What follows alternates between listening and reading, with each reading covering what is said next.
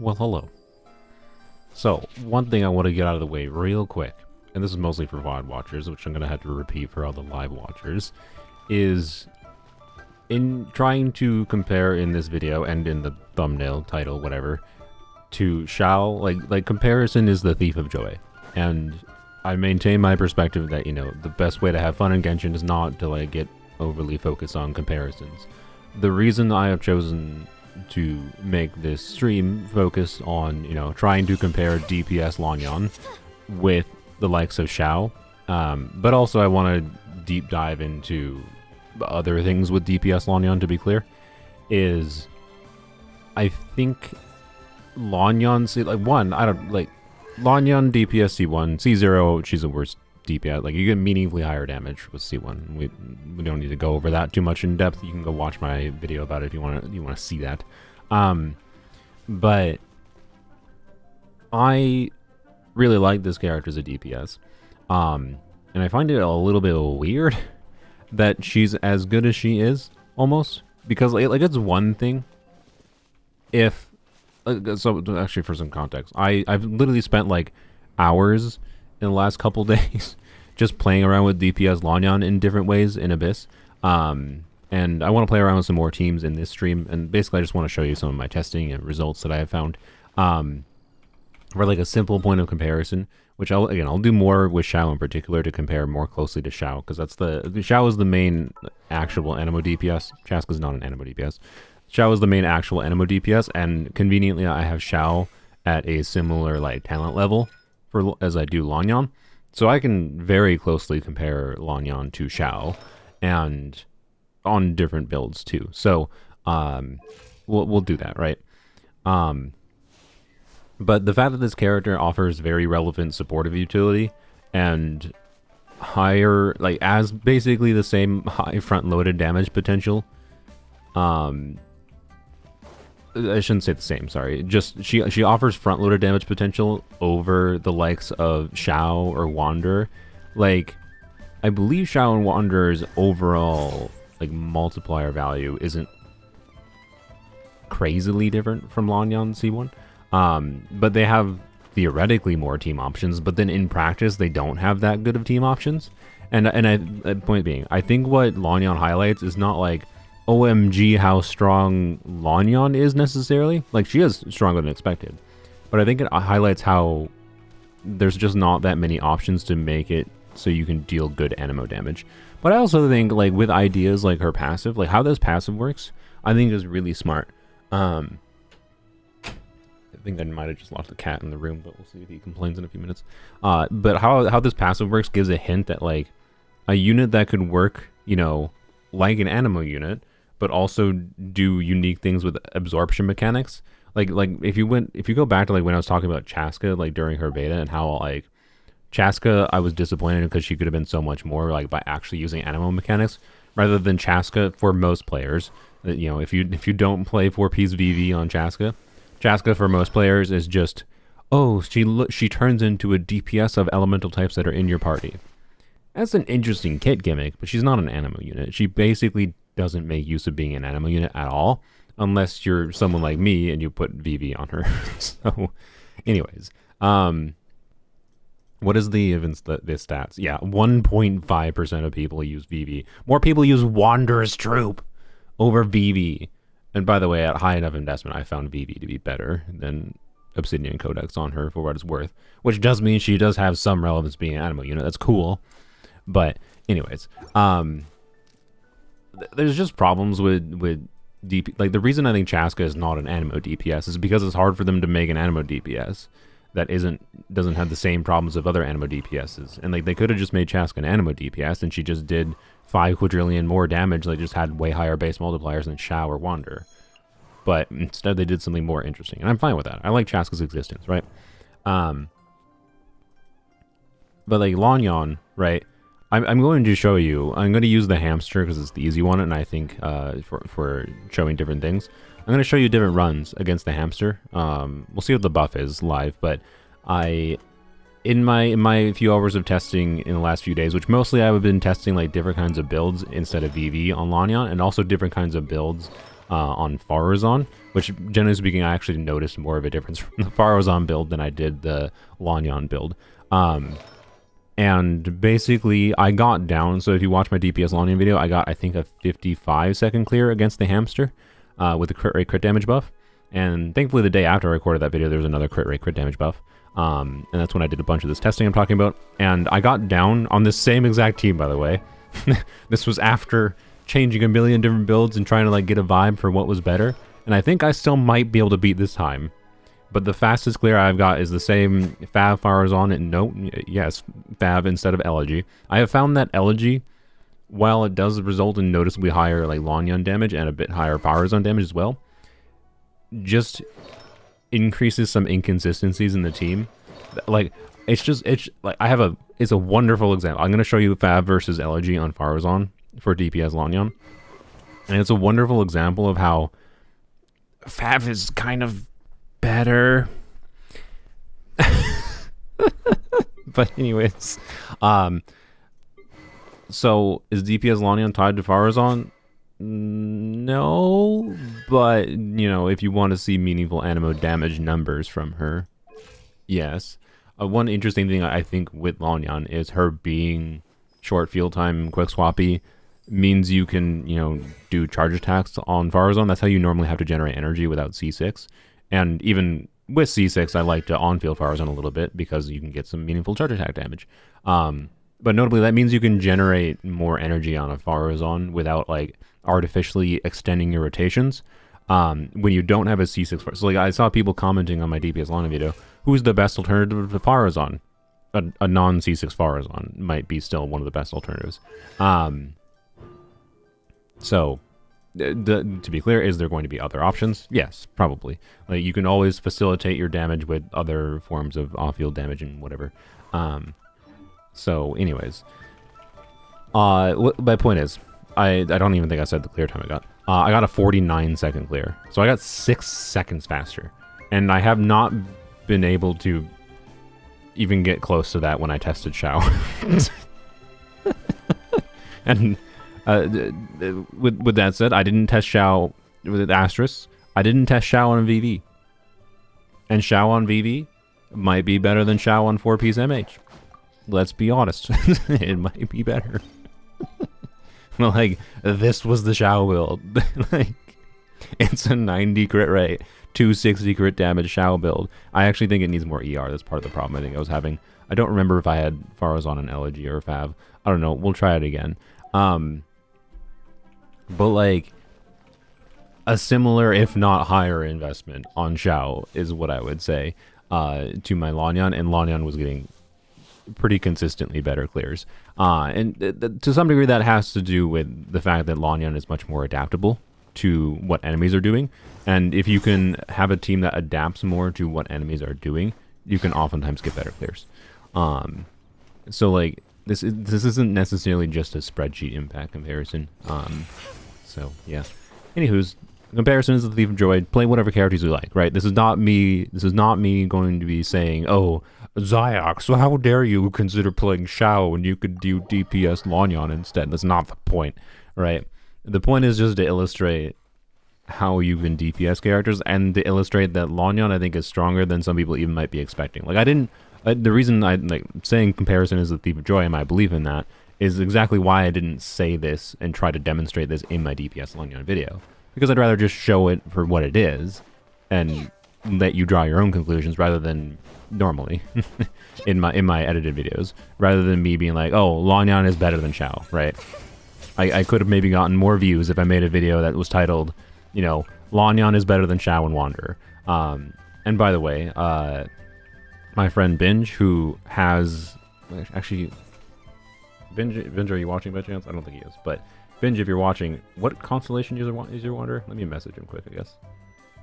What constellation is your Wanderer?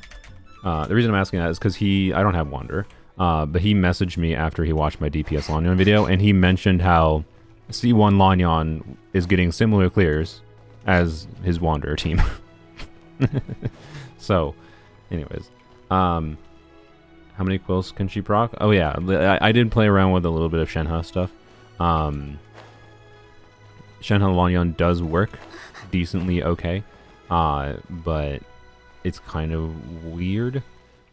So, because like I was trying to play around with Lanyan, Bennett, Farazan, Shenhe, and then so functionally like Lanyan was the second cryo unit, right?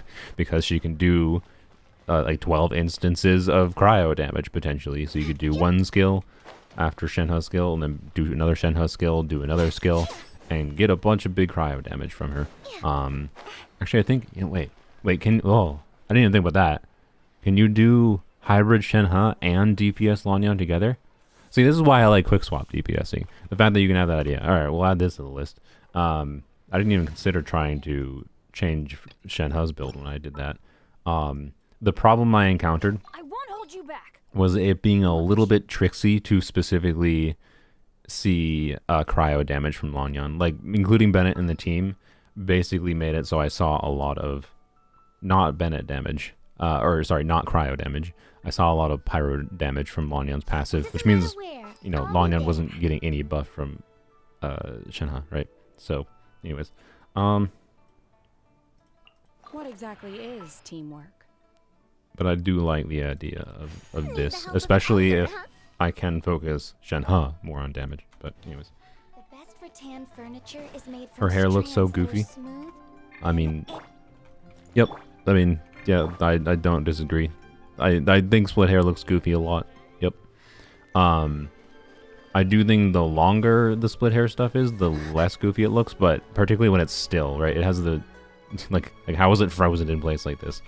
When it's like moving, I don't think it's a problem, but yes, I agree. Split hair kind of ugly. Looks like a swallow's tail. I like it. Yeah, I think that's what they're going for.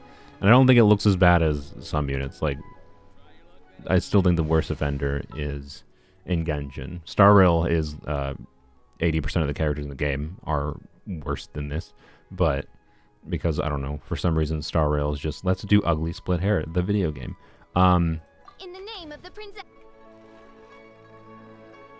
I don't know. Officials looks god awful. Officials is the worst offender. Anyways, let's get into things. Oh, by the way, the reason I'm on this team is not because I think this team is better for DPS Lanyan. I do think Farina is a lot better and a lot more fun for DPS Lanyan. But for Overworld, I prefer this team because it's not very... It's just, you know, press E on Muika, do Bennett, and Muika gives a crap ton of particles for Bennett, so it's easy to keep his burst up even in Overworld. And then, you know, as far as... Like, this is a... I don't like burst-reliant things for Overworld. So... Muika is an overworld unit for DPS Lanyan. I like more. So this is, I guess, mono pyro Lanyan. So anyways. Some designer loves split hair. No, I think it's literally just a gotcha thing of they want to show characters' backs. I actually think that's why it is. Like, but I don't. It's. I think it's also they want to have flowy bits on characters. Like, if you notice, every single character, they always got flowy bits, right? When you're moving around. And oftentimes it's the character's hair. And doing split hair is a way they can do that. I think that's one of the reasons too. But anyways. Let's... Oh shoot, do I want to... No, I already did. Actually, I was up late last night finishing the Kachina video, so I already got my materials. I'm going to crown Lanyan, by the way. I... double crown her. I'm not going to crown her normal attack. Probably. Well, I don't know. We can mess around with some plunge things. Her plunge scaling is the same as other catalysts, and because the scaling is, you know, higher than the other damage, this does mean Cloud Retainer is a potential option. So as far as like Farazan alternatives, Farina, Cloud Retainer, Bennett is probably pretty compelling for DPS Lanyan too. What a surprise! So you know, there is that option. We can see how that is. Oh, my plan for the day? It's also why most males have a small ponytail. Yeah, potentially. Like, I suppose.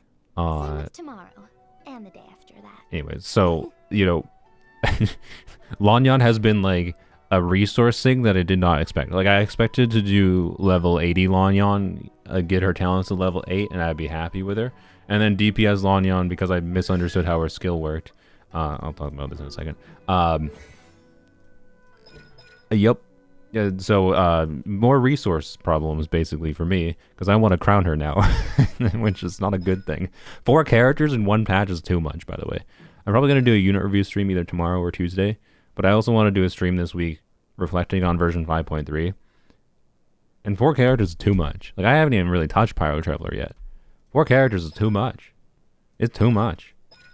Don't do 4 characters in a patch, Mihail, please. It's way too much. Anyways, I wanted C3.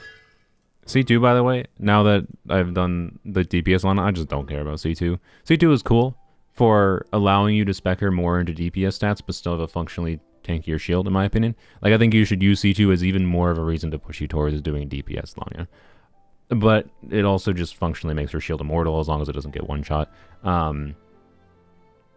So, and you're doing normal attacks. So, you know, asterisks upon asterisks. But the reason I continued wishing, by the way, and the reason I have C2 is because I wanted C3. Increasing her base scaling quite significantly with those 3 talent levels would have been noticeable. I'm fairly confident. I did not get it. The game decided to be really rude. I'm literally up into the butt of pity. Yes, I spent money for this. I'm not gonna look. I decided I liked Lanyan enough. I decided to spend more money. That's how much I like this character. Sue me, okay? I'm sorry. Is it FOMO brain speaking to do that? Absolutely. But like this character might not rerun for 3,000 years. So it was FOMO brain, okay? I'm stopping now because I can't stomach actually wasting my guarantee on a useless constellation. I'm probably going to use the guarantee for Mizuki just so I have Mizuki in case I want her, even though I'm almost assuredly not going to level her up for a while. Furniture is made from strands that are smooth. Lanyan, you're being so noisy. Furniture like that can be just as precious as a silver family heirloom. That's no exaggeration. Her idle lines are so long. Anyways. Yeah, she'll probably be rerun soon-ish anyway, so we'll see what she reruns on. Hopefully a new character, but because I do want her C6, by the way. Her C6, I saw a lot of questions being like, oh, does C6 make it so you don't use sac frags? No. The only thing that makes it so you don't use sac frags for DPS Lanyan is if you want to spend more field time on someone else, right? If you want to spend more field time on Farazan rather than on Lanyan, then you can use a different weapon option. And in fact, by the way, funnily enough, in my testing, I found that Sitlali's weapon was significantly better. Or I shouldn't say significantly better. Sitlali's weapon was about as good as Widzith for DPS Lanyan's own damage. Like, I saw similar damage numbers with Widzith versus Sitlali's weapon on her. But then this buff also then transfers to, like, Farazan, right? So, Sitlali's weapon is unironically a good option. But again, only in the context of, like, you want to spend less field time on Lanyan. What her C6 does, because of the fact that she has a 16-second cooldown, an extra skill charge does not mean you don't use sac frags, because a 16-second cooldown with 2 skill uses, like, you don't do 2 skills per rotation, because it takes 32 seconds to get the, like, you're not doing 32-second rotations, right? What it does is give you some flexibility to have an on-demand additional skill use. In the context of like the if I'm optimizing my hamster clears, if I had C6 Lanyan, what it would probably let me do is semi-consistently get towards like I was having to optimize down to get 50-second clears, and I had to do a lot of runs to get a 49-second clear, like I talked about before. I bet I would pretty consistently get sub 50 seconds with C6 Lanyan, because that additional skill would be at minimum, it would be one additional skill either at the start of the chamber or towards the end of the chamber to be able to do some extra damage to kill it a little bit early, to potentially kill it in less time. Like it's just on demand flexibility for getting energy back, for killing, for attacking it when it's doing something annoying when I otherwise wouldn't have had an ability or would have had to restart a rotation. Yada yada, and like functionally it's going to result in either 1 or 2 skill uses per like abyss chamber clear is what C6 Lanyan does. It's also an exploration constellation too. It's cool, but honestly I just care about like the base multiplier increase more than anything. So like I just care about C3 and C5. I like C4 would be EM for everyone, which should be nothing, but it would just be cool. And C1 would be like a quality of life constellation to change how she feels to play a little bit. Make her a little bit more dynamic, give you more options for your decisions on using certain abilities at different times. So it would be a nice constellation, but C6 is basically just a quality of life constellation. And it doesn't really change much fundamentally. One more thing left. Wow. All right, I definitely need these considering Lanyan. You know, how's my Sunday going? Pretty decently. Other than my nose, it's the time of the year where this usually happens where it's just really dry. And my nose is extremely dry right now. I had a random bloody nose the other day, which is great. Hopefully, I don't have a bloody nose during the middle of the stream. So that though, I'm great. Anyways, how do you think Mizuki's weapon is going to be on Lanyan? That's actually an interesting question. I think worse than Silali's weapon, for what it's worth. So, you know, and probably worse than Sackfrags if you want to spend more field time on her. If you don't want to spend more field time on her, then it's an okay DPS option for her. Probably not. It's probably similar to Widzith, and probably similar to Silali's weapon. Maybe slightly better than Silali. No, it should be similar to Silali's weapon as far as what you see from Lanyan's damage specifically, for the numbers you see on screen, but you will get less of them total because, you know, you're not doing 2 skills per rotation. So, you know, what am I doing? What am I doing is we're going to craft things, and then we'll go to the Abyss and start testing things. Yeah, Lanyan works with Arlecchino quite well. You got C9 Lanyan, only made it to C4 Chevy and still mad about it? Yeah, I mean, I feel you. I was plagued by Rosarias. I think I did another 50 polls functionally, so now I went 200 polls in on this banner. For Lanyan copies, and I got 2. I got 2. Yep. And the game, by the way, I'm literally at 73 pity, either 72 or 73, I think. Basically right at pity. And the game gave me Rain Slasher, and I was like, well, rip. That's the end of it. But I still had, you know, 2 wishes until soft pity. So I did 2 more wishes, and I got an early 4-star. I was like, please, C3 Lottie. And it was Chevrus. I was like, oh my god. Like, it's such a troll thing. Like, Chevrus is a great character. It's just such a troll thing to give me so many copies of Chevrus. But it's mostly Rosarias. I've been plagued by Rosaria. This is the C1 Lanyan. Rosaria. There's the double Chevrus. I think that was the only... I only got 3 Chevruses and 200 pulls too. That's actually pretty bad too. Rosaria. Sackfrags. Rosaria. Yep, Rosaria. Rosaria. Rosaria. Stringless. Shivers. And Bennett. That's the previous banner. Oh boy. Anyways. Was that 5 pity in Clone? No, it was a 7 pity. So anyways, Flap. I really would like to get more Lanyan copies, but I don't hate Clorin. I don't hate Arlecchino, but I don't want C2 Arlecchino, and I don't think C1 Clorind is relevant over the value of like using that for Mizuki. Well, I shouldn't say value. I don't think Mizuki is that valuable of a character. I just want to have Mizuki as an option in case I want her into the future, both for content purposes and so I don't have to worry about getting her by sheer RNG as off rate ups, or so I don't need to choose her in the standard banner selector later in the year. So, anyways.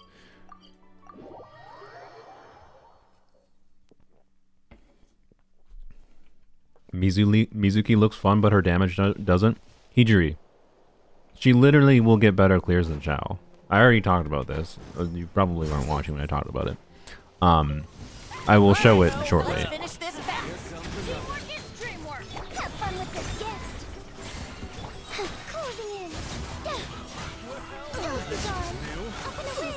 My wait was not in vain. So, anyways, I don't know. And like it's funny, like people glaze Xiao for some reason still today, which is probably just because of Ziox.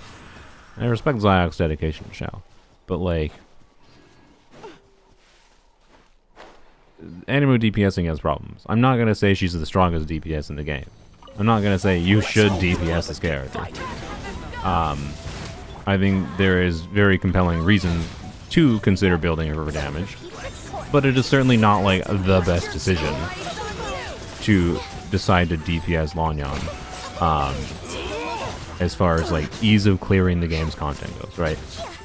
But neither is it a particularly good decision to decide to DPS Xiao. The difference is like Xiao was intended to be a DPS. Like that's what's weird about C1 Lanyan DPSing, is it's as good as it is. It's basically as good as other Animo DPS. It's as good as Wander. It's as good as Xiao. It is this simple thing. And for an older unit, he's doing fine. Sure. Yes, I guess. The one strength he has, by the way, both over Wander and over Lanyan, is a little bit more AoE potential. Lanyan's AoE is weird in that she can get like quadratic scaling if the enemies are grouped, theoretically, from her skill, because her skill will switch to different targets in AoE, but if the targets are close enough, it'll hit them at the same time anyway, so, but anyways, yes, the fact that you can like run supportive Lanyan, like this is a normal build for Lanyan, but the difference being a crit circlet, and I have a bunch of crit substats, right? And then if I want Thrilling Tales of Dragon Slayers, I just switch one thing on her. I switch to Thrilling Tales, and I'll still have a tanky enough shield, right? Like, the weird thing with Lanyan is the fact that she is presumably intended to not be a DPS in her baseline kit, but they just decided to give her the potential to be as good as other Animo DPSs anyways, with one constellation. Like it's so weird. I don't know. It's like I didn't expect this. This is why like I never looked into how her skill worked before, like during the beta, or like while I had creator server access for Wika testing. I could have gone and noticed these things, and I just didn't notice it before I actually used her on my main account, because I didn't even consider the possibility that they would have like made her skill do as much damage as it did. So, anyways, one thing I didn't talk about, by the way, in case it wasn't obvious, because I was hoping it was just obvious. Sac frags, like a high refined sac. You want a high refined sac frags to match with her cooldown, of course. You don't need a R5. I think you need an R4 or R5 to fit within like 20-second cooldowns, because you're still restricted by like the cooldowns of other characters. But anyways, a high refined sac frags, right? Because Lanyan's skill hits 100 times, not literally 100, but it hits multiple times. It is very, very unlikely to not get the sac frags reset. So it's basically a no downside weapon. But I mentioned that in my like probably 5+ hours of testing Lanyan in the last couple days, after I released a DPS Lanyan video, I think I saw, this is insane. I saw one instance where sac frags did not reset. And I was like, what? What? Like that's a 20% chance, I think, to the power of 12. Like a 1 in 5 to the power of 12. What is that? 5, 25, 125. It's something nonsense. It's maybe it's possible her passive should count as skill damage. Her passive specifically counts as skill damage. So like, that's insane. That is insane that I saw a failure to trigger sac frags. But anyways, let's I spent my resin, right? Yeah, we're good. Okay. Back to 114 heroes wins. Good, because I'm gonna need those soon. I still want to make a Pyro Traveler video. I should have made it already, but I didn't. Oh well. Oh, by the way, I might do this survey after this stream. I might try to experiment with paying an editor to edit live streams. So wait, well, never mind. Why am I asking you this? You're watching my live stream. That's pointless. But I guess for VOD watchers, I'll ask this. So let me know in the comments. For the VOD watchers, do you like the idea of, because I don't have the time or desire to edit my own live streams. Do you like the idea of me paying someone though, or like having a set editor, which means it would like be separate, like maybe potentially slightly different style of videos, but editing my live streams in some form into edited videos?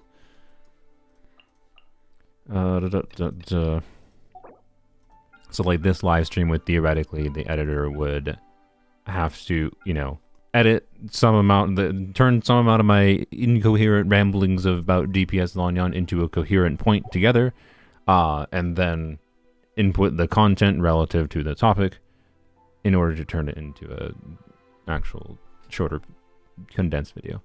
I don't like, if I don't know, like it's one of those things, like I could potentially do at least maybe one extra video a week just by paying someone to do that kind of thing. So normally catch up on VODs because of the time zones. Think timestamps would be enough. That's fair. Timestamps for me are very hard to do because of, like, while streaming and you got other things to pay attention to. But yeah. Anyways, have you tried her in a vaporizer melting? I mean, with Farina, she does trigger vaporizers sometimes.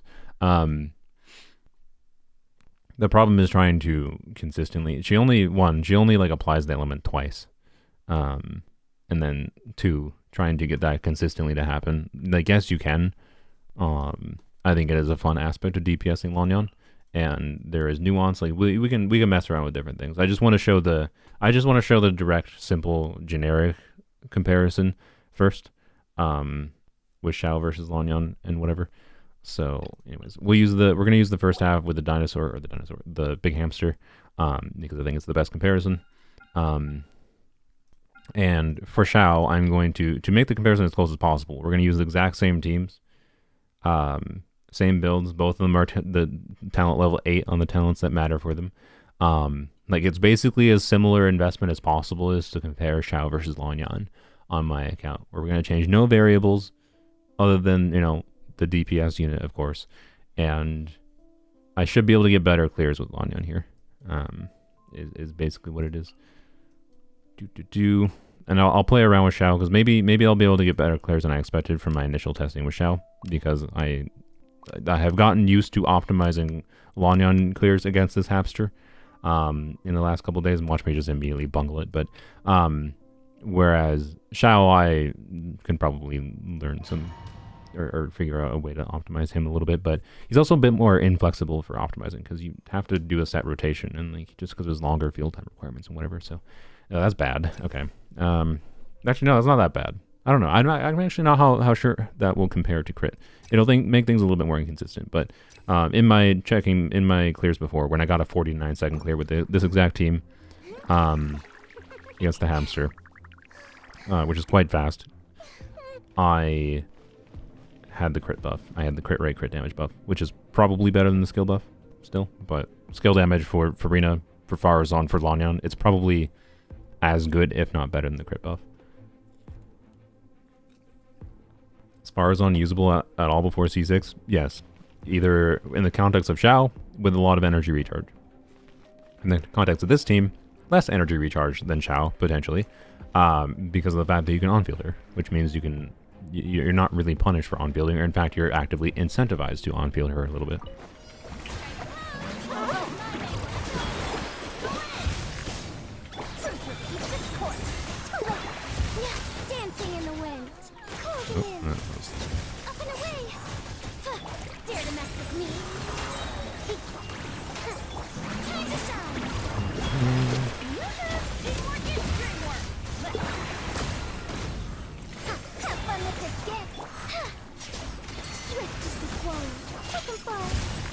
Spawn your fruits. Oh, okay. Okay, I did that a little bit badly. I did a lot of it badly, honestly. I think the skill damage buff is worse than crit, for sure.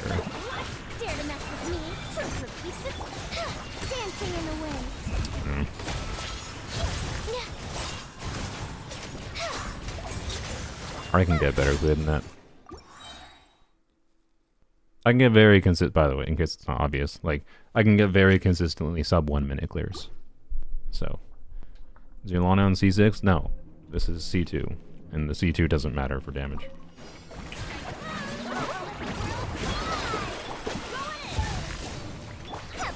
Man, not critting on that is rude. By the way, one thing as far as optimizing clears go, with these chambers where they're putting a bunch of trash mobs before the boss, unironically, a very big difference maker in how fast one team can clear to another is how well they can clear the trash wave, the trash mobs at the start. And that's one reason I think that Lanyan has the ability to potentially be better, get better clears than someone like Xiao, is she has more ability to do that. But her teams has more ability to do that. But at the same time, Xiao has other team options that are potentially more compelling. So, you know, just gonna get all three of them. It did. Alright, that's fine. Alright, I should have done Farazan. Whatever. I didn't do the second attack. Whoops.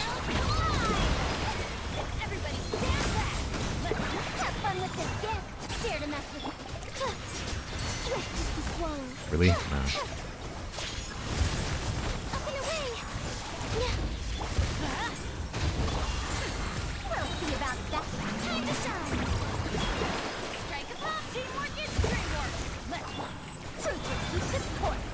Come on, the non-crit. I'm definitely noticing the not having the crit rate buff. Oh, okay. Yeah, 55 seconds is pretty consistent in my experience. I can mess around with different kinds of builds with Farazan in this video, but I think before we get into the nuance, both for Farazan and Lanyan, like a bunch of my testing the last couple days have been messing around with builds on the characters. I have found I prefer Fav. The one thing I do know is I would like to have an attack timepiece on tenacity for Farazan. That might matter. I don't. I have an energy timepiece, so I have way more energy than I need on Farazan in this team. Farina is C2, which obviously, yes, does help clear times. It is not a team that particularly needs Farina C2 for any reason.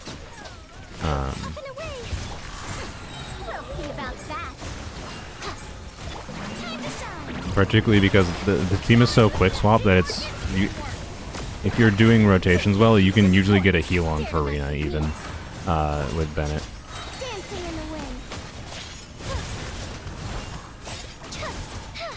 Really? No, that is just rude. Okay, see, this boss sometimes it just comes down to fruit optimization. Normally, Lanyan can swirl pyro and trigger the fruits, but I think I just either mistimed it or I don't know, it didn't swirl pyro for whatever reason. How mandatory is C6 Farazan? Not. I talked about it earlier. Well, okay. I shouldn't say not. I haven't played it without C6 Farazan. I think C6 Farazan is how you see the most fun amount of damage from her.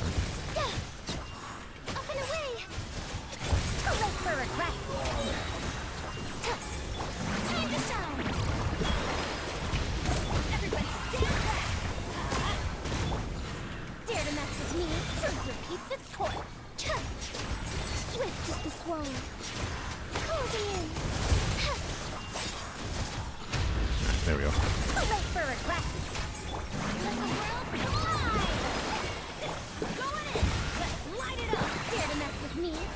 Yeah. Farazan cooldowns are unironically like one of the main things that limits my potential clear times. Like I actually saw, I had one, I think I recorded this. So I might be able to play this back for you. This was, I recorded some of my clips for clears with the crit buff. And I do think either I'm playing terribly or, which I don't think is the case. I think the crit buff did help consistency when I was testing before. But with the crit card buff, I saw a clear where I got a 50-second clear with this exact team. And I'm pretty sure it would have been like a 47-second clear if I had Farazan, but if like Farazan had a 3-second or 2-second less cooldown, because I was just waiting for Farazan buff to get the clear, basically. Is it pre-recorded? The clip of me getting a 50-second clear that I've talked about doing in the past? Yes, that clip is pre-recorded. That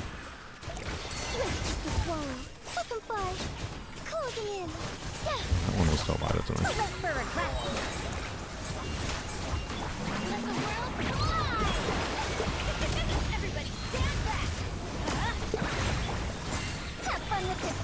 I wouldn't say this is impossible for a C0 Farina.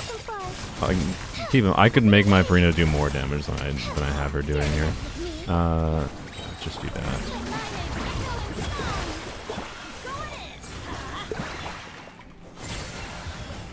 this. Ears of the storm. Ills be gone.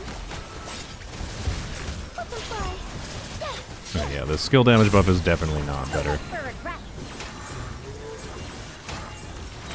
But that's fine. So the point of comparison here will be about 55-second clears, I think, is a good clear. With this buff going on, it seems like 55-second clears are a good point of comparison. Dancing in the wind. Closing in. Dare to mess with me. Let the world fly. Too late for regret. Ears of the Ills be gone. Up and away. Let them fly. Dare to mess with me. That again, whatever. Everybody stand back. We'll see about that. Swift as the swallow. Closing in. There we go. There we go. Okay, got down to about a 52-second clear. So that was pretty good, right? You can see I can get 50-second clears with my account. I talked about C2 Lanyan a little bit earlier. So let's compare to the plunge, the only. And there's more nuances we can compare to. Like, I think it's worthwhile to compare the context of like Cloud Retainer with Xiao versus Cloud Retainer with DPS Lanyan. I think that's kind of interesting. I suspect Cloud Retainer should do more for Xiao than it does for Lanyan. Crazy. Xiao was, made to do plunge damage and has a higher plunge multiplier and whatever. But yeah, anyways, let's see how it is. In my initial testing before, so Xiao, by the way, currently, we can test Xiao on VV2. I think that'll be interesting. But first, we'll test Xiao on a more normal build. So, Homa build, 4-piece MH. Hopefully enough energy recharge. He's a burst reliant character, so yay. Yep. And yeah, C0 Xiao. Talent level 8 for the 2 relevant talents, same as Lanyan. Yeah, I don't know. It's a very good MH build, so we'll see. In this team, I think, basically have to do Farazan. One benefit of the Lanyan team, right, is we can get like Bennett buff for Farazan because we don't need that much uptime for Lanyan because she doesn't have that much field time requirement. So, whoops. So in the case of Xiao, though, we want to maintain as much uptime as possible for Xiao. So we're probably going to do Farina into Farazan into Bennett and maximize Bennett uptime for Xiao. Farina with 30k HP. Why do you think a Farina with 30k HP is low? But to be clear, that's part of the reason I said before. Like I said, I could make my Farina do more damage. This is the build I prefer on her, because she does more than enough damage with my build. I have a very good build on her. That is an energy-focused build. That it's universal. I never have to touch her build. I could make Farina do more damage, particularly because I have C2. But because of the fact that I have C2, I don't ever feel a need to make her do more damage. Almost always. So, yeah. Obviously, Farina C2 helps for getting faster clears, but, yeah.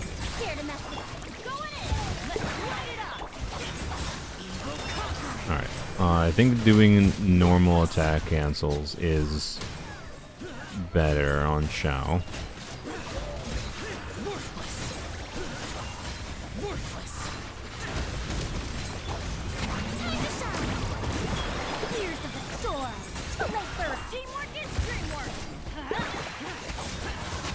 That's really annoying.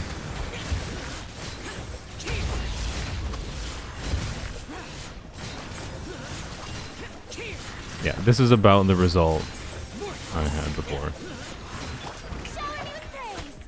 To be clear, when I was testing before, I actually had, when I was testing before, on the other day, I had a buff that was relevant for Xiao. Right, you can see that Xiao, at the same level of investment, basically, doesn't quite reach the threshold of being able to clear in the same number of rotations normally.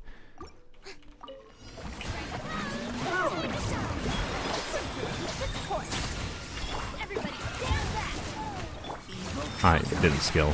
That's why even bother with that attempt. Is Lanyan a better DPS than Mizuki? Yes. Yume Mizuki is definitely a worse DPS than Lanyan. Like, Lanyan in that team is contributing, like... I don't even know what it is. I had to go, like, double check. I was gonna say, like, 700k DPR. That might be low. That might be high. I'm not actually sure.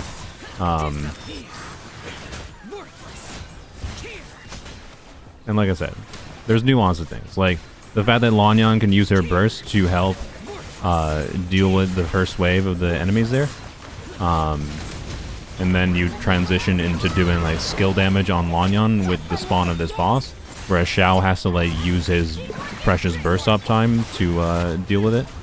Oh my god. Okay, that seems not ideal. That was a low plunge by accident.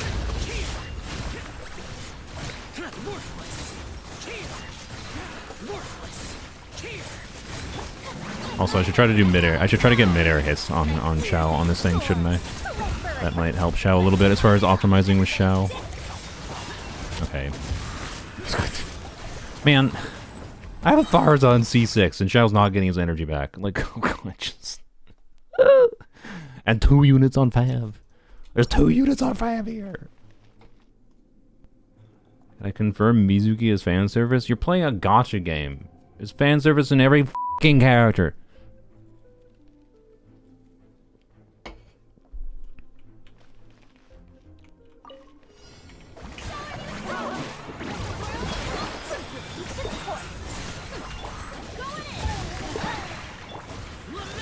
What? Brain. You need to skill.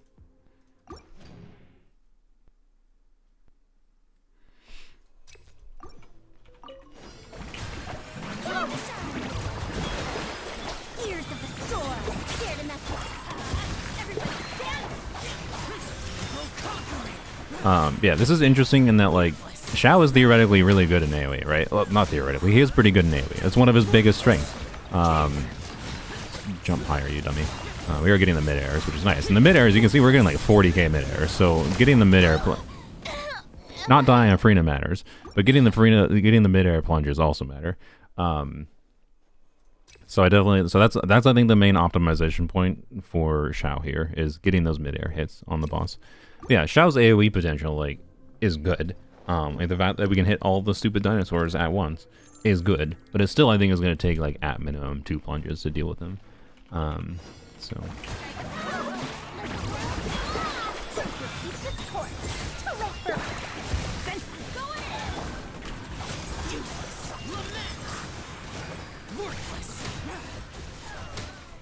Okay, I don't know. Theoretically, I think I could probably do more. I think I jumped out of the Xiao buff and trying to get a midair.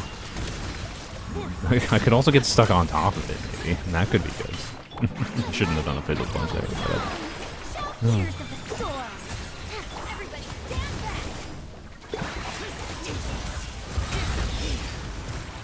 should have saved the one skill.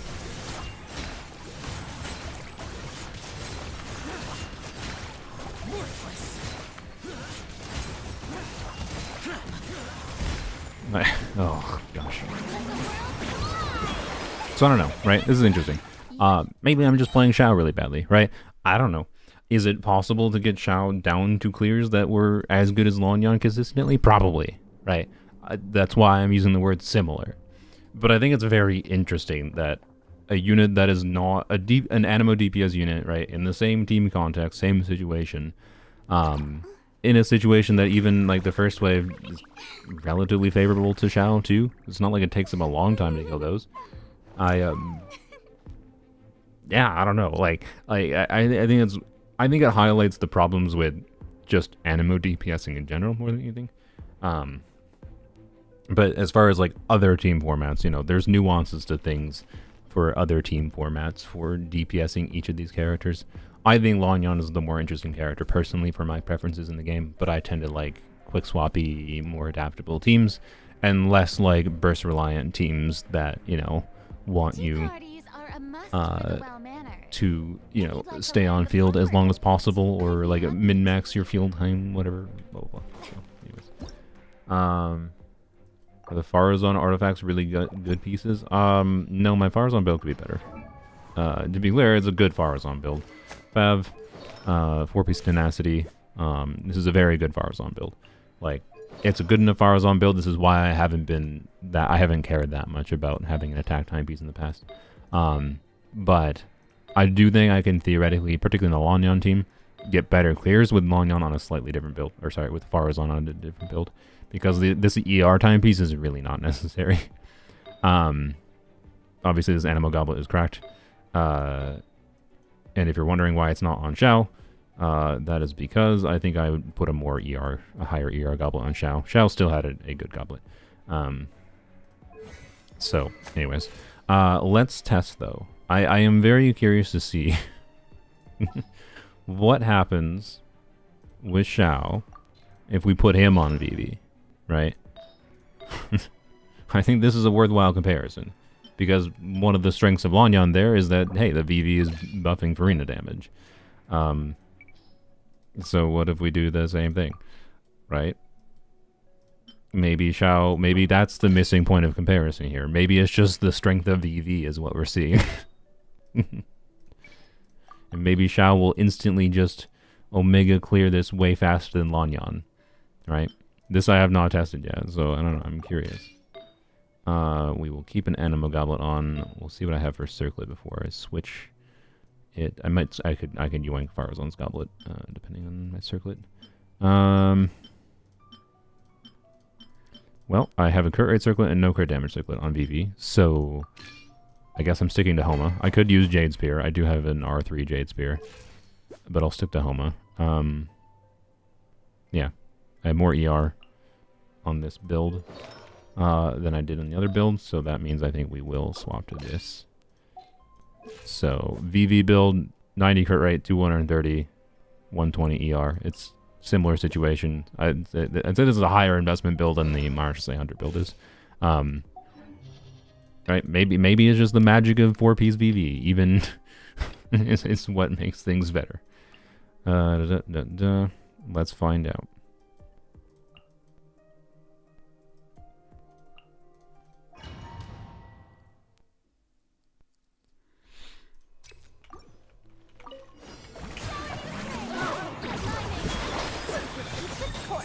Yeah, make Xiao taller.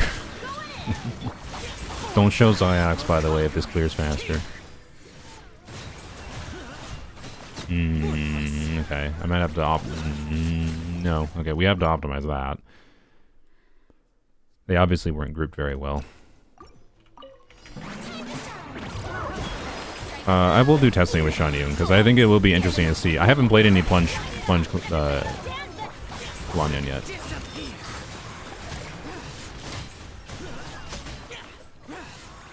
Alright, that was better.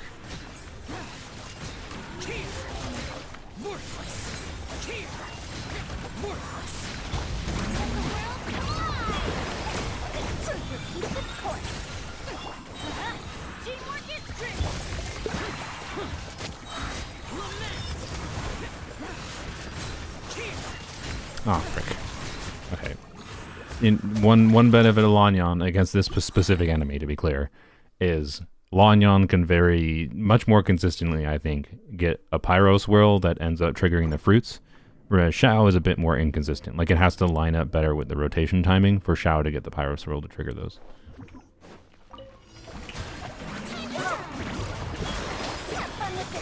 Wait, Ziox finally got his Animal Goblet that he's been dreaming of? That's amusing that he didn't have to wait till version 5.5. Why are you all the way over there? No, you butthole.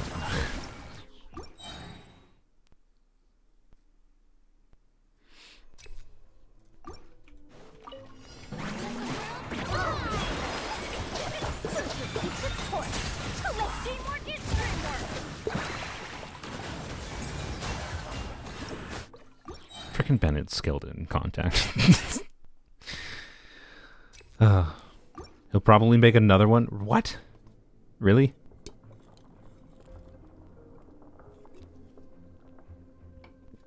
He got the Goblin, but it was like 34 to 35 CV. Is he doing the math on how little better it is?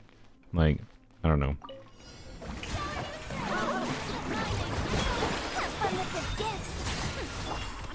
He probably understands that. It's just he has nothing else to make content on apparently, so he just makes content on farming for Xiao. That's a joke, by the way.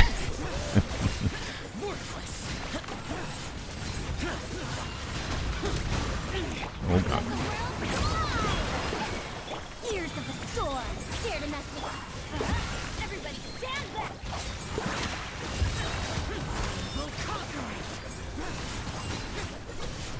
Why? Why is the timing not lining up anymore? With Xiao to get the fire swirls. Why not just use an offset goblet? That's a good question. I think that is what Xiao should probably do. I think Xiaox wants the goblet that I have on Xiao right now. The goblet I have on Xiao is absolutely bonkers.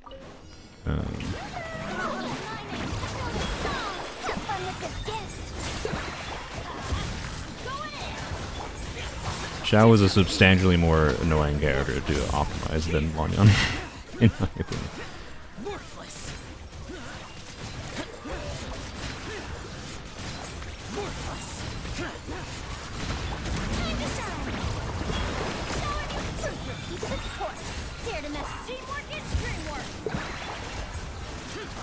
Please.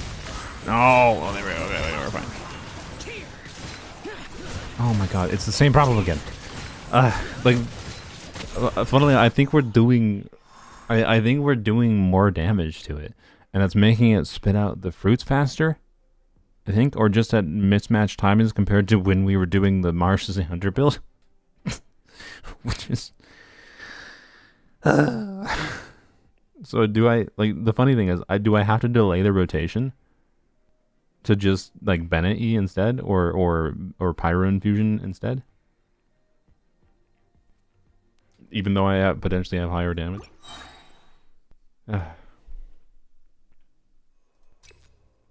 He probably uses his 50 CV timepiece. I mean, if he's using his 50 CV timepiece, he might be overvaluing the value of a 50 CV timepiece, but I don't know what his old artifacts situation looks like.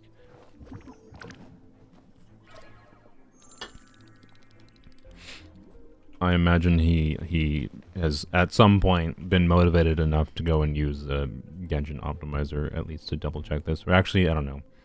Hopefully if he used the Genshin optimizer, he understands how to configure the Genshin optimizer properly. Because the Genshin optimizer can give you literally different artifact recommendations if you slightly configure different things a different way. But anyways. How does Lanyan compare to Chasca? I mean, Chasca's not an anime DPS, so... worse. Not only is Chasca not an animo DPS, she's a, you know, a pyro, hydro, cryo, melt, vaporized DPS, and she's a Natlan unit. So, yes, Chasca's better than Lanyan DPSing.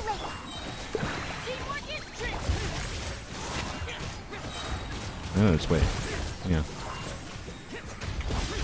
Question is, like, now the question is, do I wait for Bennett buff up time? I don't think I do. Because if I wait for Bennett buff up time, it screws up this rotation here, right? Please? Don't spin. Don't you... Ugh, come on. Come on, you butthole. Annoying that Lanyan uses Natlan mats. Does she? What? What are you talking about? She uses Whopper Flowers and Leeway talents. You talking about her boss materials? That's been the consistent throughout the entire history of the game. Any new character uses bosses that were most recently released. I don't know.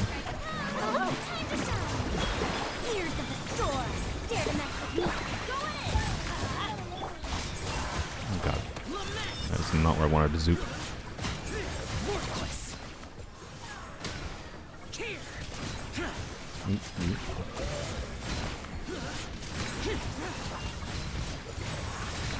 Oh boy. Ah.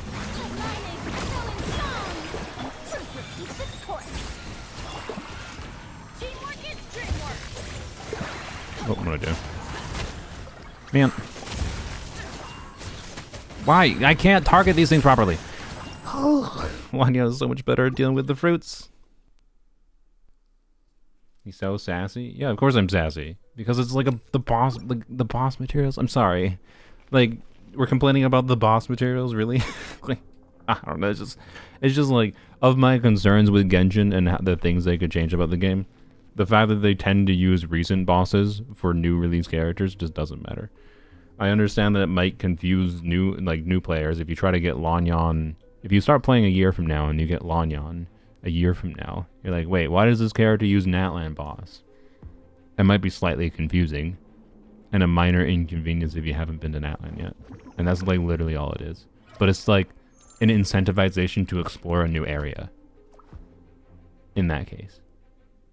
Like, how is that a bad? I don't think it's a bad thing. So, I don't know. I disagree with the idea that that's annoying. Even for the players that are most likely to be confused by it. Like, God forbid we actually like have incentivizations and structures in the game that incentivize you to do things that aren't just grinding and gacha. Why normal attack? Normal attack cancels are faster. God dang it, Brain. I tried to dash. You can also quick teleport straight to the current bosses without doing quests for them? Wait, what? No, you're talking about the weekly bosses. Yes. Yeah.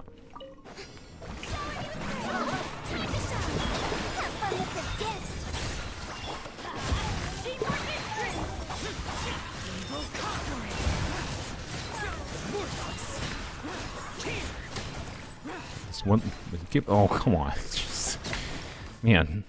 It's funny how much slower Xiao is at dealing with the first wave, and that is like, again, I want to emphasize. I think that is the main reason Xiao is struggling to, other than the fruits, and his struggling with pyros getting pyro on them to clear them, and the first wave comparison is the reason Lanyan, I think, has such a favorable comparison in this specific chamber.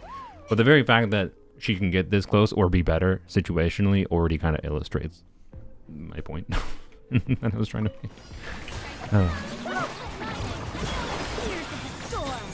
You've not retried that much with Lanyan? Yeah, exactly.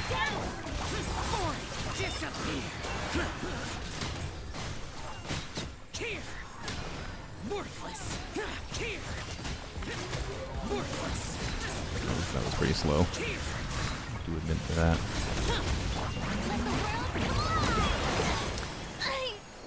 Lanyan's a lot more survivable, I will say that. It's a heckin' lot more comfortable of a team. Oh, my lordy.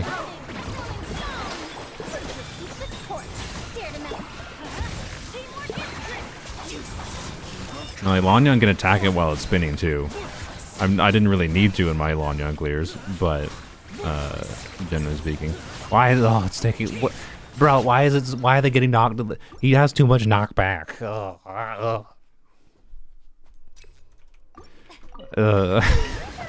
I'm just rediscovering the specificities of why I don't really like Xiao. Alright, let's try going here. There we go. Okay, that was decent.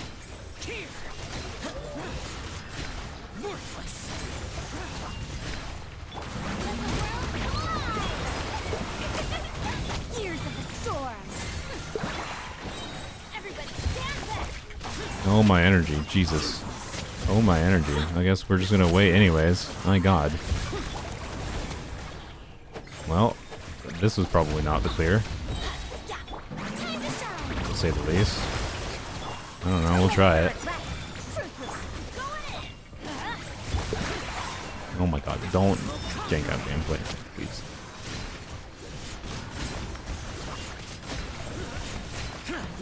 Oh, I wanted under a minute. No, and I was being interrupted. No. Okay, I'm fairly confident I get to a minute. It's pretty clear that VV versus 4-piece MH isn't that significantly different. I think it has some theoretical upsides when we're talking as high investment of a VV build as I have.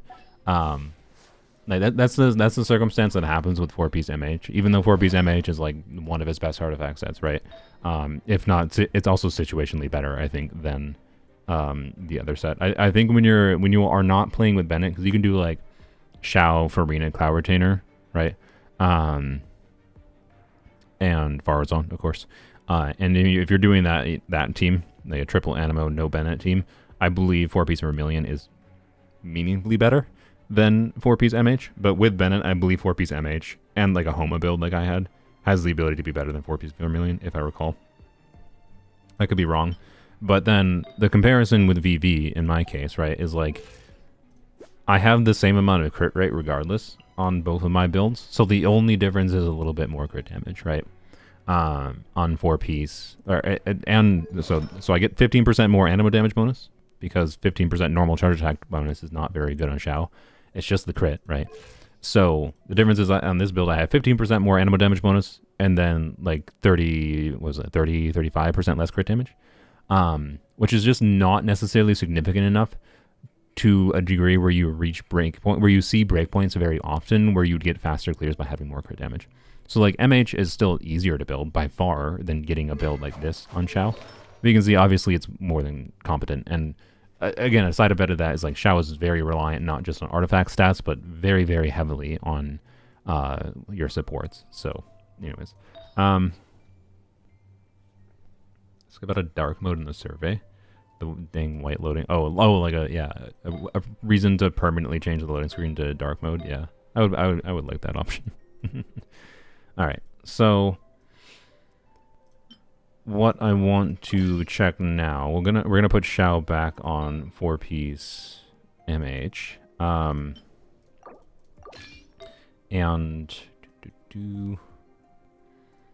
where there we go. Clap. We'll swap back to this goblet because one more ER roll is more important than a little bit more crit damage when we already have inflated crit damage. Blah, blah, do that. All right. So back to 4-piece MH. Yep. Yeah, it's literally as close as I even have like exactly the same amount of ER. So yeah, 32% more crit damage in this build. Same crit rate, 32% more crit damage. Sounds like as close of a comparison as I probably have to a invested MH build versus an invested 4-piece VP build. But anyways, I want to see how Xiao. Let's try a non-Farazon team, right? With Lanyan versus Xiao. With Cloud Retainer. Well, actually, I don't know. Maybe, do we try non-Bennett variants, maybe? Because we could do Farazon still. I don't know. What do you guys want to see? Do you want to see non-Bennett or non-Farazon variants? I mean, we do both, I guess, to some extent.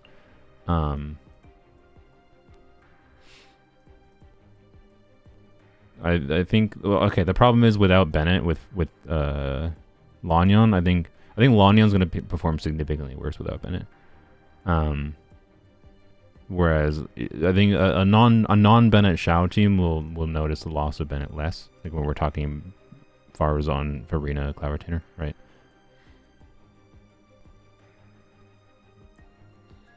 I see both. Okay, I guess we're doing both. So we'll do both. So let's try Xiao without Bennett first, and then we'll do Xiao without Farazon, and then we'll do the same with Lanyan.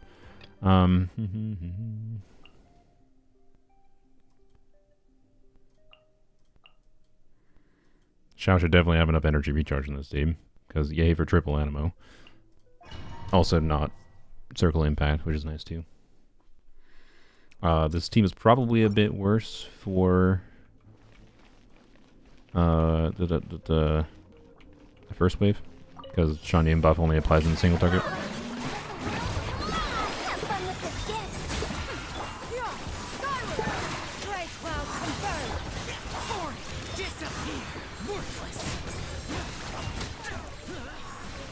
Come on.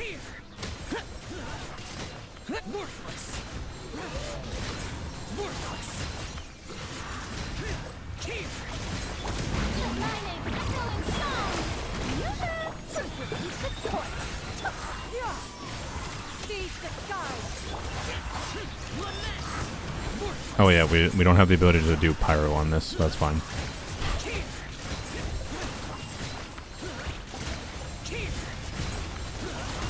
Oh boy.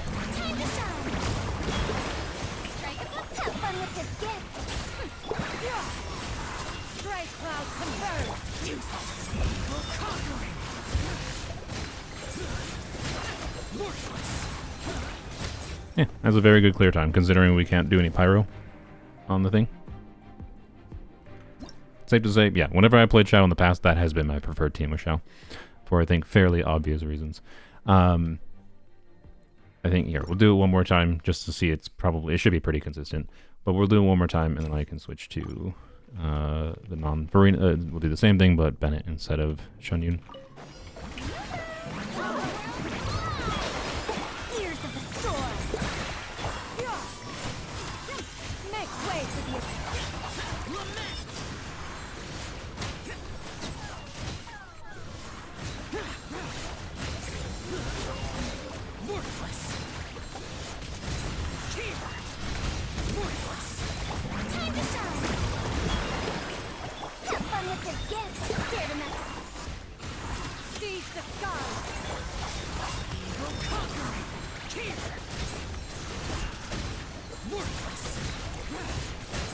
Low punch by accident. It's not that. You're not as punished for. Ooh, you're not as punished for doing a low plunge with Xiao Cloud Retainer as you are with Bennett. Well, okay. I mean, if you hadn't done that, it would have been, I think, about the same clear time.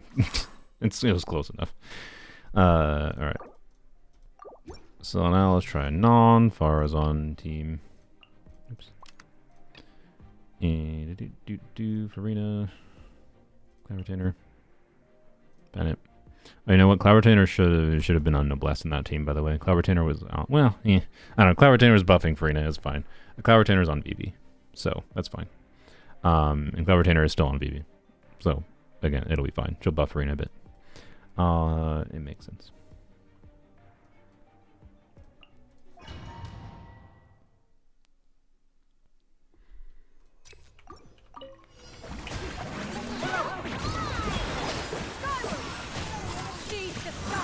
I'm gonna save the second Shunyun skill because I'm probably gonna need it for Xiao. They're gonna jump to me. They did. Where? Really? Oh my god. Oh boy. Are we getting a non-energy black hole off-field pyro? Yeah. Yeah. That's really one of the most. That's really the most annoying thing about Bennett. I think I'm more annoyed by Bennett energy problems than I am about circle impact half the time. All right. Oh, I just dashed the wrong way. Okay. Well, good job, me. What? Just. Oh boy. Oh boy. I saw Jello impact tier list. I saw it. I was. The Jello impact tier list was basically like, the more I looked at it, the more I'm just like, what? Like the more you look at the Jello impact tier list, the more I just get confused. At its baseline, it's just a boring. It's like a pretty generic tier list. But then like some of the specific ways he decided to delineate things just don't make much sense, in my opinion.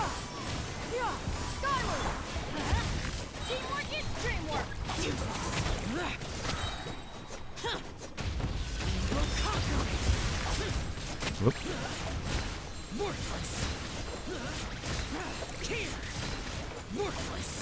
He didn't do a tier list by like A, B, C tier.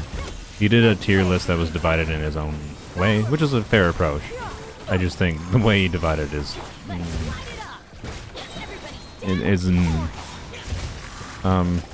really okay. Well, I think this is my of the 3 Xiao teams we've tried so far. This is my least favorite one. Who knew? Farazan makes Xiao feel better to play. Farazan C6.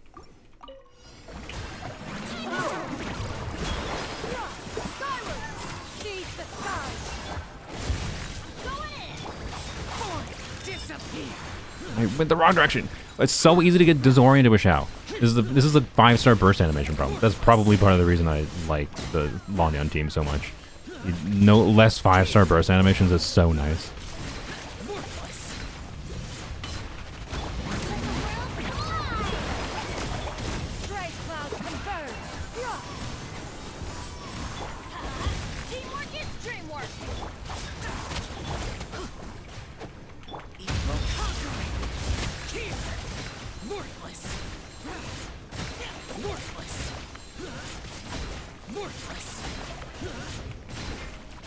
Oop, I'm trying to switch, but don't let me switch. Seize the sky.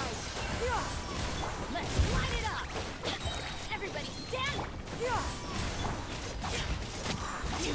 Really? There we go. Okay.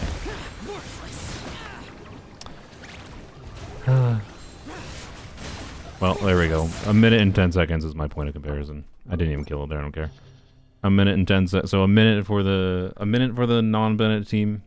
A minute and 10 seconds for the non-Farazan team. Let's compare. We'll do the non-Bennett.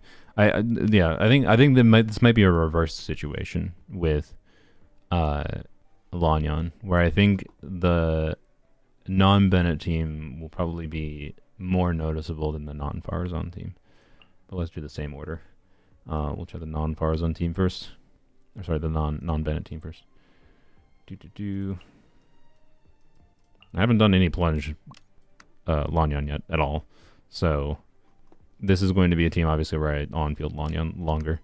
Also, Lanyan definitely doesn't make sense on VV here, considering that I have Cloud Retainer on VV. So I guess I should change Lanyan's build. I guess we just yoink Xiao's artifacts mostly.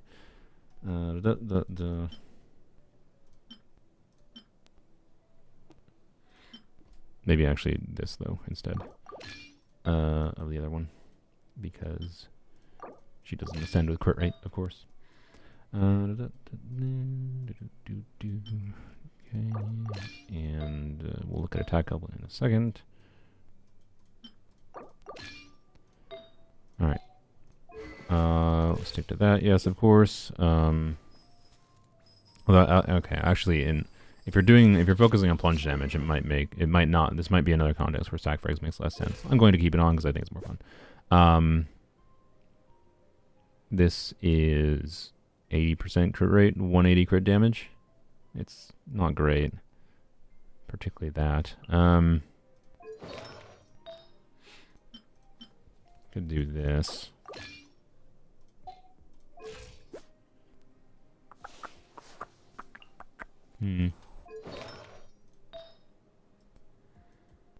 What if I do use the Xiao piece, this one?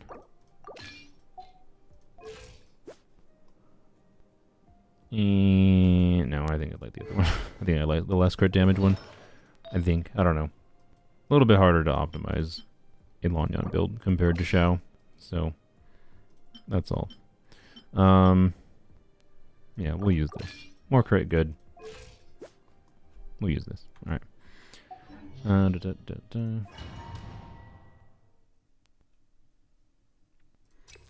we can compare it to a 5-star weapon if it feels like sack frags doesn't make sense here.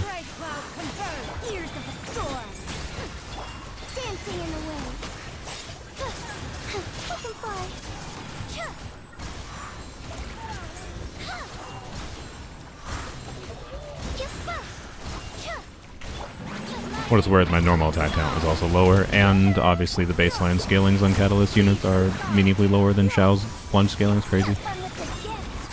Like I said, my expectation was that we see meaningfully less damage. Oh, she managed to trigger one of them. Nice. That's the benefit of Lanyan versus Xiao. She can swirl the pyro from this thing. It's a big part of the reason she feels better against this boss. But, dodge.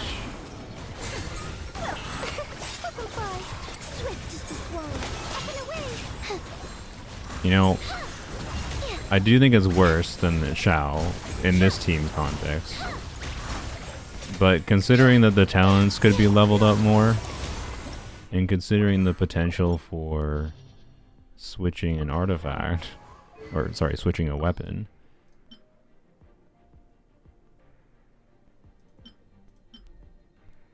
just trying to think, which one do we do?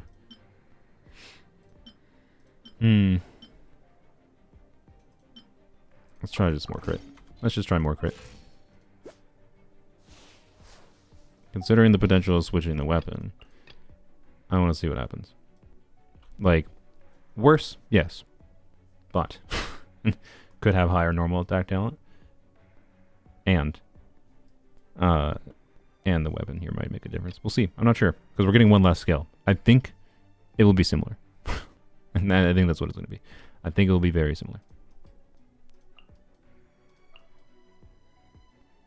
Don't forget Sparzon. The fact that it's only like 10 seconds worse is crazy. Yeah, that's kind of my feeling. To be clear, 10 seconds is pretty big. And Lanyan also has the significant advantage there of the pyro fruits.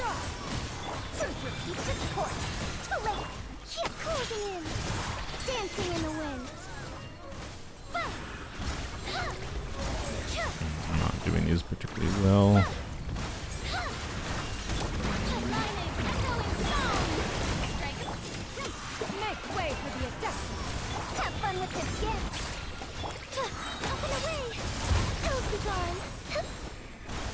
I didn't get the fruits this time.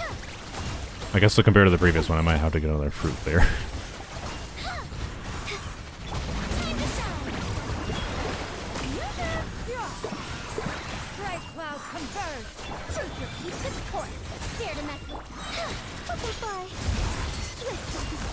I didn't get any burst hits there. I think it is better though. Considering I didn't get any fruits this time, I'm pretty sure if I gotten fruits this time, it would have cleared the same as the Xiao team.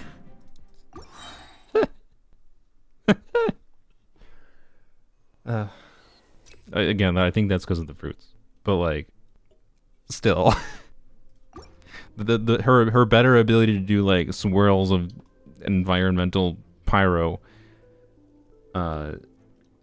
It's something. Your Xiao gets 950 on this. That's good. I'm glad. But we're comparing a similar investment Lanyan to a similar investment Xiao with like the supports being the same. Your Xiao is in a different situation than my Xiao is on my account. Right? I'm doing as direct of a comparison as I can. Similar investment, same supports, different animo DPSs.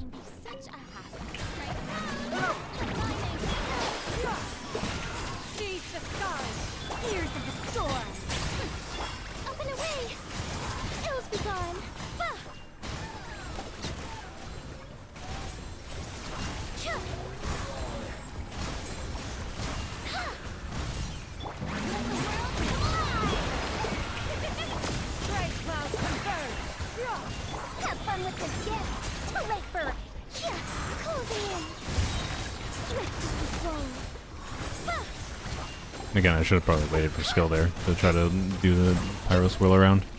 Can I do that consistently? Let's just try. Just by waiting.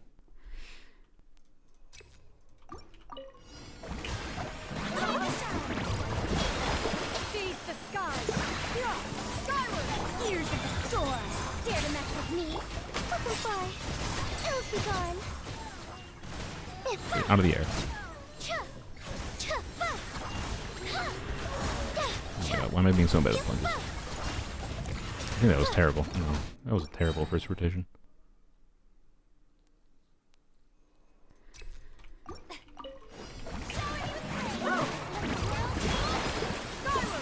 How badly I want I want more Lanyan copies. Like, it's notable, like, you know, Lanyan constellations should make it easier to scale Lanyan to do more damage than Xiao. Like, Xiao, the only thing I can do is level his talents more. Lanyan, I can level talents more, and I can get more copies. God, why am I being so bad at cancels? Alright, just doing them really slowly. Well, I'm sure I was beating bad with Xiao too, so it's fine. Alright, so do that. Alright, there we go. Yeah.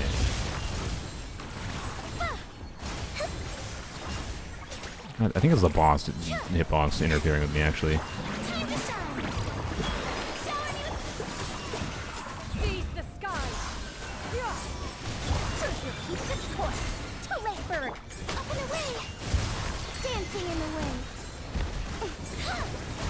Yeah, like, okay, again, value of a shield. When enemies do annoying attacks, you can keep on attacking. Like, I think in this context, Xiao is better. But, like, not that much better. not that much better. I tried Lanyan Taser with Auron. Didn't I try that in my Lanyan DPS video? I think so. I also tried it, like, I think the first stream I got Lanyan, but we can do more with it if we want, but after we're done with the Xiao comparison here. Alright, so let's try the non-Farazan variant.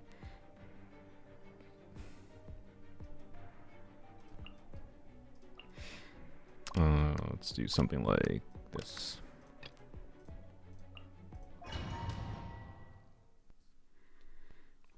Now this is a team I did not really like with Xiao much, so, you know, like what was it? It was 1 minute and 10 seconds, which is not great.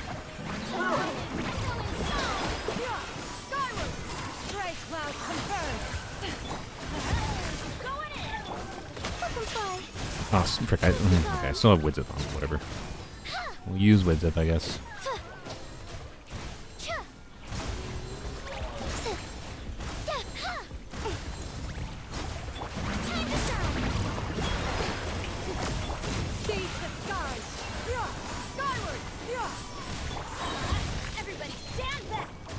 Really? See, this is why I like Sacrifice.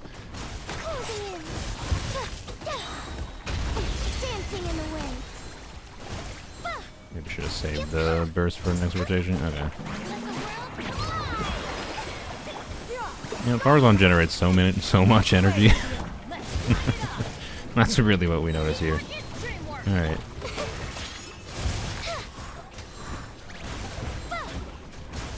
Yeah, obviously this is not a fair comparison even, because, like, it didn't have the energy. I think if I had the energy, it's safe to say if I had the energy, it would have been very similar. I don't like either variation of this team, Farina, Bennett, Shunyun, with them that much, compared to Farazan, but, yep. Anyways, so yeah, I don't know. That's, I think, where my comparison to Xiao lays. I think that was a decent enough job. Obviously the skill damage buff slightly muddled things, but you're gonna have to take my word for it that I saw very similar results in my testing when the buff was a same buff that was beneficial to both sides, to both characters. Sorry, the crit buff. Try sack frags. Oh yeah, that's true. Let's try sack frags. We can do that. All right. Actually, wait, that was 2 crosses.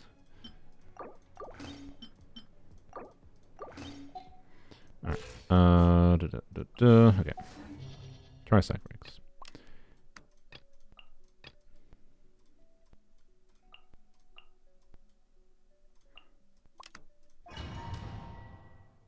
Lanyan is a 4-star Xiao. Lanyan is a 6-star Xiao. But that's because, like, Xiao, like, okay.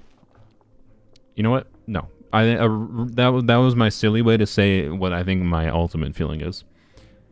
I think what Lanyan represents is what the actual balance of 4 stars. If Mihoyo wants 4 stars to be able to deal damage, Lanyan C1 is how they should, is the amount of damage they should be targeting. I think with, you know, it took me 150 pulls.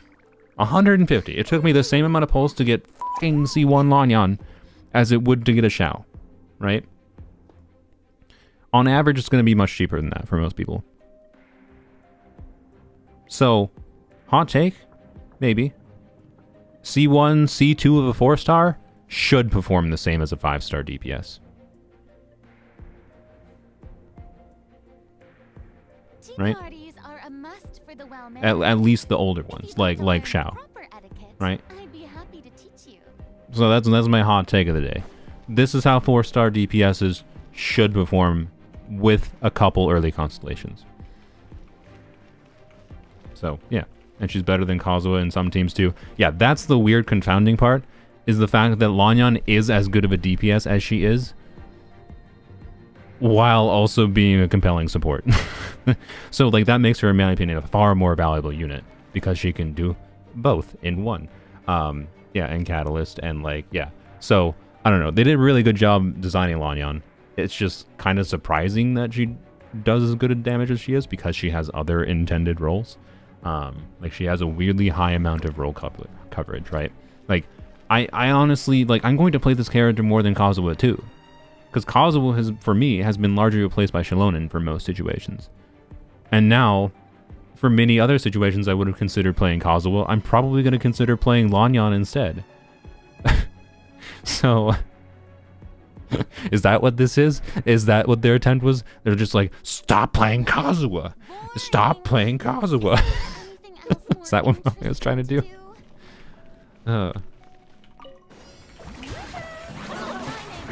And like, I think she's a shielder done right as well. Like, I don't know, they just did an exceedingly good job. I don't know why 2 skills there, I was dumb. Should save the second skill for next rotation if I need the energy or not.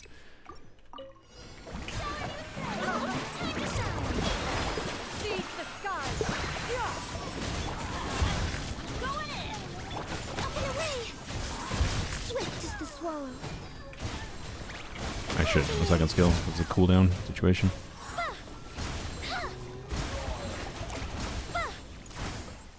That was not great. Yeah, I think it might be worse than Wizard for a plunge variant. First back from Onion. Dancing in the wind. Up and fly. Up and away.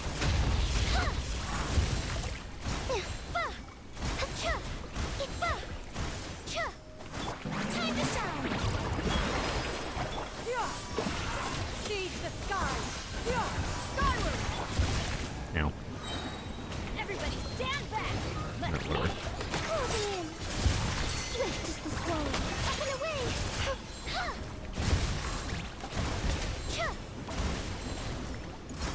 Really? Okay, whatever. I don't feel like optimizing this. It's Widzith versus Sackfrags. In a plunge context, seems to be fairly similar. Widzith asterisk being better. Maybe. So, yeah. Have I tried Amber on Lanyan? What do you mean Amber on Lanyan? Like burst support Amber? Or do you mean like just Lanyan as a support in general for Amber? Because Amber can get some value from some interruption resistance for sure. Oh, prototype Amber. Oh, yeah. C6 Lanyan with 3 skills? Yeah, exactly. Like to be clear, C6 Lanyan is not 3 skills per rotation, but it is 3 skills on demand, potentially. And that extra skill, even if it's only 1 extra skill per an Abyss clear, or per like Abyss chamber, that's still an extra skill that could easily result in faster clears with how much damage output 1 skill use in Lanyan can do, right? So, yeah. Is Xiao past the point of fixing without direct rebalancing? I think they've already done a good job at giving Xiao a new team since last year with Cloud Retainer's release, right? Like, Xiao doesn't feel bad to play to me. When I use what my preferred team is. But like, Lanyan feels more fun and adaptable in a way that like I enjoy the process of I literally played for hours and hours off camera the last couple days, like playing Lanyan in the same team just with different builds because I was enjoying playing her. And I don't know, I just don't enjoy Xiao in the same way personally. So that's more just a qualitative judgment ultimately for various reasons and the adaptability to do different things on her. But yeah, anyways. The main loser for this whole situation is the fact that I no longer am going to be running 4-piece VV. Actually, but I haven't done that comparison. Should I do that comparison? Ah, frick. This is getting a little bit distracted from what the point of this video was supposed to be. But I haven't compared for a while 4-piece VV on Chasca versus not 4-piece VV. Should I do that again? Xiao got out-designed, not out-damaged. Yeah. So anyways. And when I get more constellations on Lanyan, you know, and inevitably as I plan to crown these 2 abilities, rip Xiao. That's my personal feeling. That doesn't have to be the case for you. Again, like, comparison is the thief of joy. If you like playing Xiao, play Xiao, right? But it's just, I don't think I really have a reason to play Xiao if I have Lanyan, personally.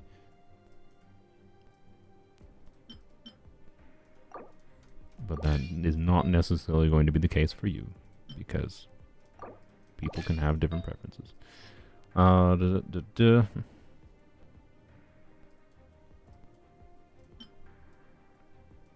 No, I forgot. Yep. I was derping. Alright, there we go. There we go. Back to our VV build. Alright, so you know what? Let's do the Chasca comparison real quick. Because I think this Abyss Chamber should be a pretty good point of comparison for that. I'll do 2 teams. I'll do 1 team which with Sitlali C1 and Farina C2. Sitlali and Prototype Amber, this team I have found is the strongest, personally, the strongest team I have for my Chasca on this account, which is not that surprising. To be clear, Sitlali enables non-Farina Chasca variants, which is nice. But the 2 teams I think I want to compare is Farina, Bennett, Oron, and Farina Sitlali. Mawika. We'll do this one first. Yeah.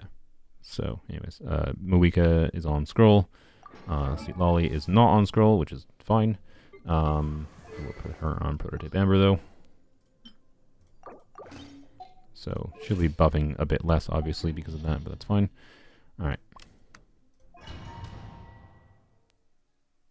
Oh, I should show the Chasca build.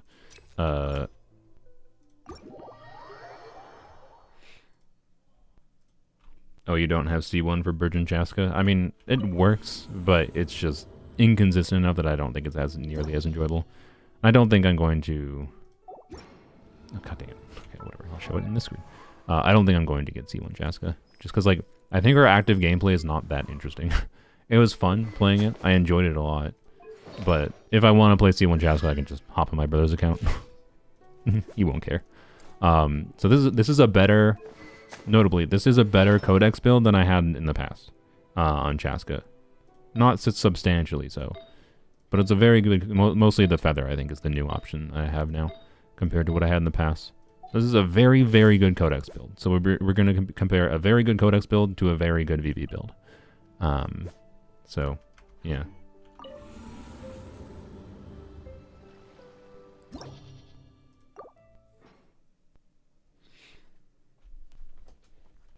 Scaramouche can hold TTDS, yeah.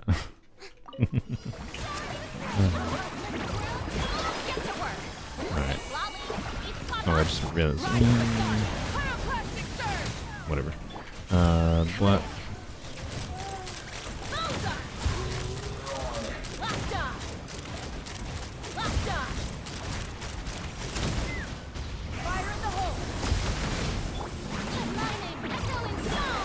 Okay, looks like we should be able to 2-rotate, probably.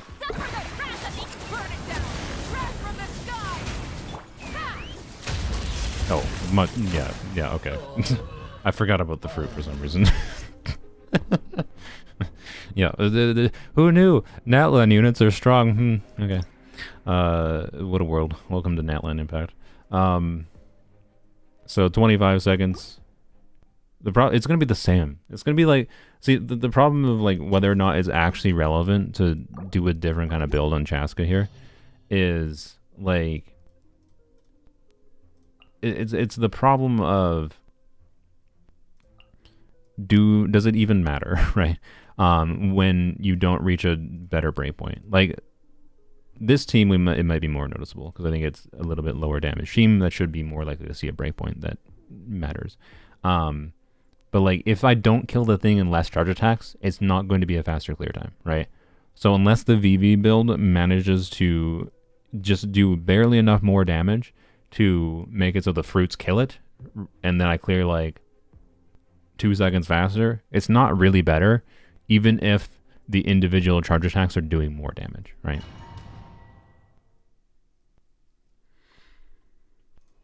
Chasca ain't that strong? I mean, yeah, she's reliant on pretty specific characters. Notably, like, mini characters in the game, to be clear. But her team options are relatively limited, so... No, I was really hoping that early shot would kill. Oh, are you serious? We're gonna... No. Just no.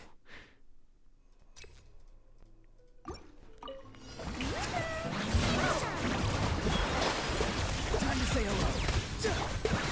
Everybody stand back. Let's run.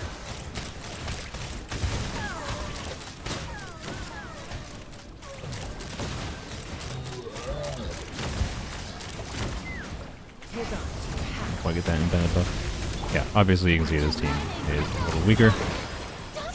Look at me. Like, Especially without a shield. You get one shot by Farina. With Farina. Farewell. Tell me what you see. teamwork is dreamwork. Well, that's just BB habits, I'm sorry. Open fire. Fire Yeah. in the hole. Weirdness with Chasca getting her burst out. Not too far now. Time to say hello. Let's light it up. Oh yes, I forgot. My Bennett energy situation is not ideal for Chasca.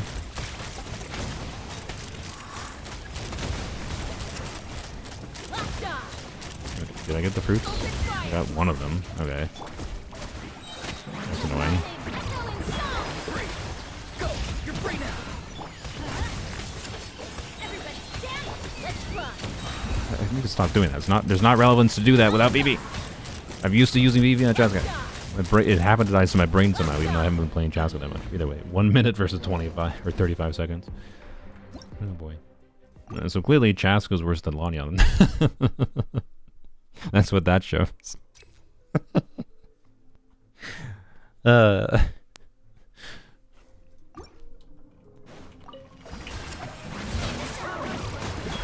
Farewell. Tell me what you see.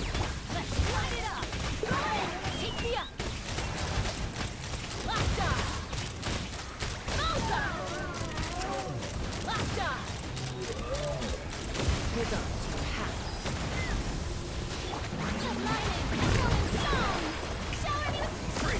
Oh, I knew that was going to happen the moment I saw it. I realized I should not have skilled there.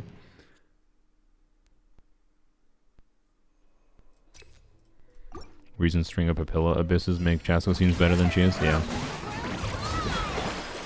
Go. You're free now. Everybody stand back. Let's run. Open fire. Bullseye. Locked on. Open fire. Bullseye. Dang it. I thought I was going to get the one full shot out. How dare you! Time to say hello. Farewell. I ran for once.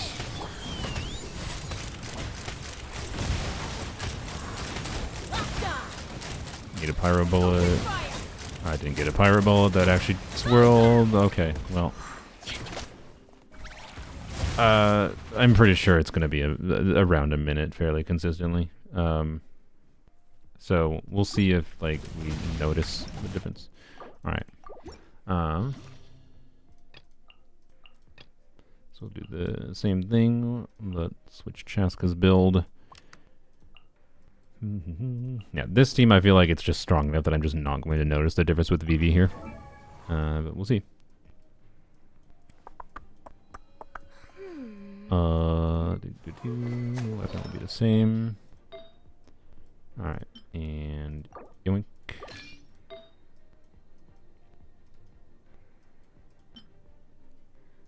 Yoink.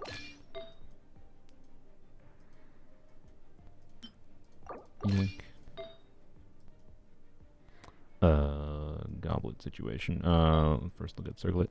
Oh wait, no, I think actually in the past I was using basically the same build I have in Lanyan. Yeah. Literally the exact same build, so that's fine. Where's the goblet? There it is. All right. Perfect. 2499 attack, so very similar attack, just obviously less crit damage because we're not using the set that gives a bunch of crit for free. Crazy. But the overall CV is pretty similar. So, yeah. We'll see. Why Strongbox VV? Why Strongbox VV? VV? Why Farm VV? What? Hello, Harshi. Is there a Spiral Abyss reset in a week? Exactly, a week. VV is a really good artifact set.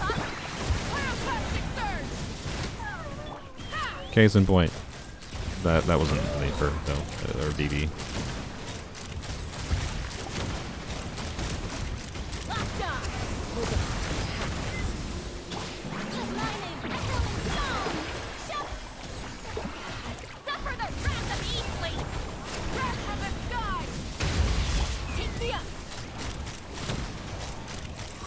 it's about the same with this boss right now in this team.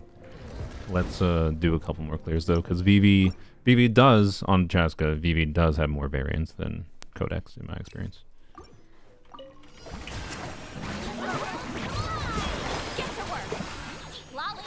You need so much time to get those pieces. I got those pieces both from a mix of farming VV for different enemy units over time, and some strong boxing. I did not spend an inordinate amount of effort trying to get VV pieces. Show no mercy. Suffer the wrath. Burn it down. Wrath from the sky. Take me up. That did not target this. Okay, yeah, it's about the same, if not slightly worse, in this specific team. So that's interesting. Bennett.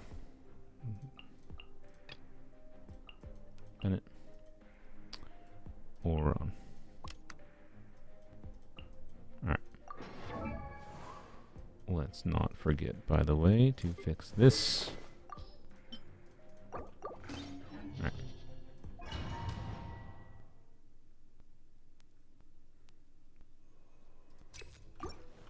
Chasca isn't truly boring. She has one kind of team and plays a singular role. Yeah.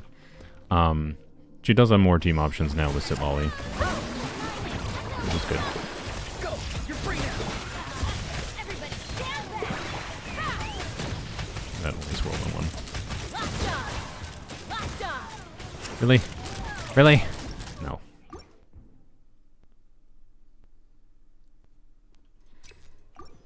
I refuse. Free! Tell me what you see!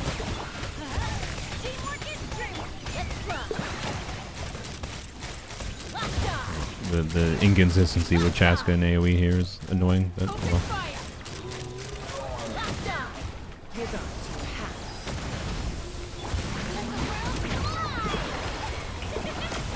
Farewell! Time to say hello. Take me up.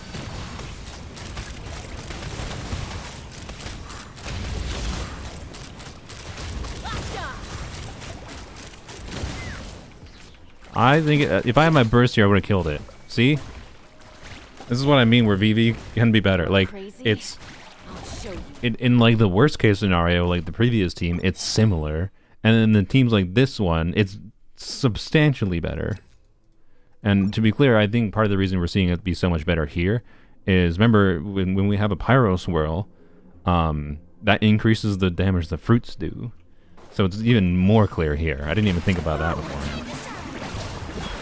So I bet if I actually did more with VV in the other team, it might even be noticeable still. Like, we might be able to get a faster clear by the fruits killing the thing in the other team. What? What? Oh my god.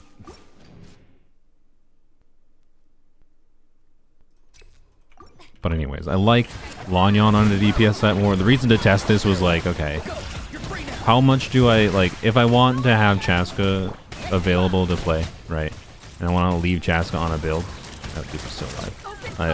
How much do I mind having Chasca on not 4-piece VV, right, in order to leave the artifacts, the VV artifacts, on Lanyan instead of on Chasca?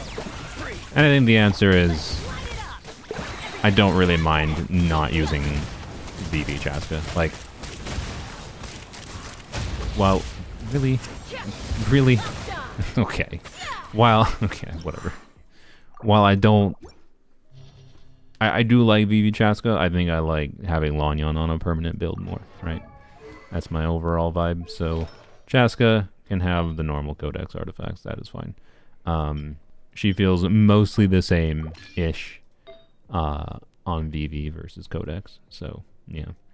VV is just, I think, a bit more interesting on her, at the very least. And optimizing around, like, what kind of swirls you get is unironically more fun with Chasca than optimizing around her other normal gameplay situation. But yeah.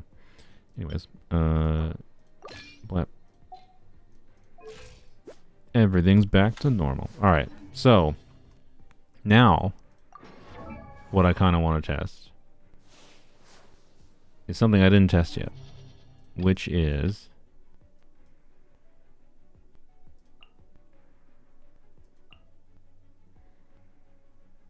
yes, I know it's still Farina Bennett combo.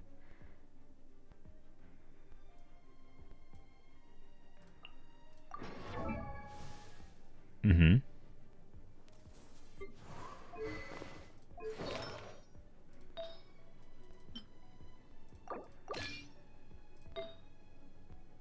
I don't think Gobble's a problem. Ah, frick. Okay, no, that's fine. We can do. Oh, but her ER. Ooh. Oh, her ER. Well, we're not gonna burst consistently. That's fine. Da, da, da, da.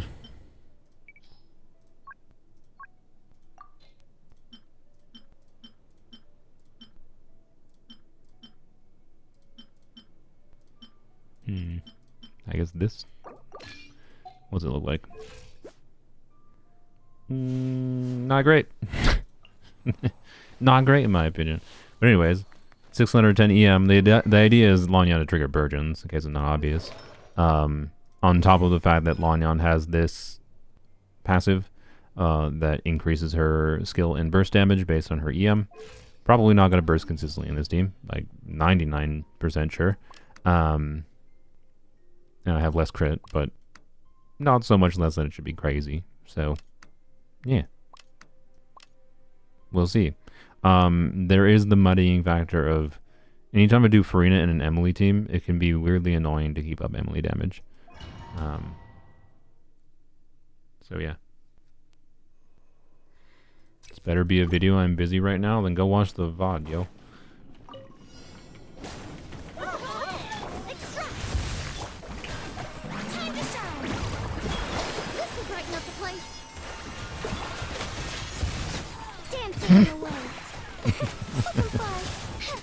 Oh, okay. Everybody stand back. Let the world collide. Reconstitute. Russian. Just reset our skill. That was really dumb. Up and away. Alright, let's redo that because I did it stupid. You don't need ER if you kill enemies. True. We go.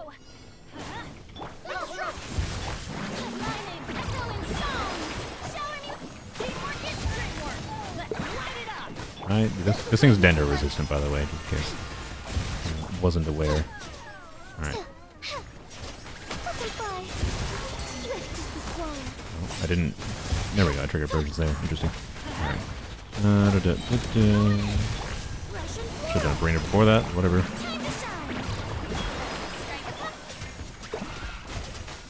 Okay, so cooldowns don't quite line up particularly well, is what I would say.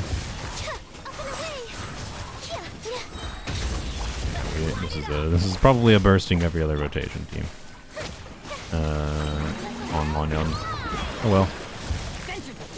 Now.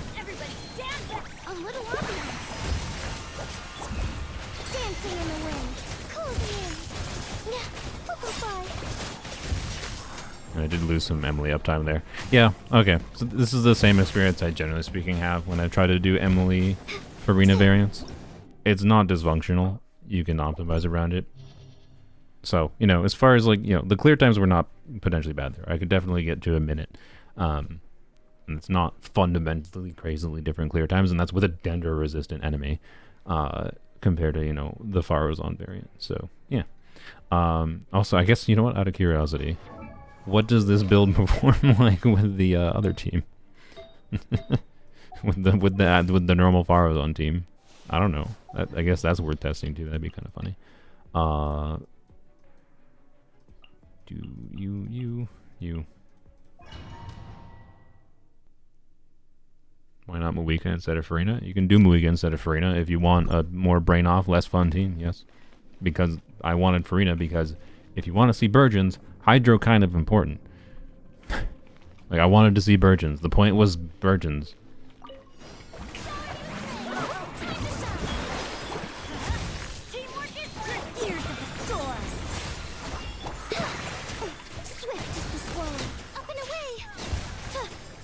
Okay. Should've done Farozon already.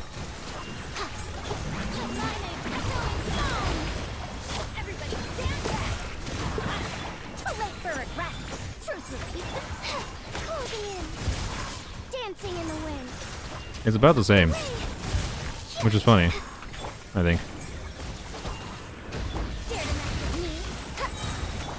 So, this is why I like this passive on Lanyan, by the way.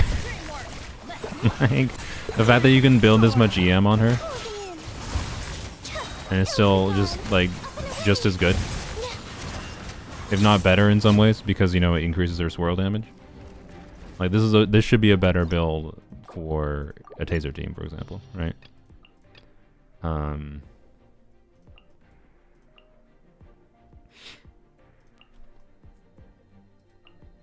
Actually, I don't know. Do we try?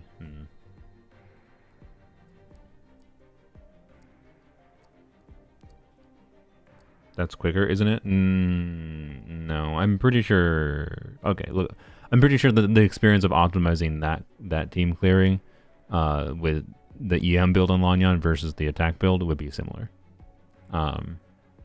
Like, I think the damage is similar. I do not think it's fundamentally different. I think optimizing is going to come down less to damage and more to, you know, how consistently crits land and enemy behavior and whatever. So, yeah. And when you time specific things, if I get all the fruits at the right times, yada yada. If the fruits trigger a vaporize with the hydro timing. Anyways, what team should I do? Magic Guide for Taser? I don't know, could be okay, but Lanyan likes having some attacks, so I wouldn't necessarily recommend it strongly. Just trying to think what I really want non-Farina. I want a unit that applies Hydra that isn't freaking Farina. And doesn't require normal attacks. I really want it. Like, Mahoyo, please. Please give it a Hydro player that is not Farina. That, like, I just, ugh. Anyways. Like, I actually want a Natlan Hydra unit quite badly that does Hydra support and doesn't require normal attacks. Candace requires normal attacks.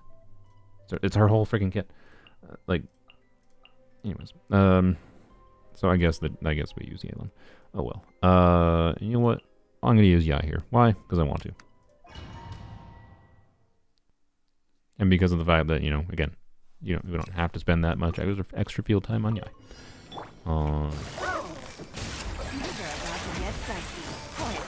Barbara, I mean, Barbara sadly is kind of one of the closest options, or Kokomi.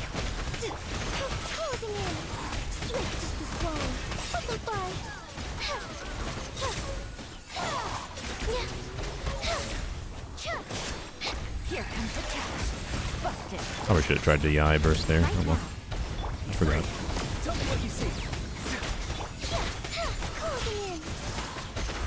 Dancing in the wind.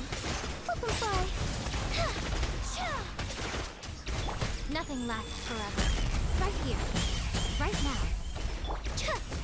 now. I could try to save the Lanyan skill to try to get the Pyro Swirl there, but whatever. Oh boy.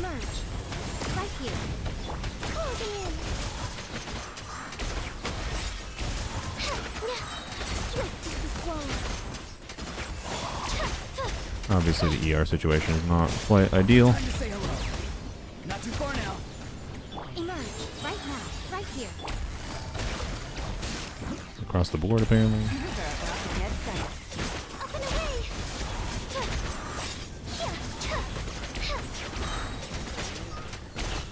For not triggering the fruits, it's not bad. It's not bad. It's better for Taser, double Hydro, or double Electro. I mean, the problem with double Hydro is, like, the most relevant double Hydro core is probably this. But I guess in the context of Lanyan, something like this probably might be better. With my build, at least on Siege Queen. You know what? Here, let's test Siege Queen on a more relatable build, not Aqua. To be clear, the Aqua refines don't do that much. But we can test on the HP bow. Please, there we go. So 4P's MH on her, those stats. She's rerunning in a few days, so I don't know, it's a relevant thing to check. Plap. Your Lanyan C4, is that good? Yeah, I wish I had Lanyan C4.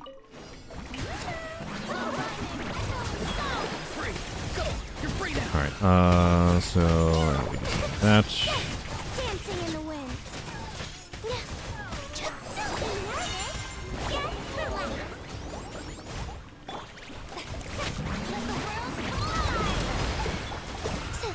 Farewell. Time to say hello.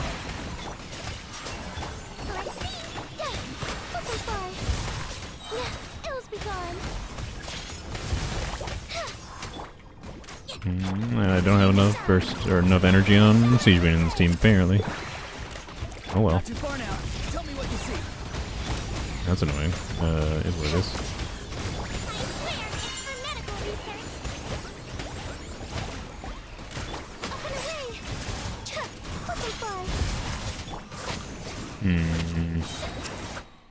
Well, with Siege Queen on a 3-star bow, maybe it's not better.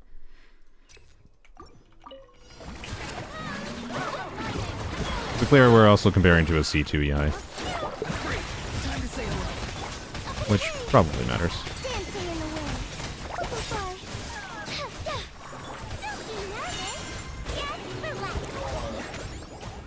I had BB there. Think about that.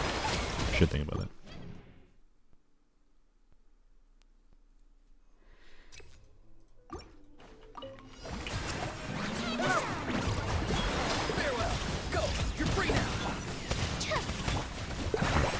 This energy. Yeah, use Siege Queen to wipe through that. Oh, well, that was not worthwhile. That also would. Okay, no, I can optimize this. I can optimize this.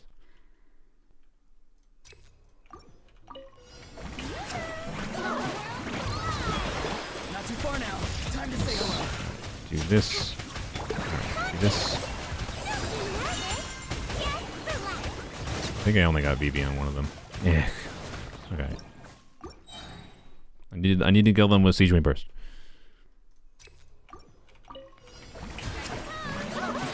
Wait. Is there an HP buff on the right side? I should probably choose that. Let's see if that helps. We're doing double Hydro. We should probably consider doing the HP buff. No. Alright. Do that. Alright. Blam. There we go. Okay. Dancing in the wind. Closing in. Time to shine. Free. Time to say hello. Oh, that is so annoying. Alright.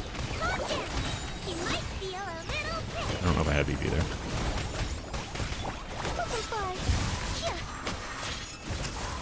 Ah, I was so close to getting the Pyro Swirl. Oh well. Oh well. Farewell. Go. You're free now. Ills be gone. Don't be nervous. Just relax. Closing in. Free. Close. Tell me what you see.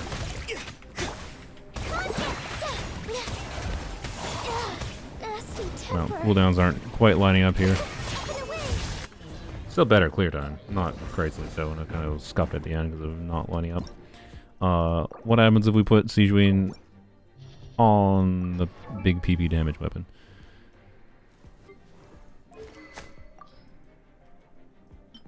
Blap. Alright. There we go. Same build, just Aqua.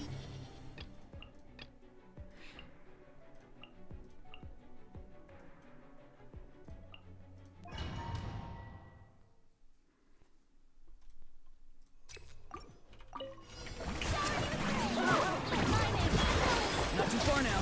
Time to say hello. There we go. Alright. Make sure to get swirls on all of them, so I wanted to do a charge attack. Dancing in the wind. Closing in.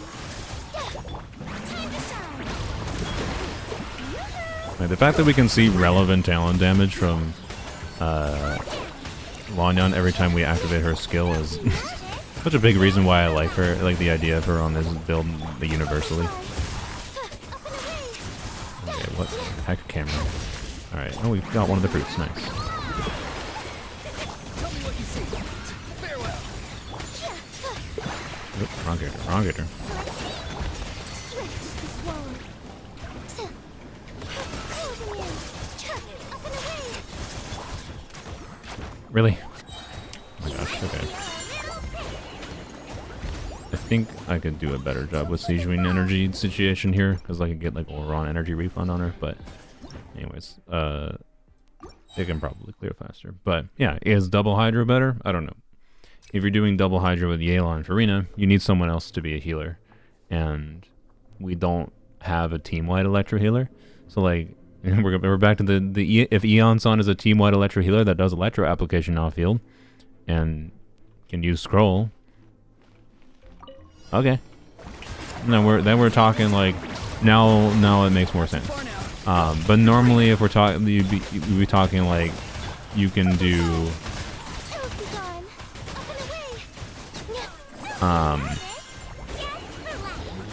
like Kokomi, right, as a double Hydro core for Taser team. Like that is still a good use case for Kokomi. We should catch these on field. There we go. All right. It's still good use case for Kokomi, right? Dancing in the wind. You might feel a little bit. Time to shine. Go. You're free now. Farewell. Should catch these on field. All right. Up and away. Open fire. Shit. Okay. I don't know why I swear normally I have like not this many ER problems on Siege Wing in a team like this, but anyways, oh, you know what, it's probably because we're not using the official whatever, so we're not generating nearly as many yeah, I don't know, I think I prefer like something to try as far as comparing double Hydra goes.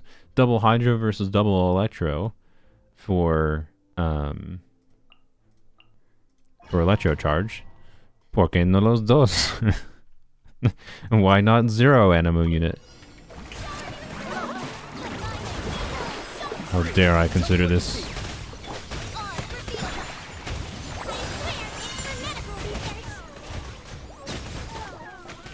Midnight Phantasma.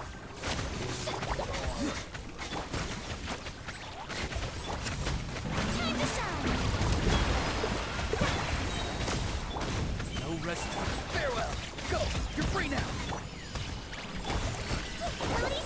Yeah, hold there.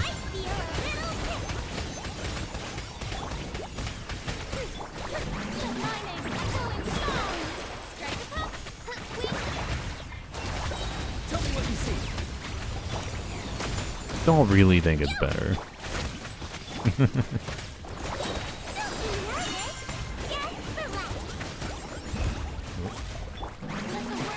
I mean, actually, I don't know. It might be. I think if I made better use of official C6 at the right time. Midnight Phantasmical.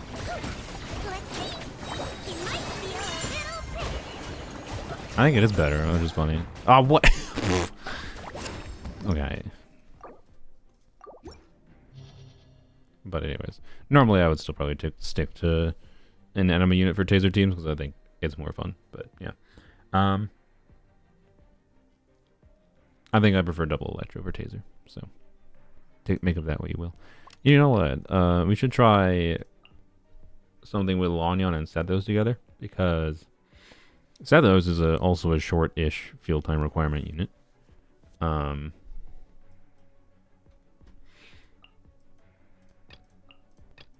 we could try...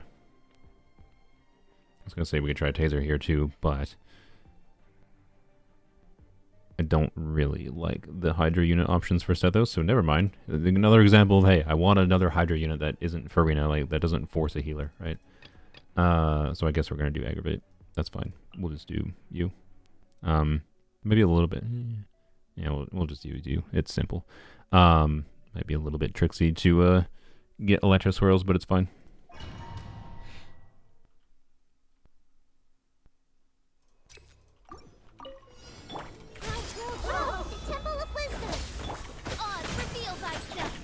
Closing in. I don't think I got an Electro Swirl. God, for God's sake. Yeah, I don't think I did. Okay, hablas español? No, I don't speak Spanish. Sorry. I was just using the meme. I mean, to be clear, I speak very small amounts of Spanish because I know some Spanish words and I understand the basic grammatical structure, but I definitely do not speak Spanish. Sharing my knowledge. Wings of darkness, come. Closing in. Ills be gone.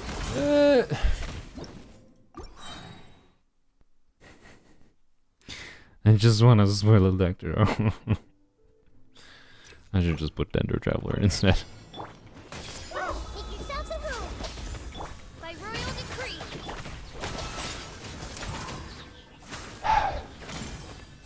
Wait, did I swirl Electro there? I don't know, I might have actually swirled Electro there. Let's try not Farina bursting, or not Farina, not Nahida bursting. No, we definitely didn't swirl Electro because we're not even getting the additional hits from Lanyan skill, so it should be very easy to tell if we don't. Ugh. Yeah, I might just use Baiju. It's a bit redundant, but like, yeah. Just save my sanity a little bit.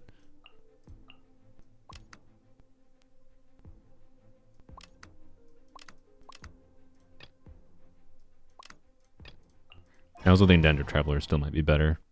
Because, like, no, Dendro Traveler should just be better. But I don't have Dendro Traveler active. I have Pyro Traveler active right now. That's the reason. Wish I could just switch in a menu without going to teleport or whatever. I have a lot of wishes. Anyways. Yeah, I know I could switch in Farina. I don't really want to switch in Farina. Not really. Doesn't really make sense for what we're testing here. We want to swirl Electro. We're not really going to be able to swirl Electro if Sethos is the only Electro. So. Taking a turn for the better. What did I do that for? Closing in. Dancing in the wind. Let them fly. Way ahead. Empty space. Well, that was incredible.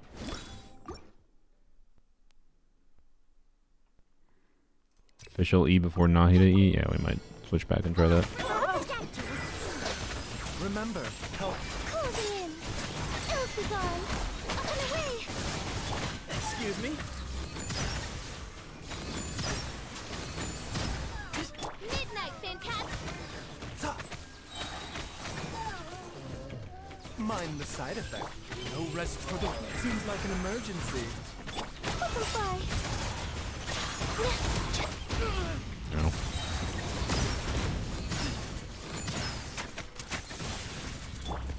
By royal decree. Baju's cooldowns also don't line up for this team, because this team could do 16-second rotations. I think it has to be Nahida.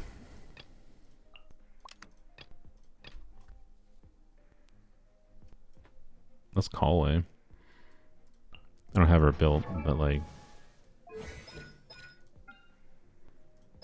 Yeah, Kale can do shorter rotations. Temptation to build Kale. You gonna make a second video about DPS Lanyan? This is the second video about DPS Lanyan. But yeah, we can try official into Nahida. That should have been something that popped into my head before, but brain dumb.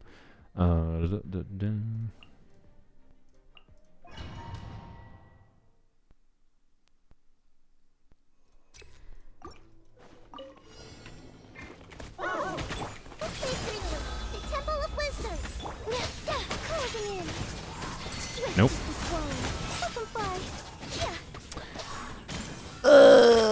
Electro swirls with Nahida.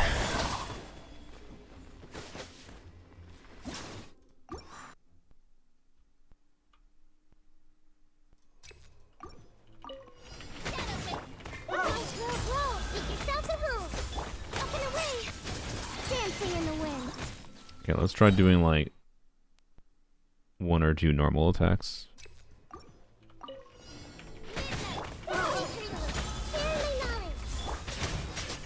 Okay, I got a swirl there. Oh, there we go. Wow. Electro swirls. Wow. Commit to memory. Way ahead. Oh, What a world. What a world. Temple of Wisdom. Midnight Fen. Closing in. Okay, Pyro. Yeah. Swift as the swallow. Here's some space.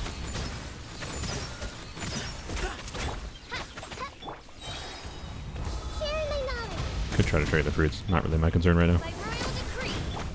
Yeah. Please, please. Take it. Oh, we got it. I think we got it. Excuse me. I don't think we did. No. Here's some space. Wings of darkness. Make yourselves a home. God dang it, man. It's so hard to get Electro swirls because there's blah blah blah. Okay. Well. Yeah. No, he didn't Electro swirls. That story. Yep. To be clear, I think that's a good balancing aspect of Nahida's strength. It's just annoying. Unironically, Kale might be like compelling here on my account at the very least because I could do an elegy build on Kale, right? 100 EM, 20 attack is pretty good. And then Kale could be on... What artifact set do you put her on in this context? She does buff EM by 60 on top of that. And then her rotation would fit into a short rotation format for those units. Could do 16-second rotations. Yeah, I know Kale has awkwardness with her kit, but yeah. So yeah. Anyways, I feel like the Mizuki Abyss will be a Chasca Abyss for some reason. No. I can almost guarantee you Mizuki will feel better to play in the next Abyss cycle than Chasca. Chasca C0 feels god-awful in AoE.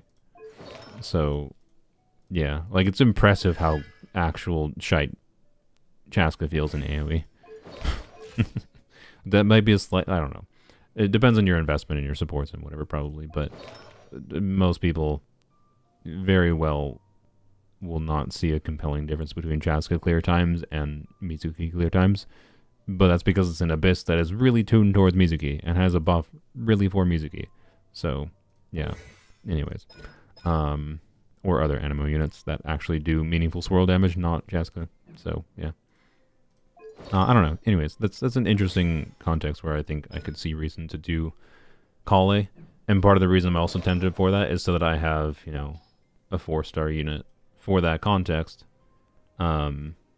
That could do some damage, right? The problem is, I don't know, Kale Burst is front-loaded Dendro, and probably... Do you have similar aggravate problems, or similar swirl problems in an aggravate team with Kale as you do Nahida? Probably not, because as long as you do the swirl... I would just do her burst after Sethos, right? Probably. I don't know.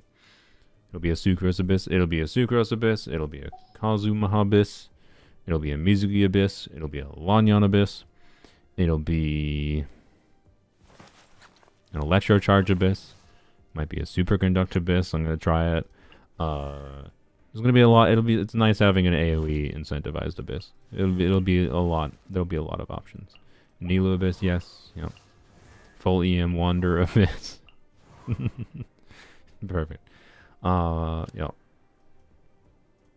So, anyways, any other team ideas? I guess I think I basically covered everything I wanted to for Lanyan, DPS Lanyan, and realistically, like my preferred team, I'm going to continue to play with Lanyan is probably the Frina Bennett Farazan team. I'll mess around with more variants and whatever, but like again, the idea is like I can just use a universal build on her. I gotta put her actually back to her normal artifacts. Oh, I broke Nahida's build, didn't I? Whatever. Well, not really broke. I think I took one piece. It's fine. Anyways. Blap. Alright, there we go. Wait, 5-piece VV. That's a flex. ER, please. Blam. There we go. Okay. Actually, wait. Is that the best build I can actually have, technically? So I could use this onset piece, right? It has 2 less ER rolls and a tiny bit less crit damage. And a tiny bit less attack. So, what happens if I use a different, like, the different what? Yeah, that's the problem. I don't think I actually have better off pieces for the other pieces. Maybe a better flower, I guess. This is a really good piece, obviously, but it could be better. I don't really think I can beat this timepiece.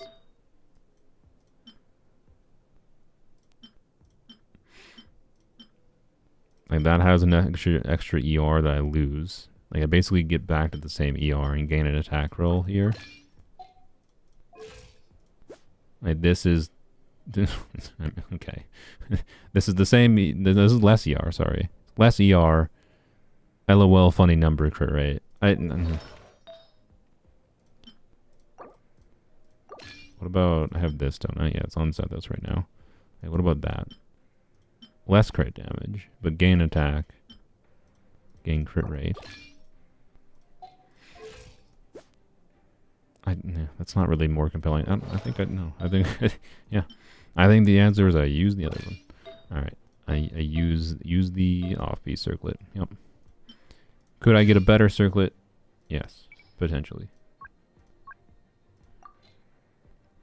But I think the balance of energy recharge, attack percent, and ER makes that my best option. Maybe arguably something like this. And an artifact like this, if this HP was attack percent, this would probably be my best option, because some EM would be nice. It's possible this could actually just be better, straight out. Right. Same crit, basically, slightly less ER. But I don't think it's different enough for me to care, and I'm using it on Nilu right now, because I enjoy doing that DPS Nilu team at this moment in time, so yeah. Anyways. Yep, we're sticking to this. I like this build. Anyways. So yeah, I don't know. Any suggestions? Hunter set Lanyan with burn. I did. I don't think 100's like so. When I was messing around with different artifacts on Lanyan, one of the main things I tried, for example, was instead of VV on Lanyan, try VV on Farazan, try like Golden Troop on Lanyan, try Golden Troop with not sacrifice on Lanyan, try 4-piece MH, and I tried 2-piece builds both on Lanyan and Farazan, and even like I could have builds on Lanyan that reached meaningfully higher thresholds for how much damage I saw. Like I would notice higher damage from Lanyan, but it wasn't resulting in faster clear times. I guess, that's one thing I should compare. I should show you guys. So, here, let's do... What am I doing? We're going to do this team again, right? I want to show the difference of Fav and Elegy. Because, like, I have more than enough energy on Farazan. So I could switch to Elegy. Elegy would make Farazan do more damage. And it would make Lanyan do meaningful more damage. And I could even make Farina do more damage if she triggers a Vaporize or whatever. So, yeah. Do you think Lanyan could be a melt DPS, or would you apply too much pyro? I mean, she doesn't apply much power at all. Like, she does, it's basically impossible to get a consistent reaction on her, quite frankly. Can you get melt on her? Yes. Will you very often? No. We can try to mess around with something. So remind me in a little bit. We can try some Shenhe stuff. I forgot we should do some stuff with that. I need to take a drink of water, but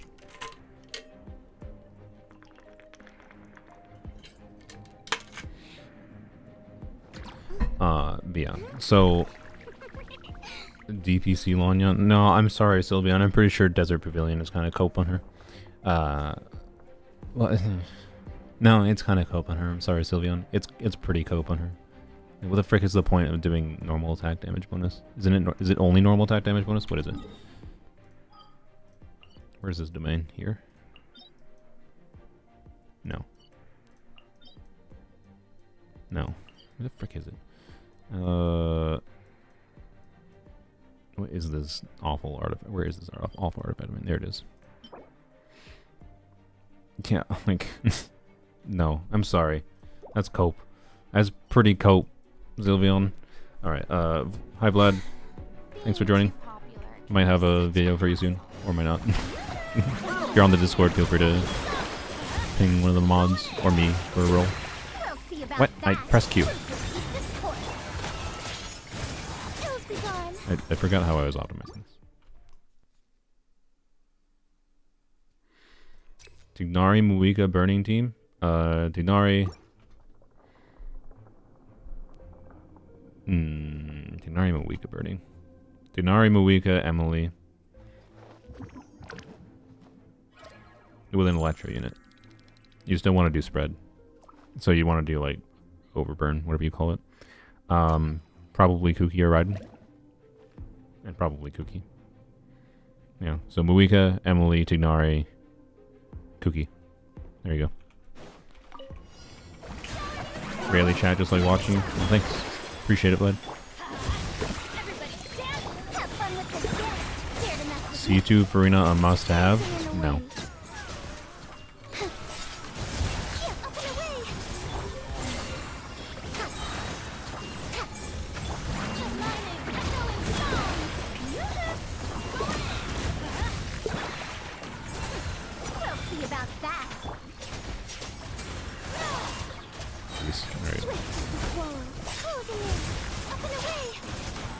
Alright, good, we got it. I didn't as far as on charge that rotation, whatever.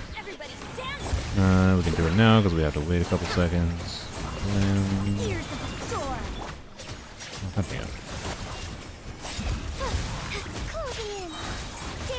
Alright, 53 second clear. Pretty good. Pretty good.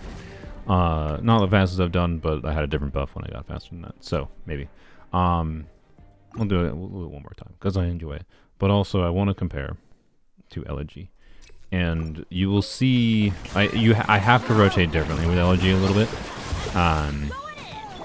because of Lanyan energy situation, right? The one butthole's all the way over there. Oh, it's just rude. Like the Lanyan energy situation makes it so like it's a funny scenario where Elegy, despite Elegy being like theoretically really strong in this team, and like it's one of the better supported weapons in the game, right? When the buff makes sense. And it just caused clear times to be way more inconsistent in my testing. And felt worse than Fav. It felt worse than Fav on Farazan, substantially so. Which is funny. And it's an example where like what I have found as far as like weapons, is like, and this is even the case with like Shalonen's weapon sometimes. Like Shalonen's weapon is a really strong weapon, buffing weapon too. It's a universal 26% damage bonus for the whole frickin' team. It's nonsense. But like, sometimes you just need energy to be able to burst consistently, right? And when you have 5-star weapons, you encounter the problem of needing more energy. You need more specific artifacts. You have a problem of like the only true way to get value out of Elegy of the End truly would be to have better artifacts on my Lanyan. And I already have incredibly good artifacts on my Lanyan. But instead I need like a few more ER rolls kind of thing. Like 1 or 2. like And like which one like basically I would need the same 40 CV flower but have 1 more ER roll, or 1 more ER roll on my circlet is theoretically possible. Could make Elegy actually worthwhile is what you're going to see here. Like, is it possible for Elegy to get me faster clear times if I optimize everything down? Potentially, yes. Hi, please. There we go. But it's not really better. I want to show this as an example of how it represents how strong the fab weapons are, and how, because of the fab weapons existing, how kind of Fate 5-star weapons are, even the really good ones.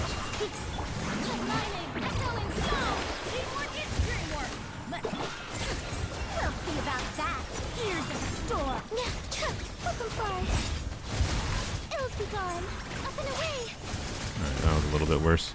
Say the least. Yeah, this now is just bad. That was just bad. Oops. Like, bursting is too important in this game. You have Mawika and Nubilat as main DPS while pulling for Farina and 5.4 help. Maybe. I think you can go look up Zajeff's video. Actually, I don't know, but Zajeff Daily probably made it. So Zajeff Daily is a clipper channel, whatever. If you look up Zajeff Daily, I think they probably already had a video about Zajeff doing a tier list for Farina reliant characters. And right now, a lot of characters are less Farina reliant because of Sitlali's release, is my overall take, personally. Farina is still an extremely good character, but, you know, does she can be a compelling teammate for Nubilat, she can be a compelling teammate for Mawika. Both of those characters have teams that don't need Farina.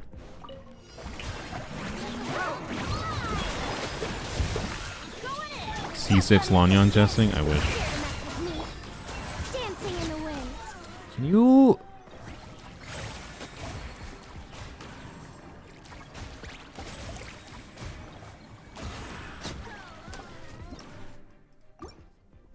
This game. It's just... Could the enemy not get stuck on its butt? Like, all I needed was that enemy to jump towards me so I could actually kill them at the same time.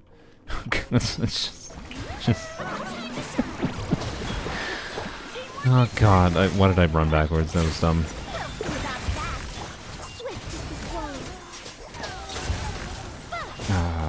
It's slightly awkward. Like, I like being able to save the skill for this, but the longer I have to save the skill for this dude, the more it screws up the follow-up rotations.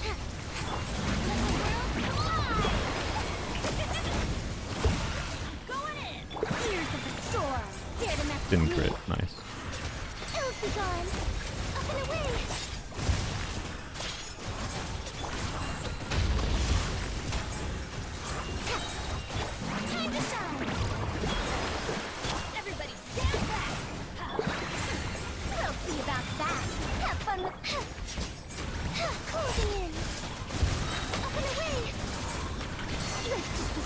Oh, whatever. We're getting, yeah, whatever. We've done that enough. Let's compare to Elegy on Farazon, and something I actually haven't tried. I think I forgot to test Fav on Golden Troop on Farazon instead of Tenacity. We can try that too. But so same Tenacity build, Elegy instead of Fav. We should see meaningfully higher damage from Farazon personally, and noticeably higher damage from Lanyan. But the clear times will be worse or similar or more inconsistent, is my general experience thus far.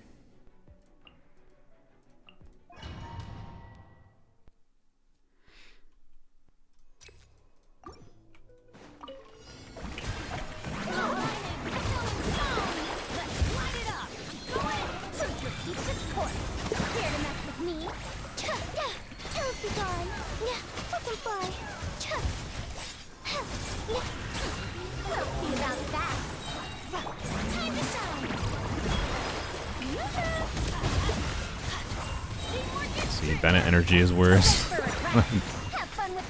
Oh boy. Yep, see energy worse here. I think... Alright. I think what I found is I generally needed to funnel some particles to Lanyan to be able to burst consistently on her in certain rotations.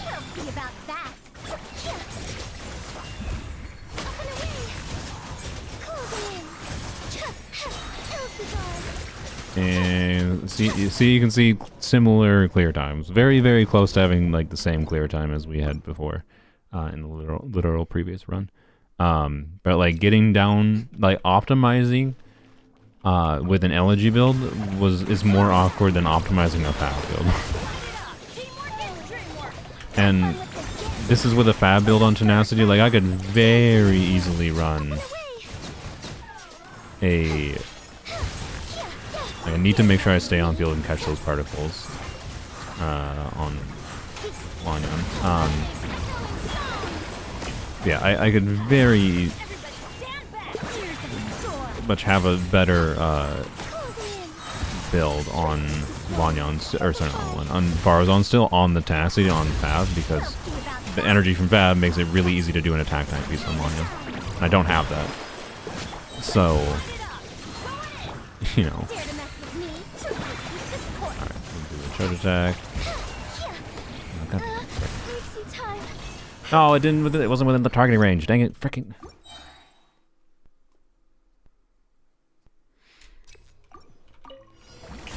Like, it's not fundamentally different, right? Which is exactly kind of the point here. The fact that it isn't that different makes it be like, okay, what the frick is the reason for doing elegy then, right? Like, what is the value of the extra resource cost of acquiring it in the first place and also leveling it up? I don't know. The true value of the weapon banner has been getting more copies of Fab. It's not even a joke. This was very good. Okay, this might result in, oh well, Bennett energy. Okay. Yeah. Alright. We're gonna get a 50 second. Oh, we got a 51 second. See, it is possible for elegy to make a difference. It is possible. It's just like, again, it feels more inconsistent. What happened to the Helldiver stream? What happened is that one of my friends was only around for like an hour, and I didn't prepare a thumbnail ahead of time. I was going to prepare a thumbnail while we were chatting, because normally my friends on Saturdays, I talk with them about whatever goings on in our lives, and then we eventually play a game together. And because of the Helldivers update, I figured we were going to play Helldivers. But one of them, one of my friends left because his girlfriend's birthday was apparently yesterday, so he was only available for like an hour. And I was just like, well, if we're only going to be playing an hour or two, why bother streaming? So I'll do a Helldiver stream eventually.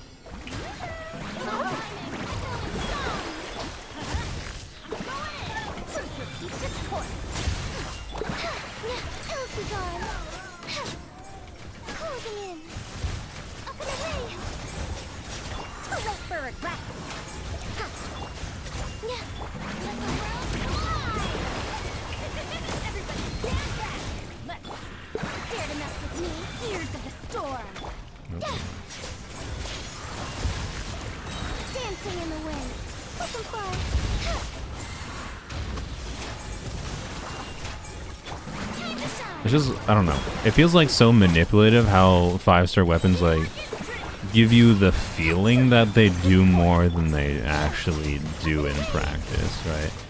Alright, hey, another like 50-second clear. Like, I don't know. It does matter, but like, does it really? It does matter, but does it really? Versus just a team that feels more comfortable to play. And especially since I can't like properly compare to like with an attack percent timepiece on Farazan. I don't know, right? So, and something I want to show here. Let's see what happens if I do this team. But let's put Farazan on 4-piece golden troop. So basically yoinking my official artifacts.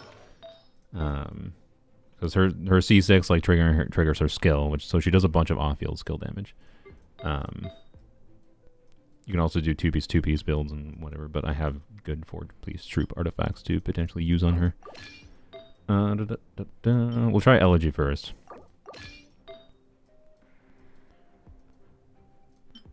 We might need to use a different attack timepiece. I think I have... Yeah, no, that's not ER. Oh, I have this one. Okay. Yeah, if I need the ER, we can use that timepiece, but that's only one minimum roll, so I don't know if it'll matter. Realistically, so we're using attack timepiece here with elegy. So this is a very good, 4-piece troop build on elegy on Farazan. We'll see if that's enough energy for her to burst consistently. But then we'll compare that to Fav.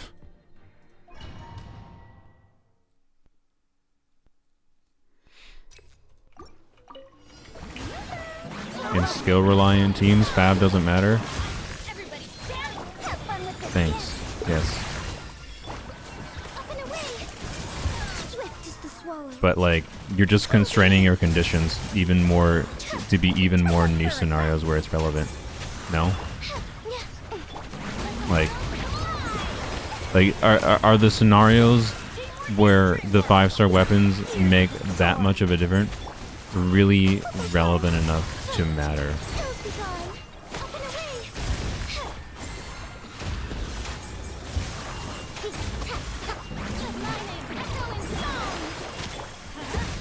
Looks like this is enough energy.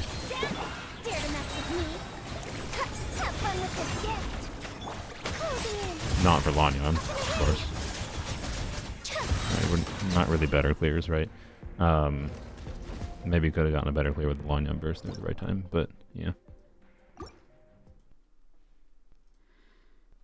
Satisfied with Lanyan's? Oh yeah, I'm very satisfied with Lanyan's performance. My overall perspective is like, if Mihoyo is trying to design 4 stars to deal damage, then, you know, a C1, C2, 4-star, like Lanyan C1, should perform as good as 5 stars, at least older 5 stars. And that's what she does. She performs as good as older 5 stars do.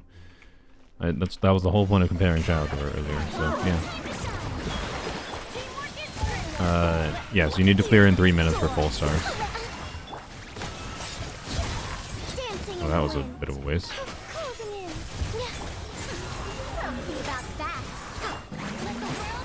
Yeah, obviously Farazan is doing notably more damage here.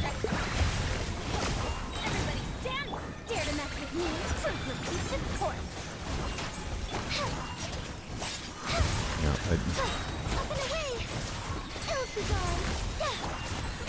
that didn't hit. God freaking dang it, stupid fruit targeting.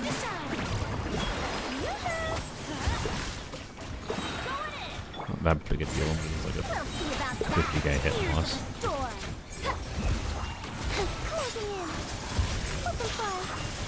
Right, it's like very clearly not really better.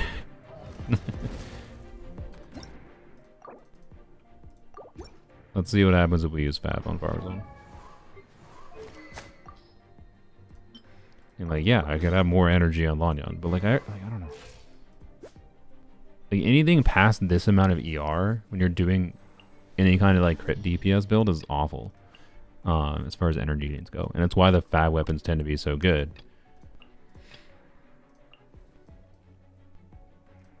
But yeah, I don't know. The way that Mihoyo truly starts power creeping Genshin is if they release 5-star versions of Fab.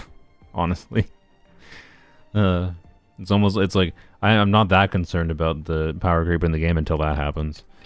Oh boy. Farazan. Blip.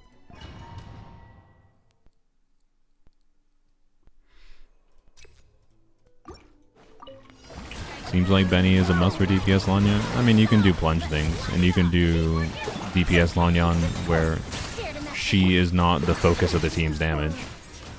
If you want her to be the focus of the team's damage, then yeah, you're going to be pushed towards wanting some Benny.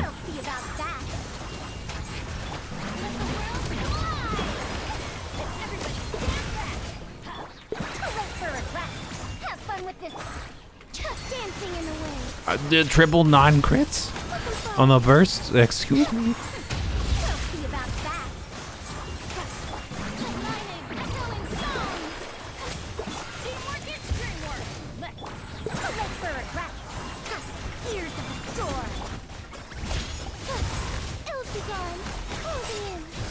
Oh, I was so close to beating my record, man. Without the crit buff. I'm pretty sure with the crit buff there, I probably would have gotten a 48-second clear. My record's 49 seconds. 5-star Fab would be pretty hard locked to specific characters. Well, yeah, that's what I mean. It's like if they make a 5-star Fab, like literally if they just make weapons that just generate a shite ton of white particles from characters critting and don't lock them to specific characters, is over.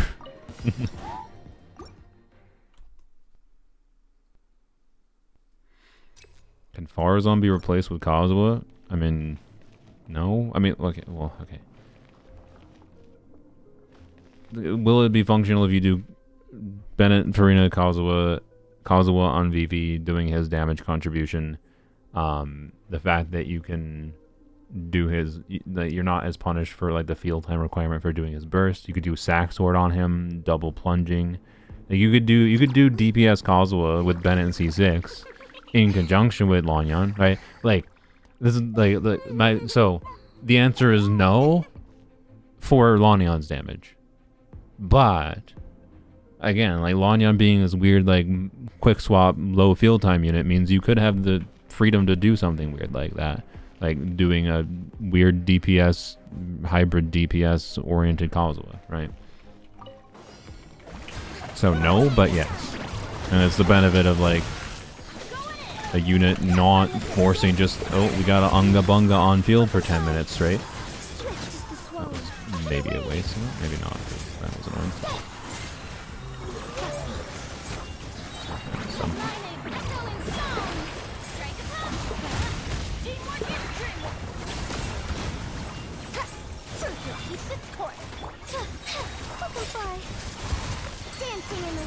On your fruits. Trigger them? I did. Okay. I want to beat my 49-second record now that I saw that number. No, that got 50 seconds on this build combination. Obviously, this was not the run, but alright. You ever gonna build Gaming? Yes. Eventually.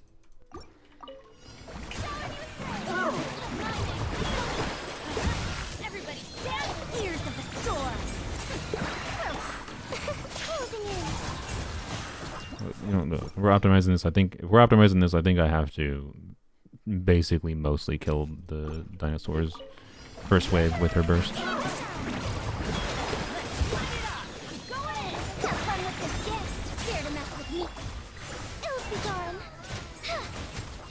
I not have Bennett buff for that? Ugh.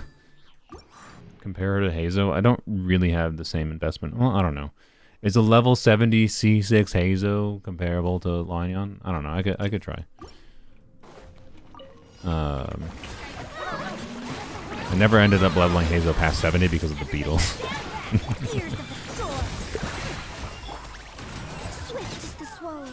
Nice.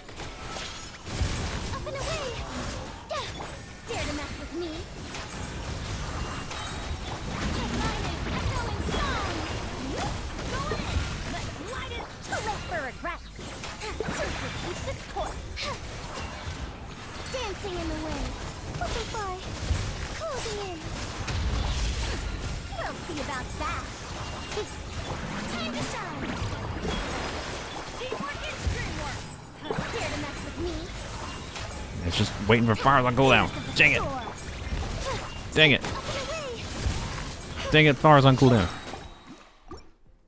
Dang it. I just, if Farazan had like a 2-second lower cooldown, I want to live in that reality. Are they that bad to farm? I mean, I think they're fine now that there's the targeting system, realistically. I disliked it back when I did it originally, and I didn't want to continue. So yeah. You didn't connect with your skill.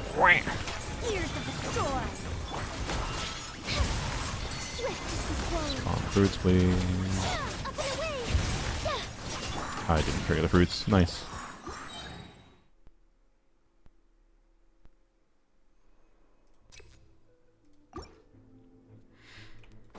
Decided to commit to DPS Lanyan. Nice. Yeah, just don't forget you don't have to do 4-piece VV. She has other options. I just wasted like 2 seconds doing that.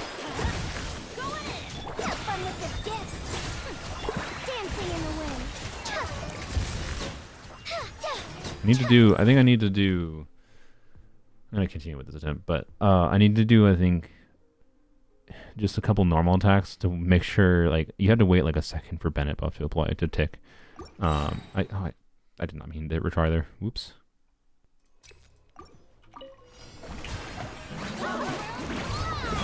Isn't Farazan the DPS here? She is doing huge number. Oh boy. Oh boy. You see 500 numbers pop up from Farazan, or from Lanyan, and you think Lanyan's doing no damage? I'm not saying Farazan is doing no damage. Part of the idea here is to make Farazan get meaningful damage and to get Lanyan do meaningful damage. It is part of the benefit of doing DPS Lanyan. But, oh boy, my sweet summer child, you have yet to learn that there is more forms of damage in Genshin than, oh, big number! Just because one unit has the biggest number you see on screen does not mean they're dealing all the damage.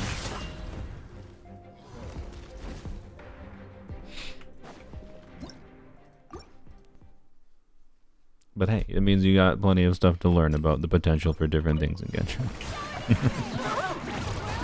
But yes, right now we are literally messing around with Farazan on a different build in order to get more damage from her.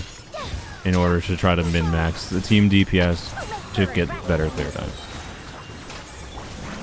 I'm bullying viewers again? Yeah, I know. I'm a terrible person.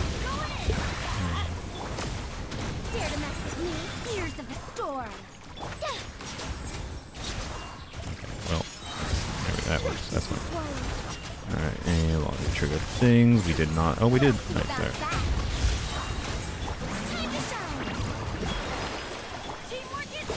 You know what? Actually, a time save might be not bursting on, or not Eing in the last rotation. So I think it might not be necessary, right?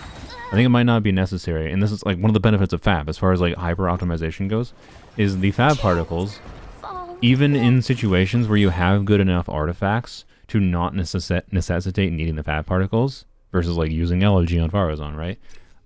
Even if you do not need the Fab particles, you could still have benefit from the Fab particles in getting faster clear times functionally by being able to skip a skill use on, say, Farina or Bennett. That is something I think I should actually try here in the last rotation, because Farina's duration lasts long enough that I don't need to necessarily restart her skill in the last rotation, and Bennett, I only need his burst up, so as long as I already have the burst up, I don't need anything for energy.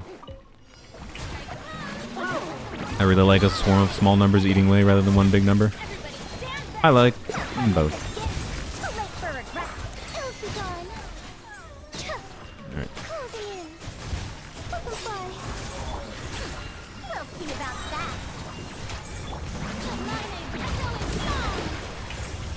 Right, that like minor amount of time that takes could matter. Oh, I swear to God, I pressed first there. Whatever. What chances to trigger the fruits? William. Alright, so let's try it not there. Alright. Let me just do more Farazan charge attacks. Okay, well maybe it's not beneficial because of the wait for Farazan. Oh, almost got a 50-second. The goal is 48 seconds, though, because I've already gotten a 49-second clear. Not today, but, yeah. Better artifact set for Lanyan and Farina Shungling Bennett. Even more VV, I think. I'm sorry. Even more VV. If she's the only anima unit on the team, even more VV.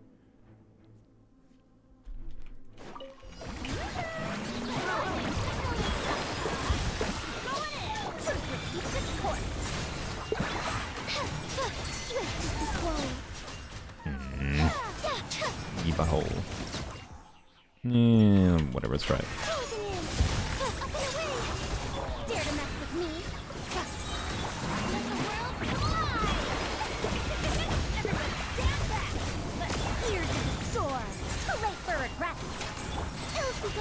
God dang it. See, I keep on doing that as soon as I swap in. But don't have the Bennett buff up. Good. That's interesting. I triggered it with the Farazan spell. Nice. I'll just Obviously, this is not the clear. Why am I riding up the belly? Yeah, up and away. Yeah. It is.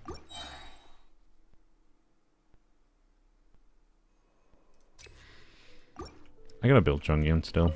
I don't know. Chongyun has enough like quick swap DPS potential that is likely when I have an invested build on him, I would actually quite end up liking him. Like you just like not take any crits. That's annoying.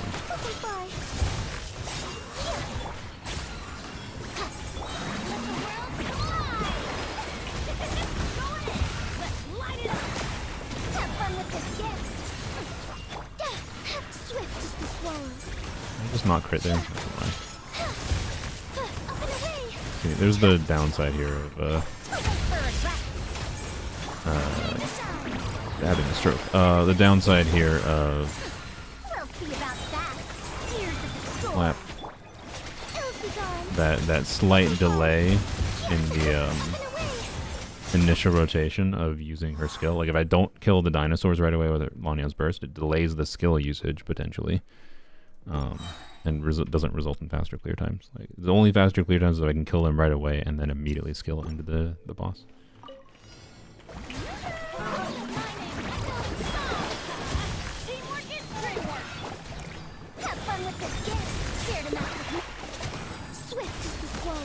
See the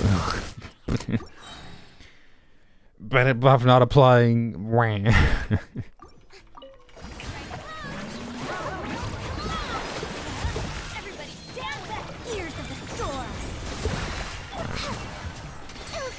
There we go. See? There we go.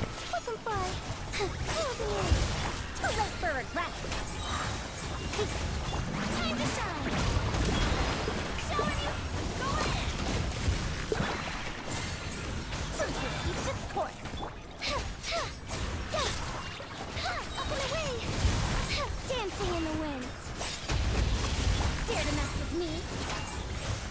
Headlining, echoing song. Teamwork is strength. Too late for regrets. Ears of the storm.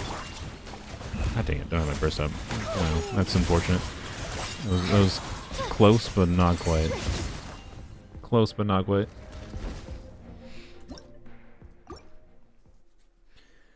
Summon Arlecchino or save for Moika.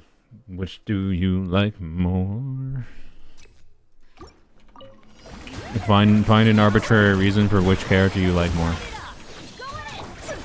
I unironically think that's the real reason to choose one or the other.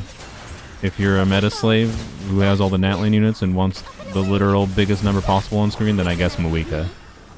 But that's an arbitrary reason in my opinion.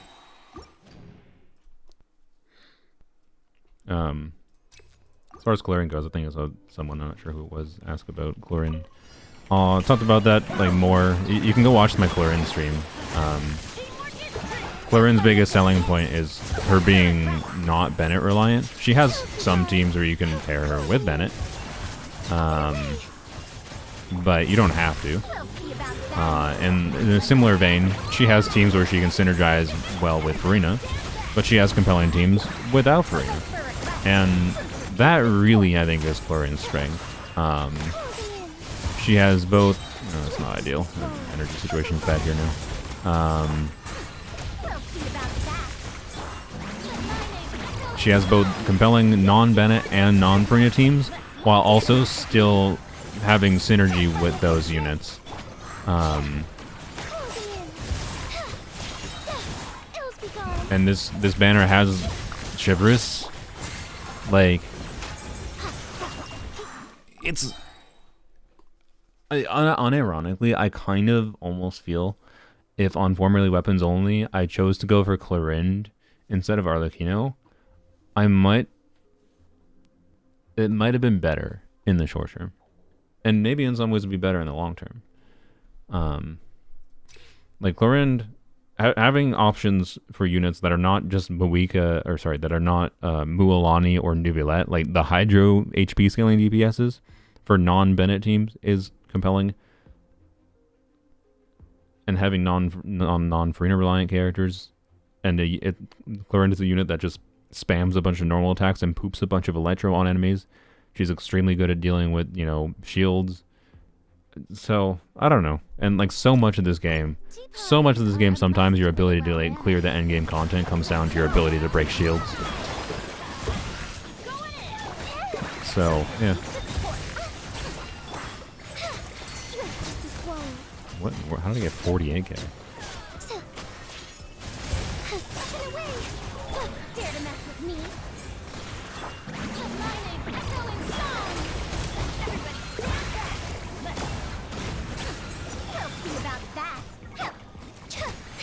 Really? Really? Really? What? What? A triple non-crit? No. You can't do this to me, game. Oh, if only I had the crit buff today. Land the crit buff today. It'd be less annoying for crit optimization. Wow. That's the reason to do MH, I guess. Although my MH build for Lanyan is like the same crit rate as this build. Have you seen Jamie double Geo Chlorine? I think I did double Geo Chlorine the other day. Did I do it? I don't remember what the exact team was, but I know I did Yunjin Chilonen together. Yeah, it was fine. I didn't hate it.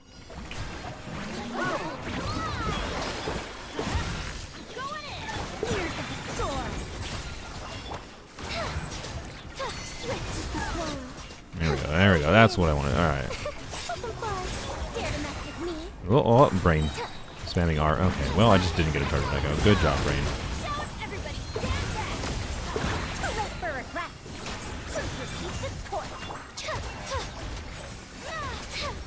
Why? What is happening? Why is my Lanyan just getting just this problem now? Ugh.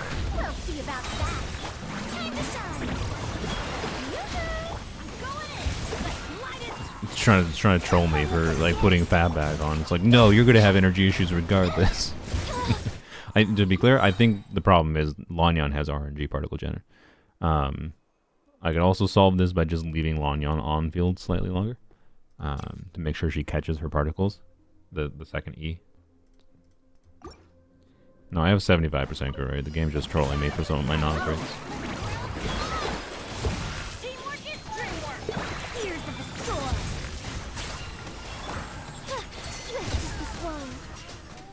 Really? You butthole?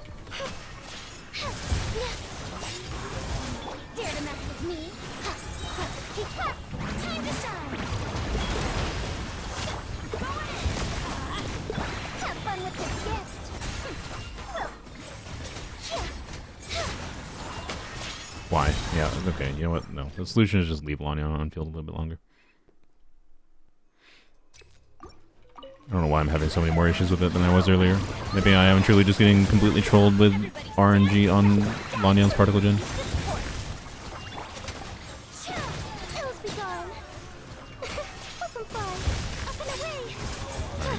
Catch those particles. Exactly.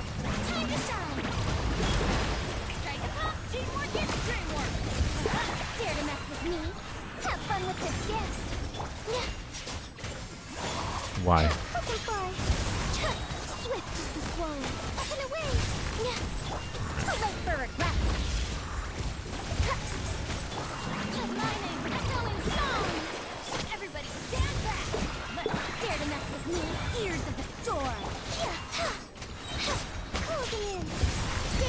Nope. Nope.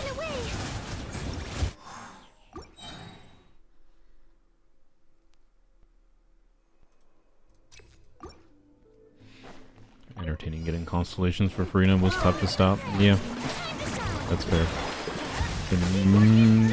Yeah. I mean, actually, that's an interesting question. For Lanyan, what? Not that. That happens occasionally. Like, I activated her skill right when the enemies, like, died.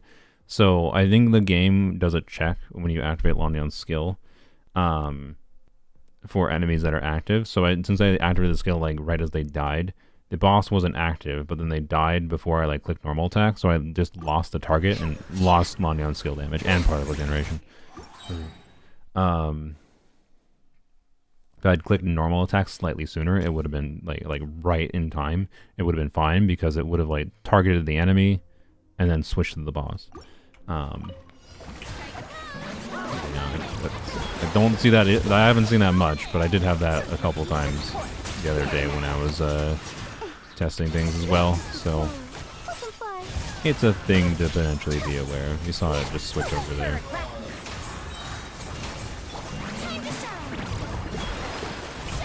But yeah, is C2 Farina more compelling to go for Lanyan than some of Lanyan's own constellations? I am not sure. I did not get Pyro's World. Sad. I think the 48-second clear is possible, but annoying. That's what my conclusion is.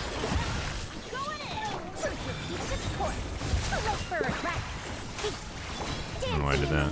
Actually, maybe that does help. Would it help to do that? I didn't consider that before. Doing a charge attack on lawn or on the what's her bucket to help clear that more consistently. I don't know.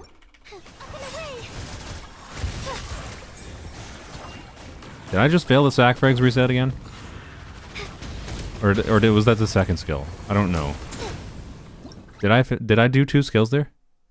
Or was that a failed sack frags reset?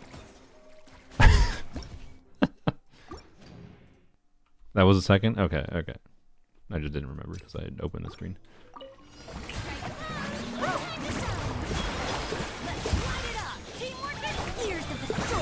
Alright, let's try this. Okay. Interesting.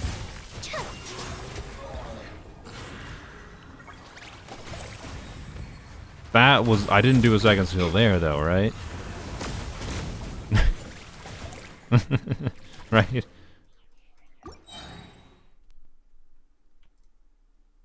Or did I hallucinate that one, too? Because I didn't pause there. Yeah, that was a sack fail. Wow, that's incredible. Alright, that is the second time that has happened to me. That is truly getting screwed by RNG, because that's incredibly unlikely to happen. I don't know why I did that.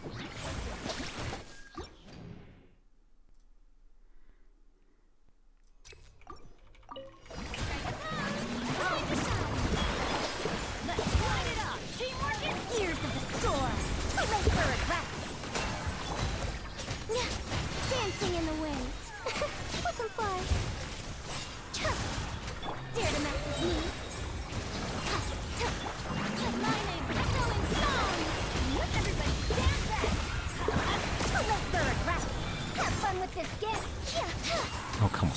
I didn't.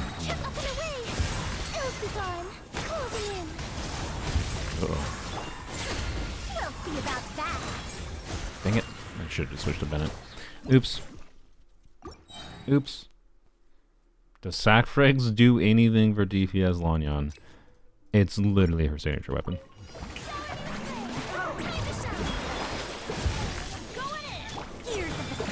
The only reason not to use it... Alright. The only reason not to use it is... You know, it's a side grade in Cloud Retainer plunge teams, I would say. Still good. But like it's a side grade to like crit DPS stat stick weapons. Why? Why am I struggling so much with the fruits now? Why?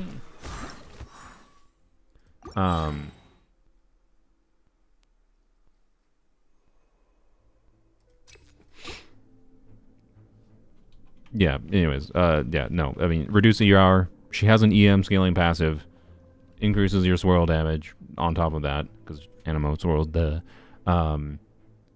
has the potential to amplify any reaction damage she gets from her passive damage as well, for the value, this is just the value of EM on her.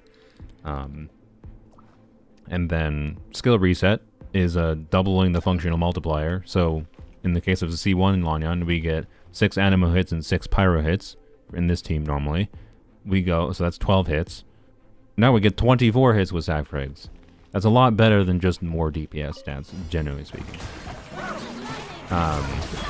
The only other context is if you want to just spend less field time on Lanyan, in favor of spending more field time on another unit.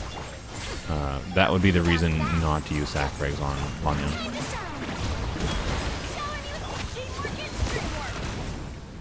For her damage.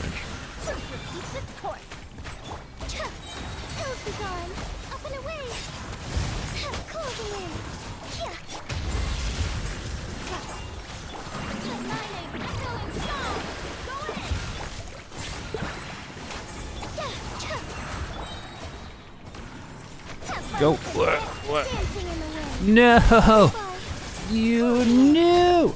That would have been a 48 second! I needed that burst to contact! I knew he was jumping. I did know he was jumping. I did know. I just really was hoping it would contact.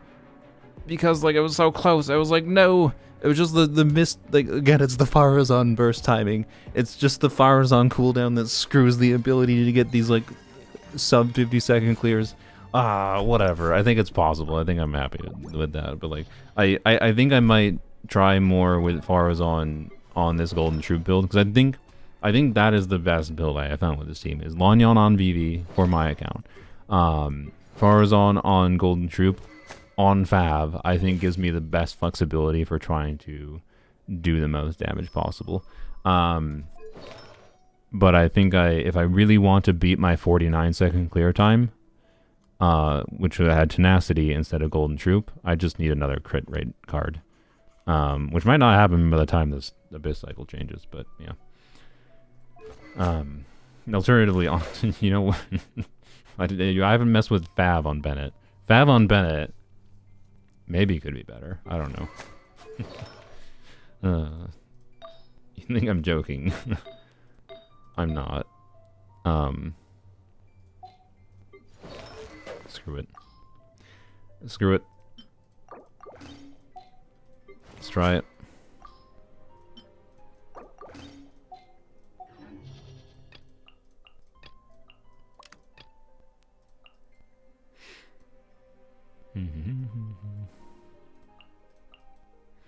The idea here is energy on him, increasing Farazan's damage with elegy.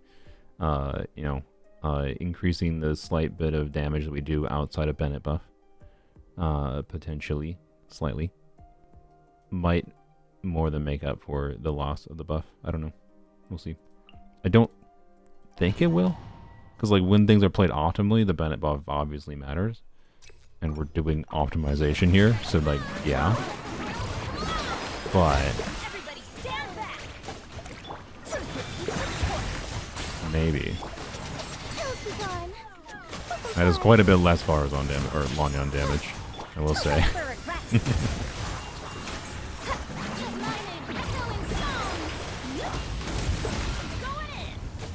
Also, I don't think I have enough crit on my Bennett. That's actually a problem in this context. Okay.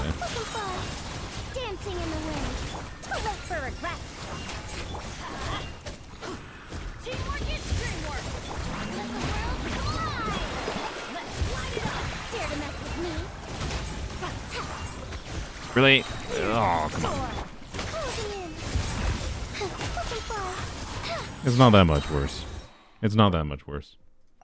Like, so, that's what that shows, really. Ultimately. So for those of you who are like, oh, I need a Kilo Favoni for Bennett to get the maximum buff. I mean, even with a lower base attack weapon, the value of energy is so high that sometimes it just doesn't really matter that much. And that was with some issues proccing it even. So anyways, yeah, I don't know. I'll mess around more in the future with this team and optimizing clears. It's a fun team to optimize. I don't know, because, like, obviously it's very comfortable to play, so it, like, there's an, like, easier path for, like, a decision-making matrix that isn't just frustrating because of enemy. Like, you would have to deal with enemy stuff, but you're dealing with enemy stuff in a way that isn't as bad compared to, like, trying to optimize Xiao against it, and I don't know. And figuring out, I don't know, whatever. Now I want a tenacity timepiece, okay? That's my conclusion. I want a tenacity timepiece, because obviously I don't want to steal all these artifacts from Fischl. So I want a tenacity attack timepiece. That's my end conclusion. I want this timepiece in tenacity. You might be like, hey, the elixirs is coming soon to a Genshin Impact update near you. Which is true. This is true. But I want to use 2 elixirs for an EM timepiece in Gladiator. Because this one, it's not bad. It's just not very satisfying, and like it causes slight problems as far as like balancing my Arlecchino build. So I really would prefer a double crit one. So with the elixirs guaranteeing 2 rolls, like it means if I use 2 elixirs for an EM Gladiator timepiece, I am at minimum getting something with a crit value that's basically the same as this, right? So I'd have to get pretty unlucky to not get an upgrade. But I think my second priority, which I should be able to do in the same patch, I guess, when I think about it, might actually be an attack timepiece for Farazan. I do have this, which is fine, I guess, but with the slight problem of I think my Farazan is at 75 crit rate. So losing 8.6 crit rate doesn't feel great, right? Would it matter that much? I don't know. Not necessarily. But like I would like to at least have 70% crit rate, right? Which means I need 1 high crit damage roll or 2 crit rate rolls. So I don't know. Anyways. Yeah, I'm serious. I want to use Elixir on Tenacity Sands. Because that's what you use elixirs for. You use elixirs to fill in the gap of the pieces you don't have. I maintain that this is the most valuable use case for elixirs.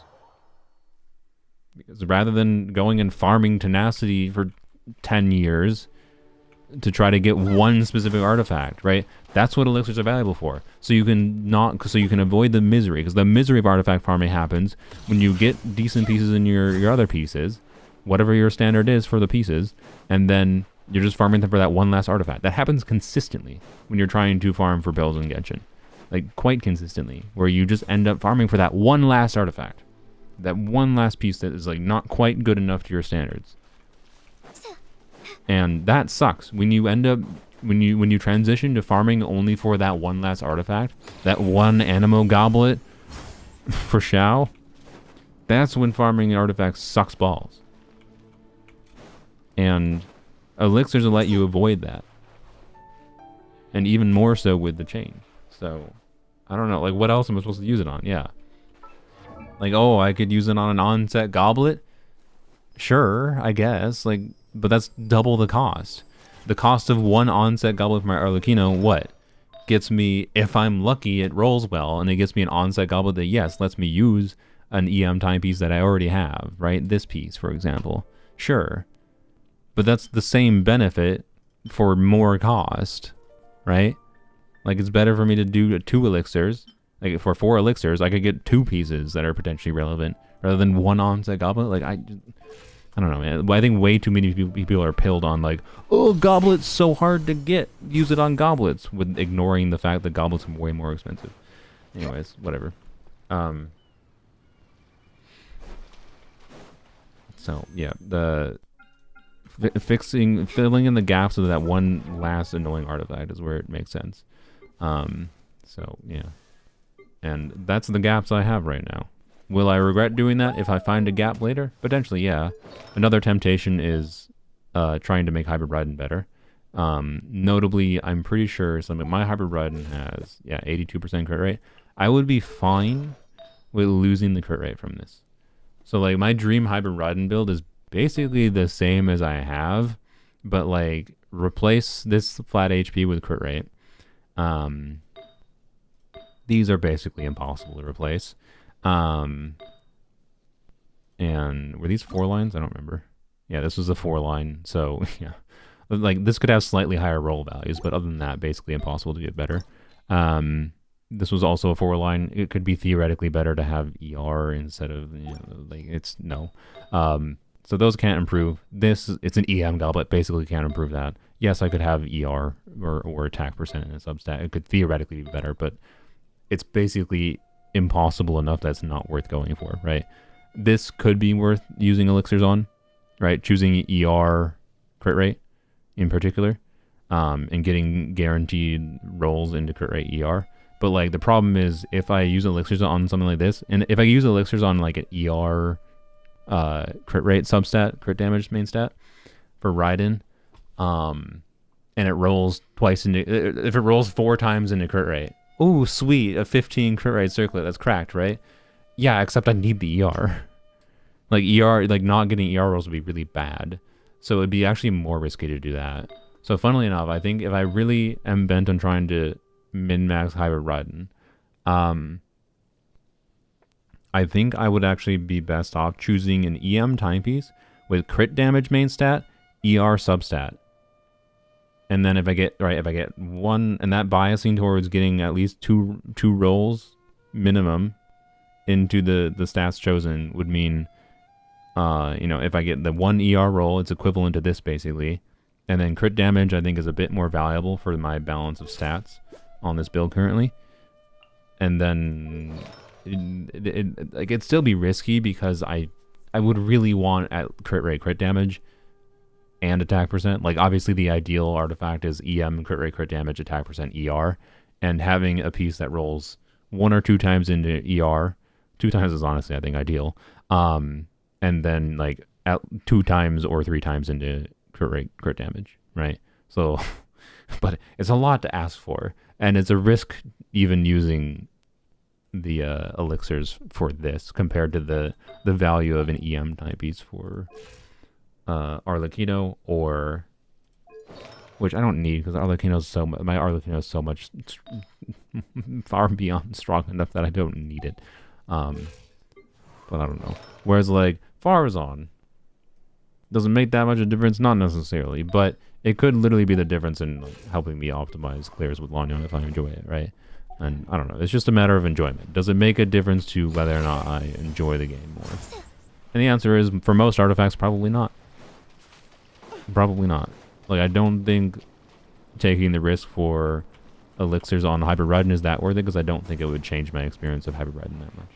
Because Hybrid Raiden is more reliant on the specific team conjunction, and buffs from other teammates more than, like, how good the artifacts are once you reach a specific threshold. So, yeah. Anyways. Most of my elixirs have been used for timepieces. Yeah, I still feel that timepieces are the best balance, because, like, getting the right main set timepieces can be really awful. And, goblets and circlets tend to be the most likely off pieces. So, yeah. Anyways. And circlets are, like, weird because so much of the stat value of circlets comes from the main stat of circlets, like the main stat being crit on so many characters. So it's not the end of the world to have a slightly subpar circlet. Like rarely does having, you know, like having a bunch of like crit damage substat on your crit circlet, for example, can make it a lot easier to balance your build because it lets you need less crit in your other artifacts. So it's really nice to have a bunch of crit and substats in your circlets. But at the same time, most of the crit value you gain from a circlet is always the main stat, right? So it means that like the substats I found they have less importance. So yeah, anyways. But I don't know, just think it through, whatever. Look at your artifacts. Elixirs are annoying to figure out what to use them on. It's a risk management situation, and it's still going to be a risk management situation with the change in 5.5. But yeah. I don't have any really direct important need to use anything elixir wise other than like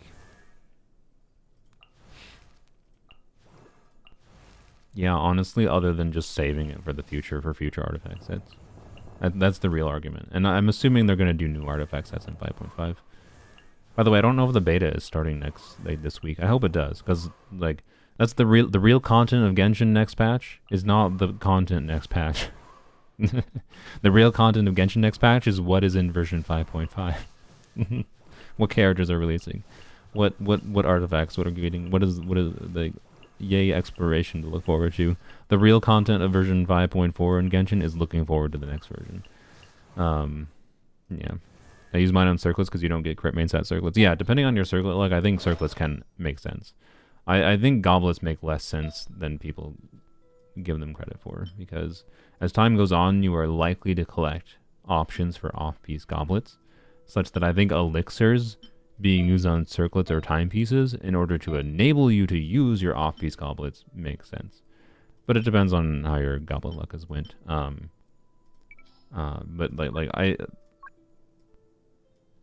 it's a matter of statistical inevitability that you will eventually get some compelling options for goblets. But yeah, what changes did they make to the elixir in 5.5? They didn't make it yet, which is just rude of them, because this could be a change they could literally do overnight. But in 5.5, the elixirs will guarantee rolling twice into the stats that you choose. So if you choose a circlet with crit rate ER, you will guaranteed get 2 rolls into either crit rate or ER.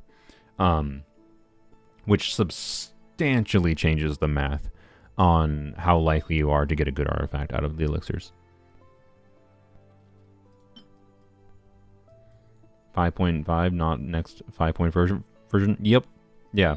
Hopefully people don't make the mistake of using elixirs next patch thinking that Mihoyo said in version 5.5 in their dev discussion where they announced that in version 5.5 is changing.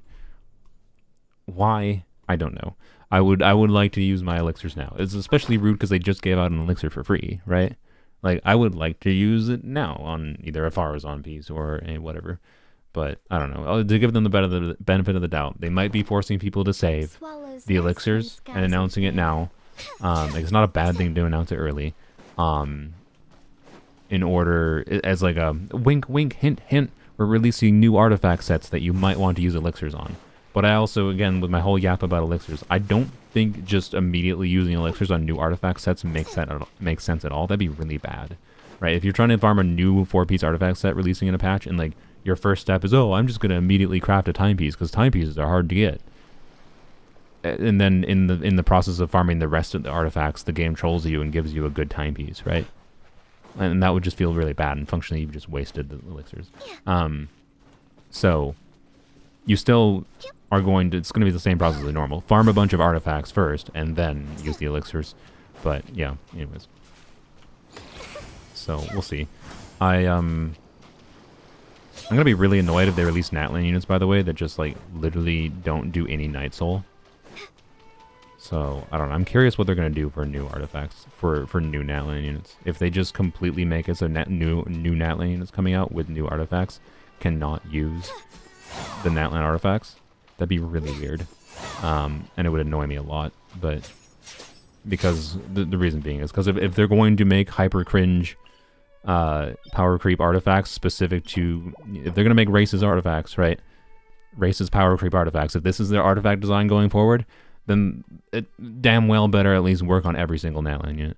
It already annoys me that this doesn't work on freaking, like, 2-piece of this doesn't work on Traveler, but without another Natlan unit. But anyways, I'm curious what they'll do. I look forward to it because I like artifacts. I think are one of the actually Genshin's strong points. As far, yeah, they're miserable to farm for, but like being able to change your build and do different things in different ways is one of Genshin's strengths.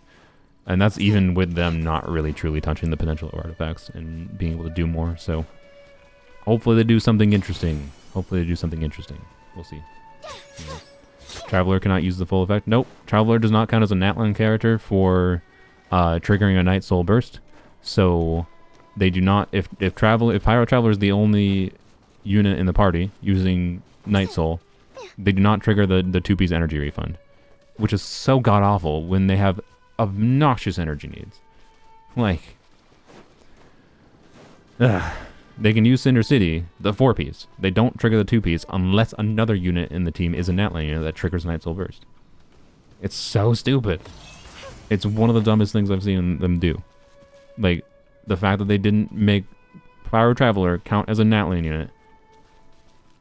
Like, oh my god. Oh, but they're not from Natlan. Well, maybe if they wanted to, they could have done in the Pyro Traveler glazing session in the end of the Natlan Archon quest.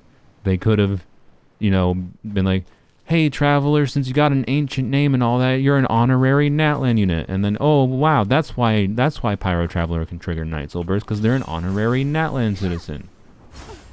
This must be an oversight. Maybe. I don't think it is. I don't think Mihoyo's that stupid. I think they did it on purpose.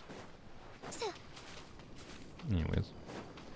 It'd be interesting to see how they coded that in the game. They coded in the game by, like, Natlan units have a tag of them counting as a Natlan unit. And Pyro Traveler, because it's Traveler, does not count as a Natlan unit. And then Night Soul Burst is just a thing that checks for Natlan units in the team. It's just another Natlan racism mechanic. We go. Ancient name should give citizenship. Exactly. It's so stupid. It's so dumb that Pyro Traveler does not trigger that effect. I guess, you know what, to be clear, this is information I was told during the beginning of the patch. I never actually verified it myself. So no Natlan units in the team. They do not have 4-piece right now. Plap. Just put whatever on them. Should do this anyways. Well, I don't know. Doesn't matter. Just force the bonus. It doesn't matter. It doesn't matter. Blap. Dendro bonus. I forgot I have that. Gonna level that up at some point. Blap. Yeah, whatever. Alright. And blap. Alright. 5-piece Intercity, let's go. So what we should do, all we have to do, so the way Night Soul Burst triggers, by the way, which is what triggers the energy refunding, is based on the number of Natlan units in the party. A Night Soul Burst, so that's the little like translucent like circular graphic thing that appears on the edges of your screen. Whenever an instance of elemental damage happens from anyone on the party when there's Natlan units on the party, you will trigger a Night Soul Burst, and it doesn't do anything other than trigger other effects such as 4-piece of this or character kit abilities that say, you know, after Natlan unit triggers Night Soul Burst. Where is it here? Yeah, so like after a nearby party member triggers Night Soul Burst, Shenhe gets more defense. So that's after any instance of elemental damage in the team. And with one Natlan unit in the team, that triggers once per 18 seconds. With 2 Natlan units in the team, it can trigger once every 12 seconds. And with 3 Natlan units in the team, it can trigger once every 9 seconds, if I recall. So what we should see here is as soon as I activate Farazan E, if they actually made it work, if they fixed this, which they, in my opinion, they should, and it was an oversight, and it was just a bug they fixed, we should see the Night Soul Burst effect trigger on the outside of the screen, and Traveler should get their energy back. Nope, Traveler got the energy back. That was the fat particles, not Night Soul Burst. We didn't see the animation. It doesn't work. It's only from elemental damage? Yeah, if I recall, it's only elemental damage. What do you mean I can't configure my party? So here, let's put a Natlan unit in the team. Clap. What's the occasion? And here, we'll use first.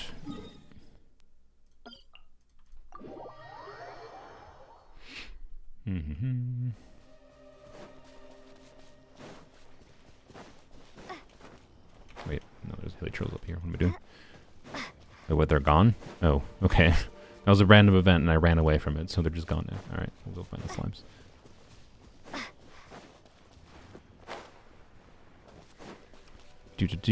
Alright. So, yeah, physical damage should not trigger. Yeah, see, physical damage does not trigger, but... Yep, see that little effect? That triggered Night Soul Burst, and we got the energy refund. Yep. Traveler does not count as a Natlan unit for triggering Night Soul Burst. Dumbest thing I've seen them do in this game. Maybe not the dumbest. One of the dumbest things I've seen Mihoyo do in this game as far as character kits go. Like, actual nonsense. Actual freaking nonsense that Pyro Traveler does not trigger this.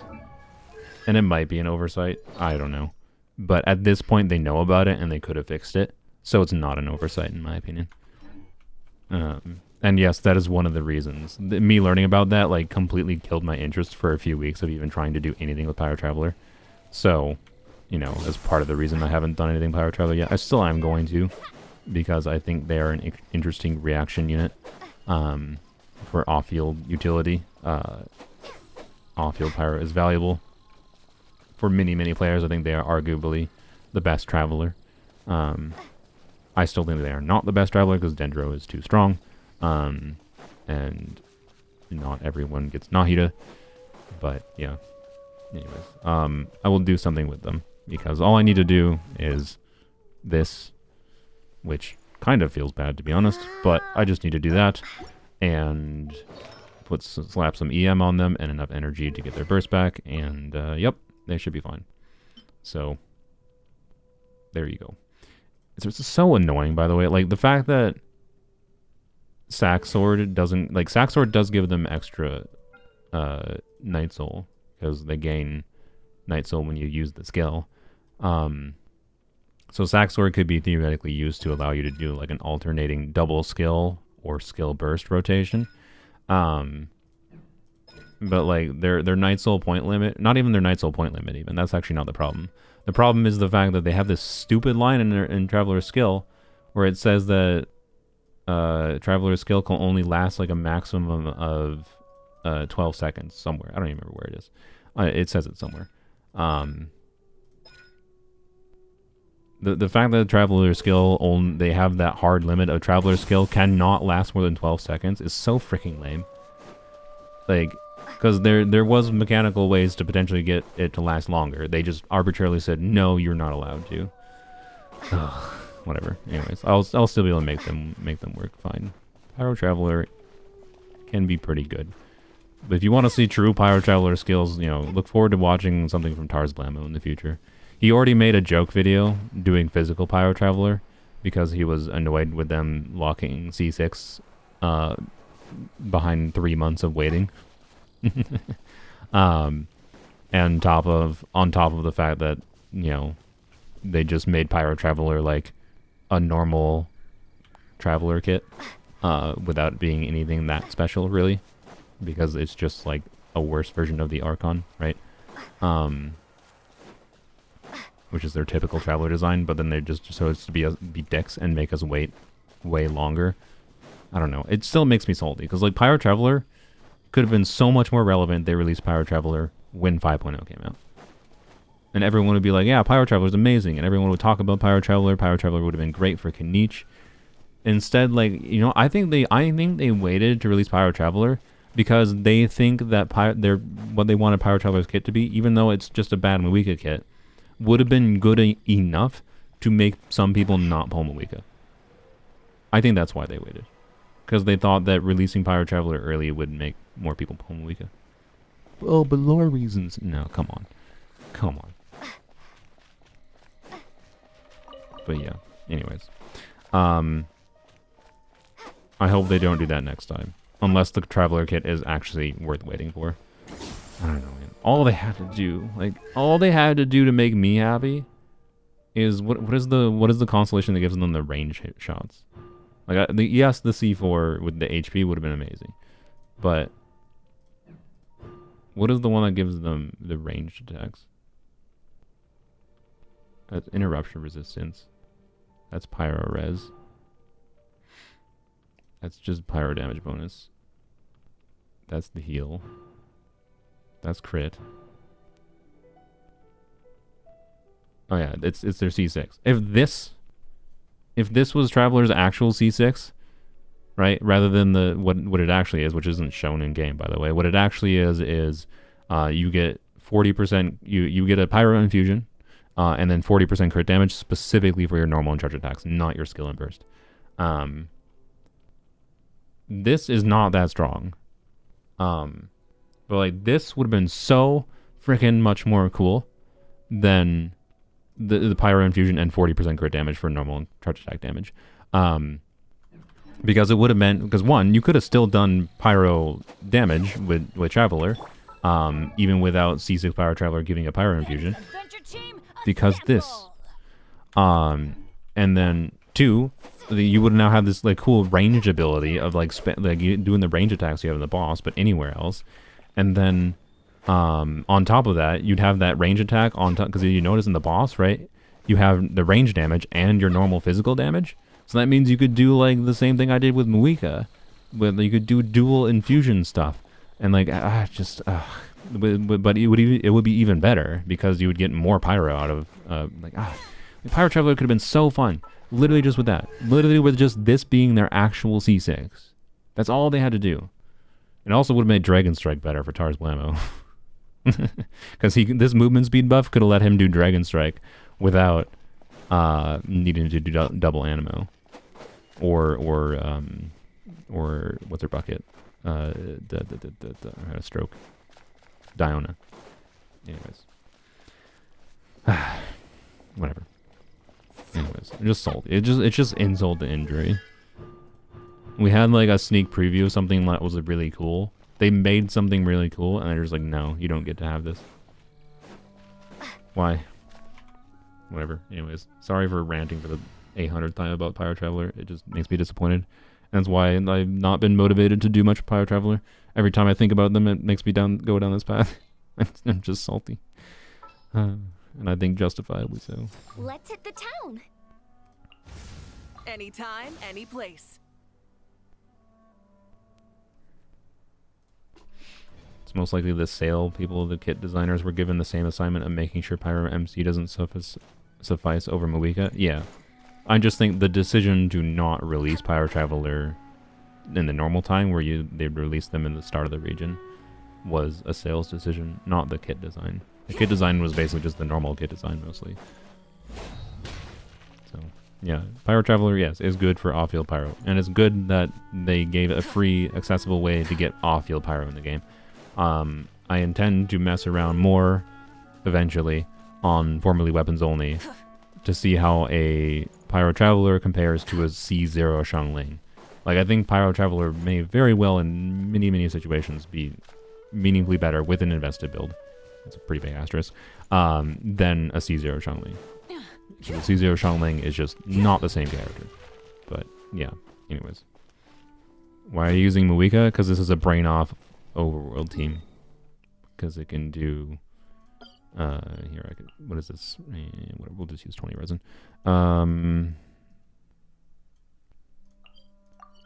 It's a brain-off overload team. Or did I say overload team? Overworld team. Brain.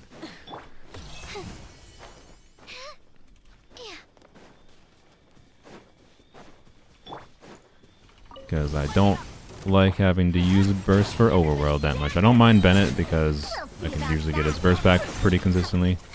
But, you know. What? Why? Really? They spawned outside of targeting range? Whatever. You get the point.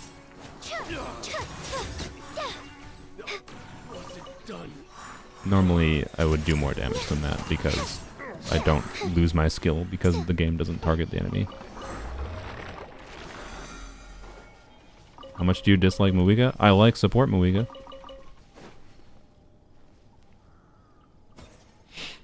So, yeah, I don't know. I like support Muika.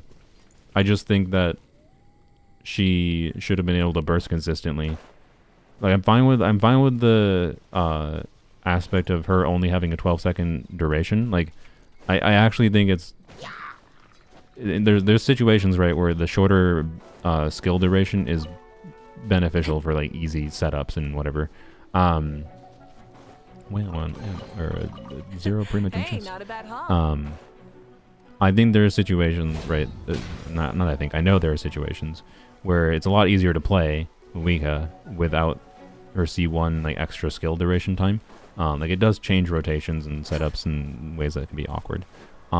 It's not always better to have a longer total, like, duration of pyro application. So, that I don't think is a problem with her C1. The problem I have is that, you know, this character for supportive utility can't just, like, replace Xiangling without bursting necessarily. Like, you basically have to burst for her to actually start to be better than Xiangling. And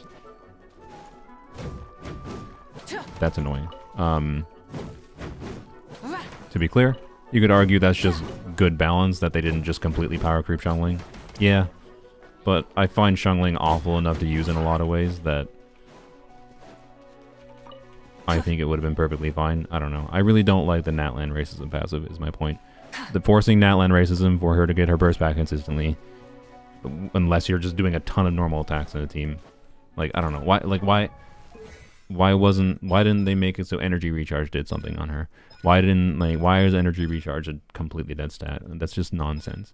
Where's the conversion thing? Why is this specifically normal attacks? And why is this not like normal and charge attacks? Why is it not? So yeah. Anyways, I got C1 because Natlan racism worked. Because I wanted to get rid of the racism. Sue me. I'm sorry. I wanted to not deal with Natlan racism with Muika, so I got C1. And then the weapon was just a side effect, of course, of going for Sitlali weapon, which, if I had only gotten C0 Sitlali, it would not have been worthwhile. But with C1 Sitlali, I do like having Sitlali's weapon. At least C1 exists. No, I don't know. This is a hardcore case of they created a problem and sold a solution, which is why I kind of you go back to like when I discussed Muika's C1 again before 5.3 released. I waffled a lot and being like, I don't know if I want C1, but I also don't want C1 because I feel like I'm supporting their cringe behavior. But yeah, anyways.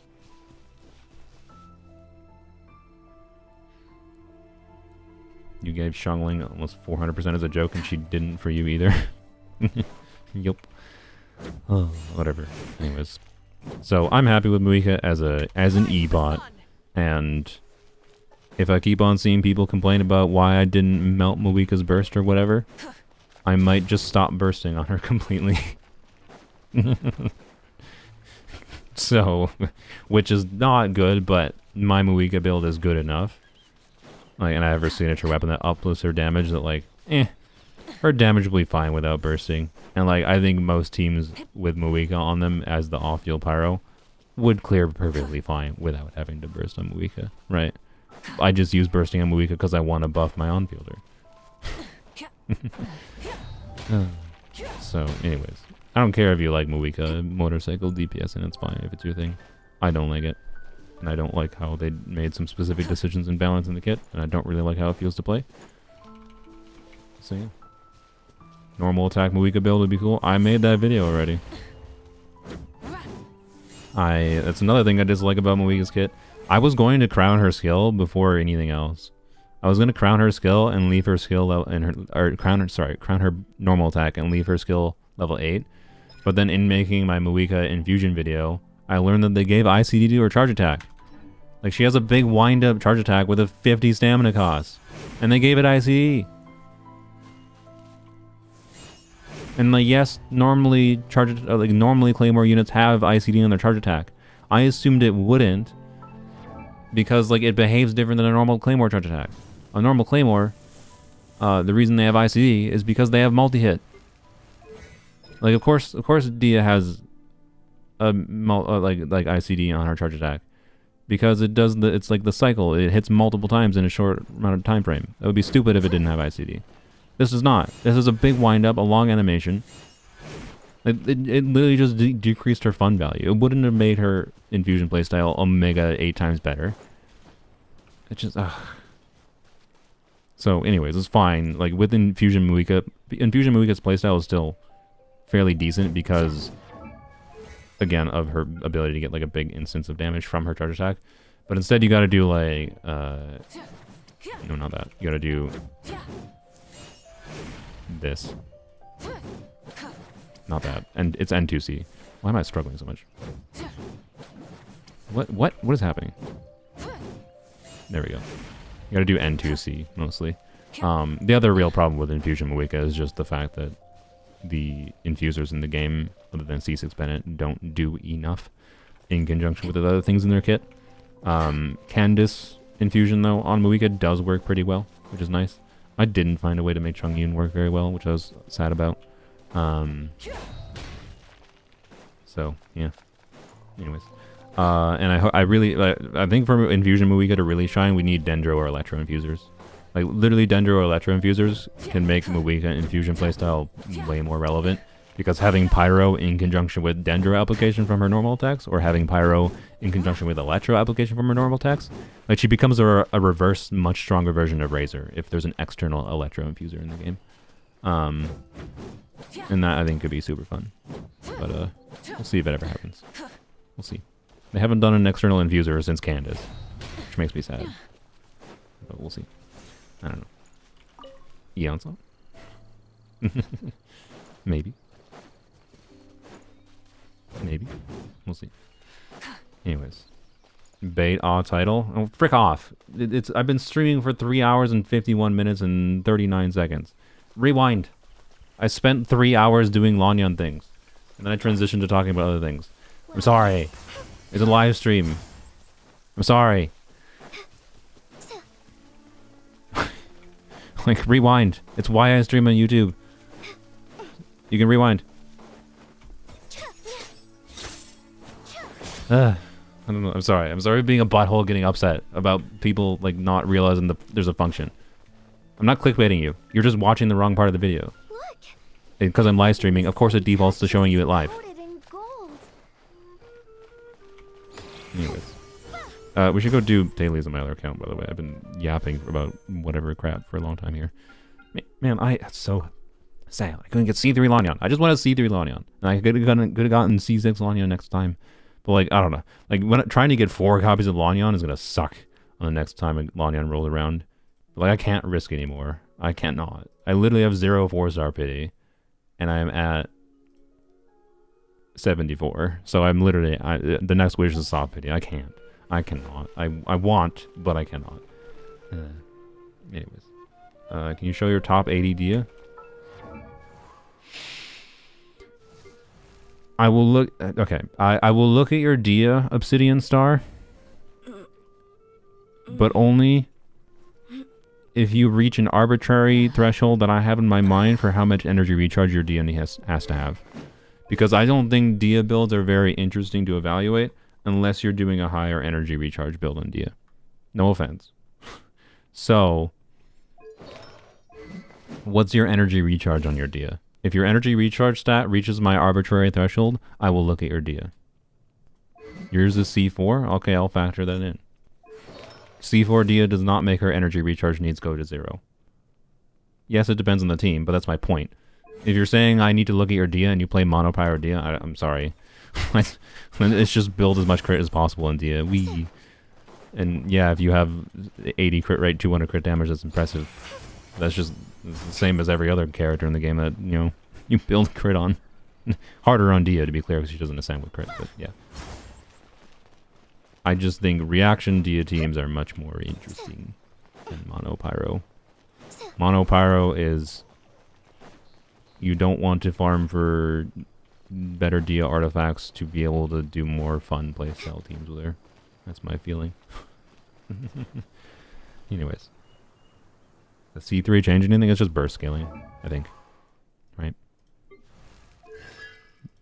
Yeah, it's burst scaling. So, you know. It's a damage upgrade. That's it. Nothing special. More importantly, it means I'll get C4 this year, which is cool. The real thing that I'll be able to test with C4 is whether or not... So this build, sometimes already, to be clear, has minor energy issues. Or, well, not, I shouldn't say minor. It depends on the team.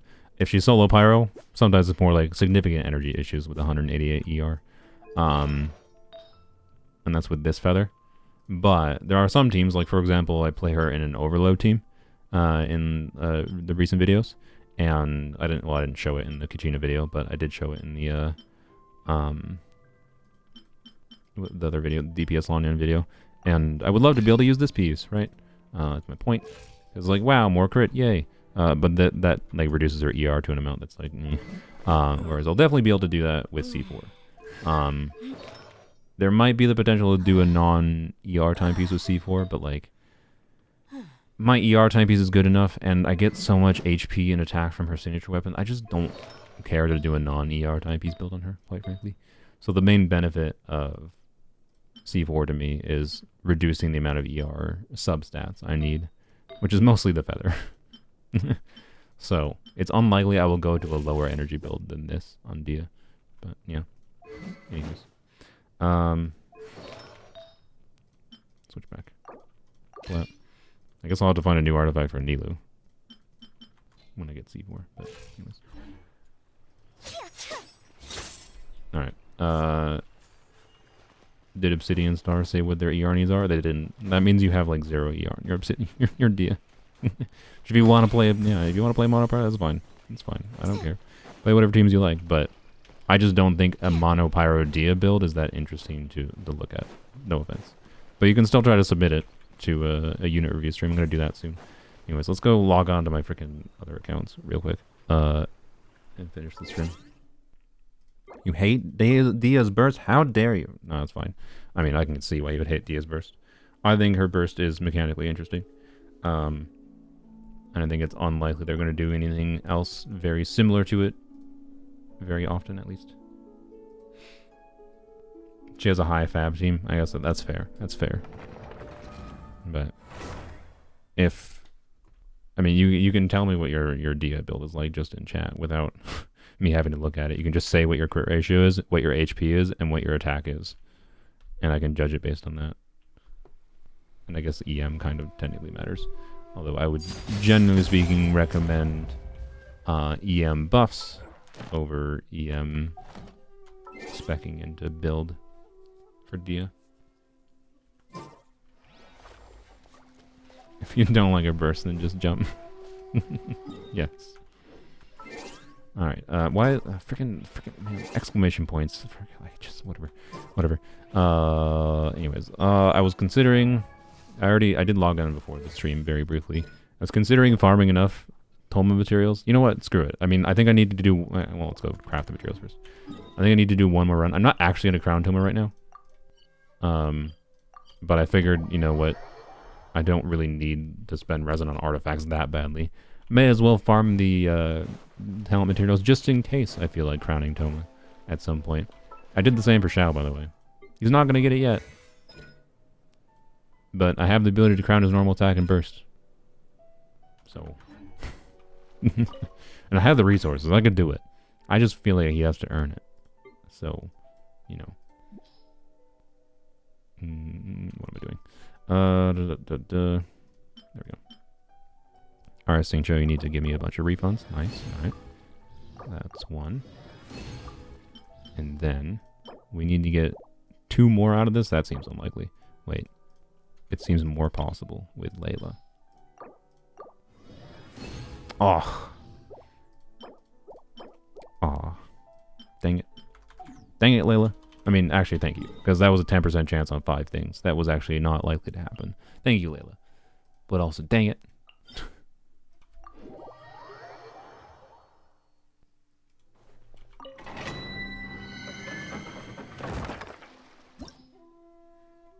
We just need... We only need to spend 20 resin here, I think. Yeah, because we'll get guaranteed 2 silver, yeah.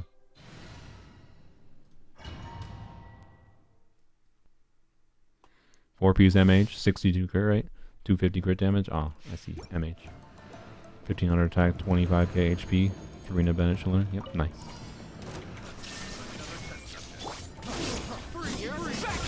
Farina Bennett Shalonin. Oh, yes.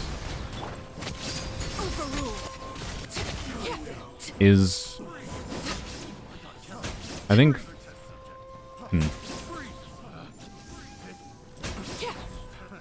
This is not what you're using. I'm just trying to think. Is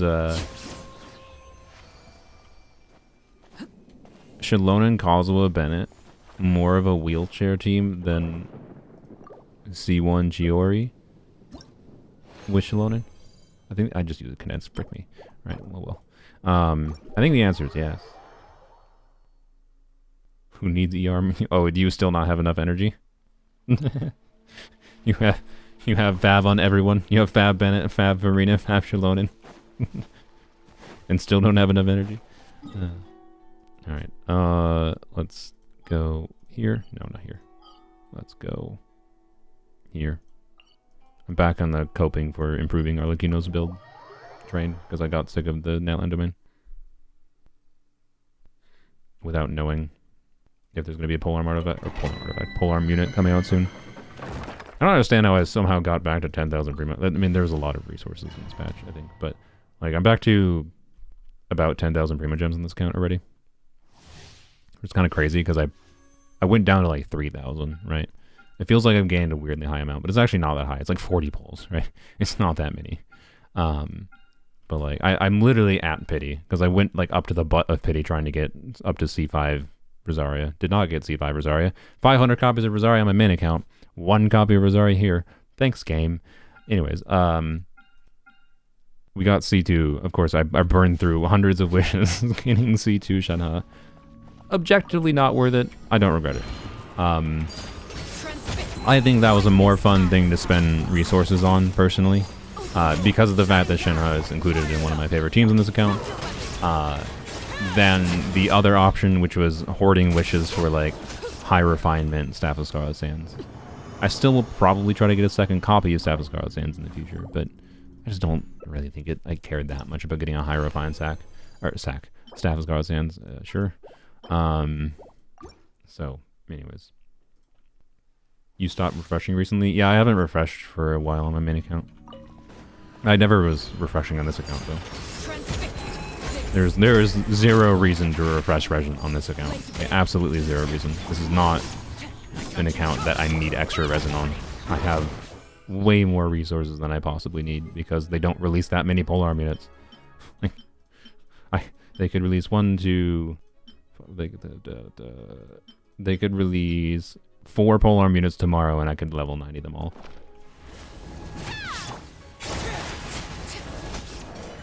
I'd be a bit low on resources then, but that seems unlikely to happen. Built Rosa the other day to try her with Shenhe. Man, I wish I built her sooner. Yeah, she synergizes so well with Shenhe. Like, so well that I almost kind of feel like, you know, it almost feels like she was made more for Shenhe, or Shenhe was made more for Rosaria than she was Ayaka. I also think C6 Kaya could probably go pretty hard with Shenhe too, but that's a Vaporware constellation. I don't know, it's high rolls, double crit. Do you have the Mora for it? It's not that expensive to level characters to 90. I wouldn't have the Mora to level up all of those. Like, I wouldn't be able to triple crown all 3 of them, or all 4 polearm characters. But I would definitely be able to level up 4 polearm characters with the resources I have.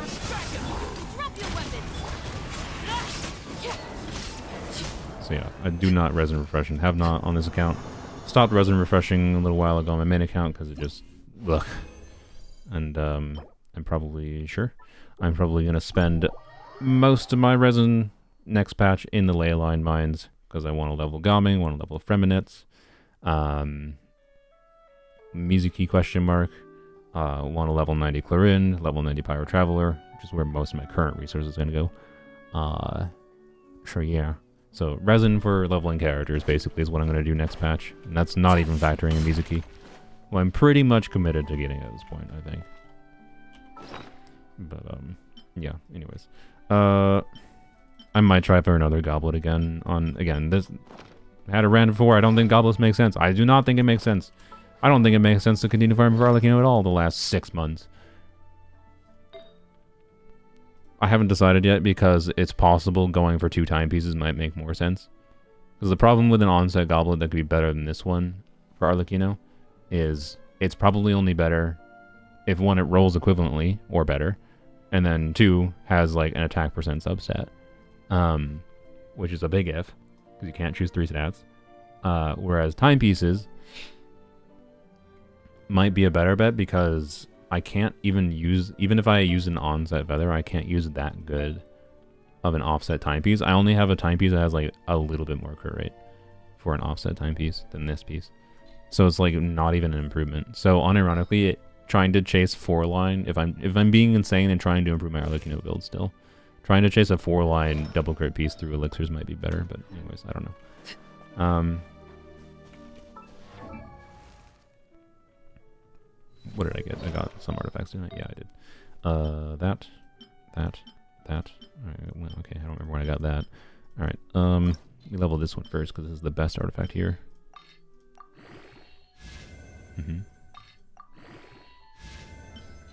Give Give me a 40 CV def. Let's go. Sick.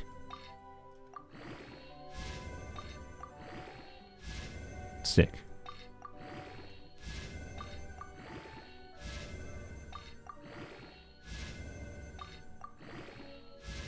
Oh, pfft. Rude.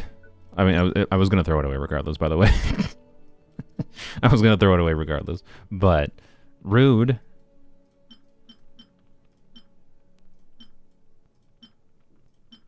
Alright,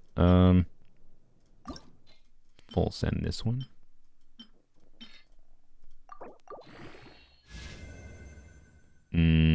That's a weird artifact. That's an even weirder artifact. Heavy EM pieces are very valuable sometimes. I already have one. This is attack percent, the same amount, but slightly more attack, more EM, more crit damage, but no ER. I don't think I'll need that. I don't think I will ever need that. Okay. Okay.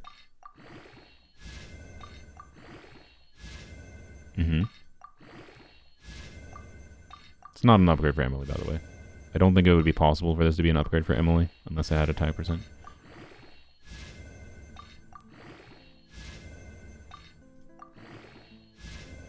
Wow.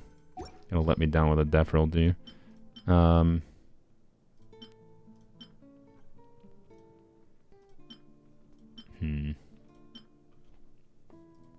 I feel like this piece is not relevant.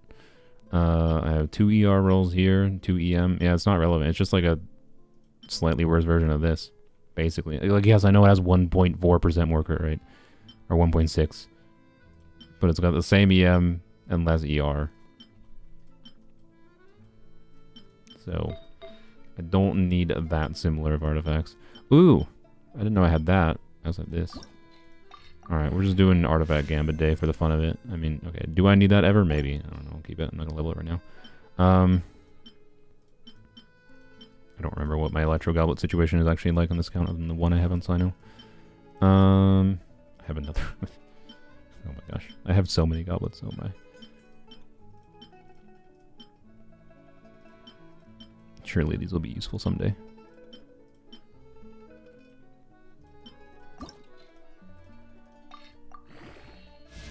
Well, okay, it's just a variant of the same thing. Alright. Sure. You know, I don't need this. Screw that. Screw that Geo Goblet. Who needs that? Geo DPSing is not real. Not in this account. And I have this anyways, so, you know. And that's just for these artifacts. Oh, and I have another one there. Yeah, I think I'll be fine without that Geo Goblet. Alright, anyway, where's that Death Goblet? Wasn't it a 4-line double crit? There it is. It's beautiful. Alright. I mean, this is just funny. I know this is gonna make people cringe, but like... Aw. Sad. Alright. I got something else, didn't I? Not that. Yeah, that. Alright. Should filter through a lot of this garbage, though. Flap. No.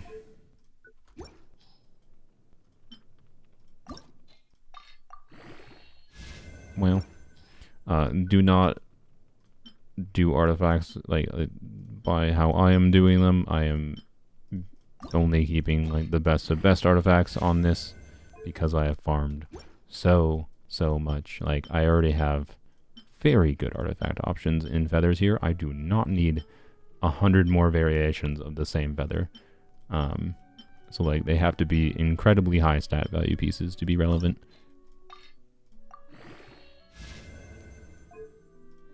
I think I don't need to keep all these. I keep level 4 pieces, by the way, because on this account I can actually claim elixirs by dumping things in, because I farm so many more artifacts than I normally would on a normal account. But, ew. Ew.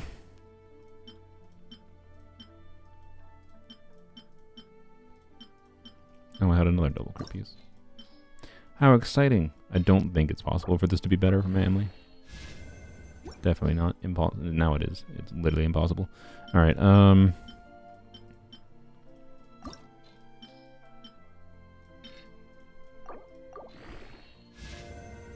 Wham. That one could. Yeah, that one could. I don't know how much the ER matters right now in my Emily build. I don't think it matters that much. So that one could be better. So that is the one we level. It basically has to roll perfectly and high rolls. So, you know. Yeah, like that. That's exactly what I was talking about. Nice. Nice. Nice. Win ZZZ stream. I'm a little bit tired. I would say now, but I'm a little bit tired. Sad. It had potential. So eventually. Soon, TM. Rate Ayaka, please. I'm doing a unit review stream I'm doing a unit review stream in like a day or two, so sorry. Hold on. I don't want to get too distracted doing that. Wow. How exciting. Artifacts become so boring when you only care about the best of the best artifacts. So, yep, there we go. Alright. That was exciting. I don't think I'm going to do weapons only today. I'm done logging onto that account for a few weeks.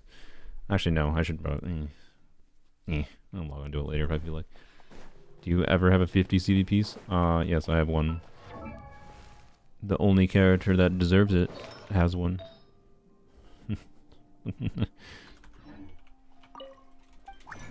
I got that so early on this account. I got that before we knew Candace existed. Like, that's how long I've had that goblet. I've had that long. Weapons only still exists. Formerly weapons only exists.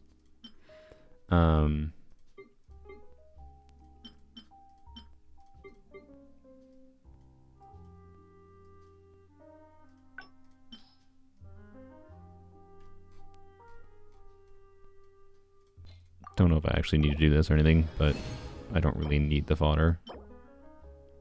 Maybe. No. No. No. Hmm.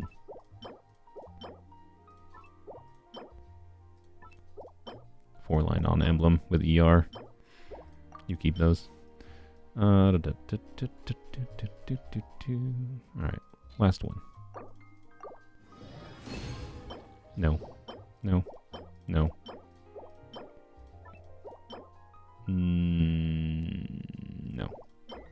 I can double check, but I'm pretty sure no, at least.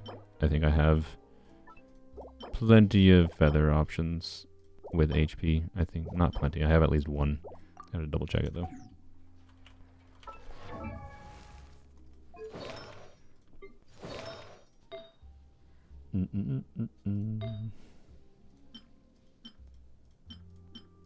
Maybe I lied. The only relevance that HP substats have is for can. Oh yeah, I have that. Okay, yeah, no, and I have that. Yeah, no. Yeah, that one piece is not relevant. All right. But ER pieces are always relevant on emblem, especially when they don't roll double crit. Do I need improved emblem pieces on this account? No, definitely not. Does it stop me from trying? Nope.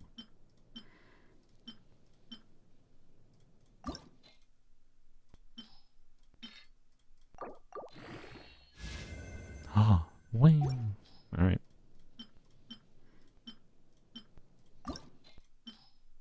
Dreams might come true. Not really, because I don't really need that for anything in particular, I don't think. I don't know. Could this be an upgrade? Let's see. So Hyper Raiden's normal piece is, I think, this piece. So it could be an upgraded version of that for Raiden. It could be a potential upgrade for Xiangling. Not a huge one, but it could be an upgrade for Xiangling. Okay. Yeah, this could be an upgrade. Alright. There's actually some potential here. Let's go. I'm even going to close my eyes for this one. I believe in it. You know what? No, I'm going to feed level 20 in. Alright. We're putting a good piece in, which I don't need because, again, I have a similar enough other piece that I think is more relevant because of the one more ER roll. I guess it's one more EM versus one more ER, and I think the one more ER is more relevant. On this account, that is. On my main account, it would be a harder decision to make. On my main account, I actually almost assuredly would keep this, but anyways. Closing my eyes. We want all the crit. I need to open my eyes to click this. Alright, there we go. Closing. Alright, my prediction.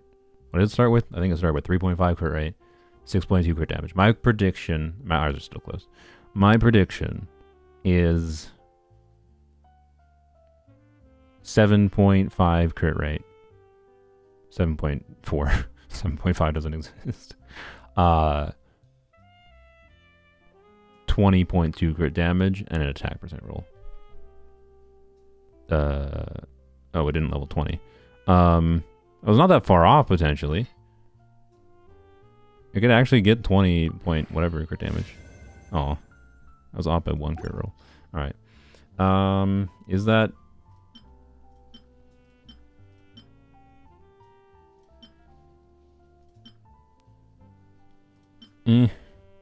Weird. It's the same piece, basically. Is that relevant to keep? I should finish my sentence. I don't think it is. Yeah, I think it had too low of roll values, but the 10.9 crit rate slightly muddies things. In particular, even for Xiangling, because my Xiangling has a little bit inflated crit damage. And low crit rate. So, like, that could be better for her.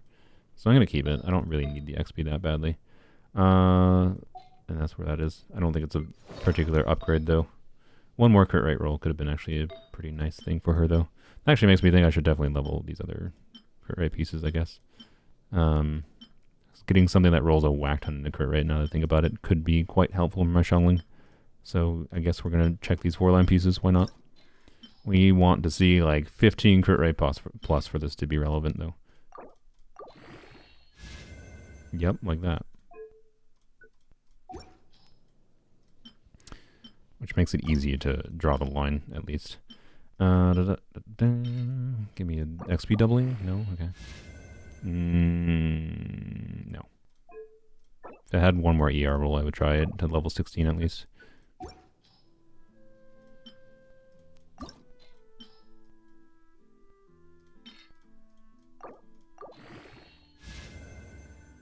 Wow. Alright. Sick. We already have the high HP piece. I don't need it. Alright, cool.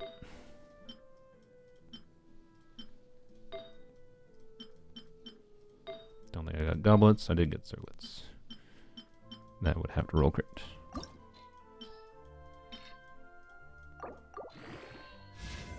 Nope.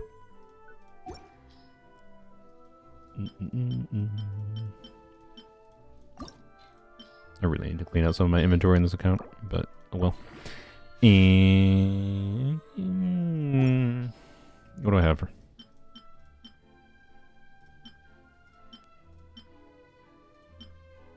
I already have this with 22 ER. No, I don't think it's relevant. I think it has to have crit rate for it to be relevant. Alright. Well. And again, yeah. Standards in this account are different because it's polearms only.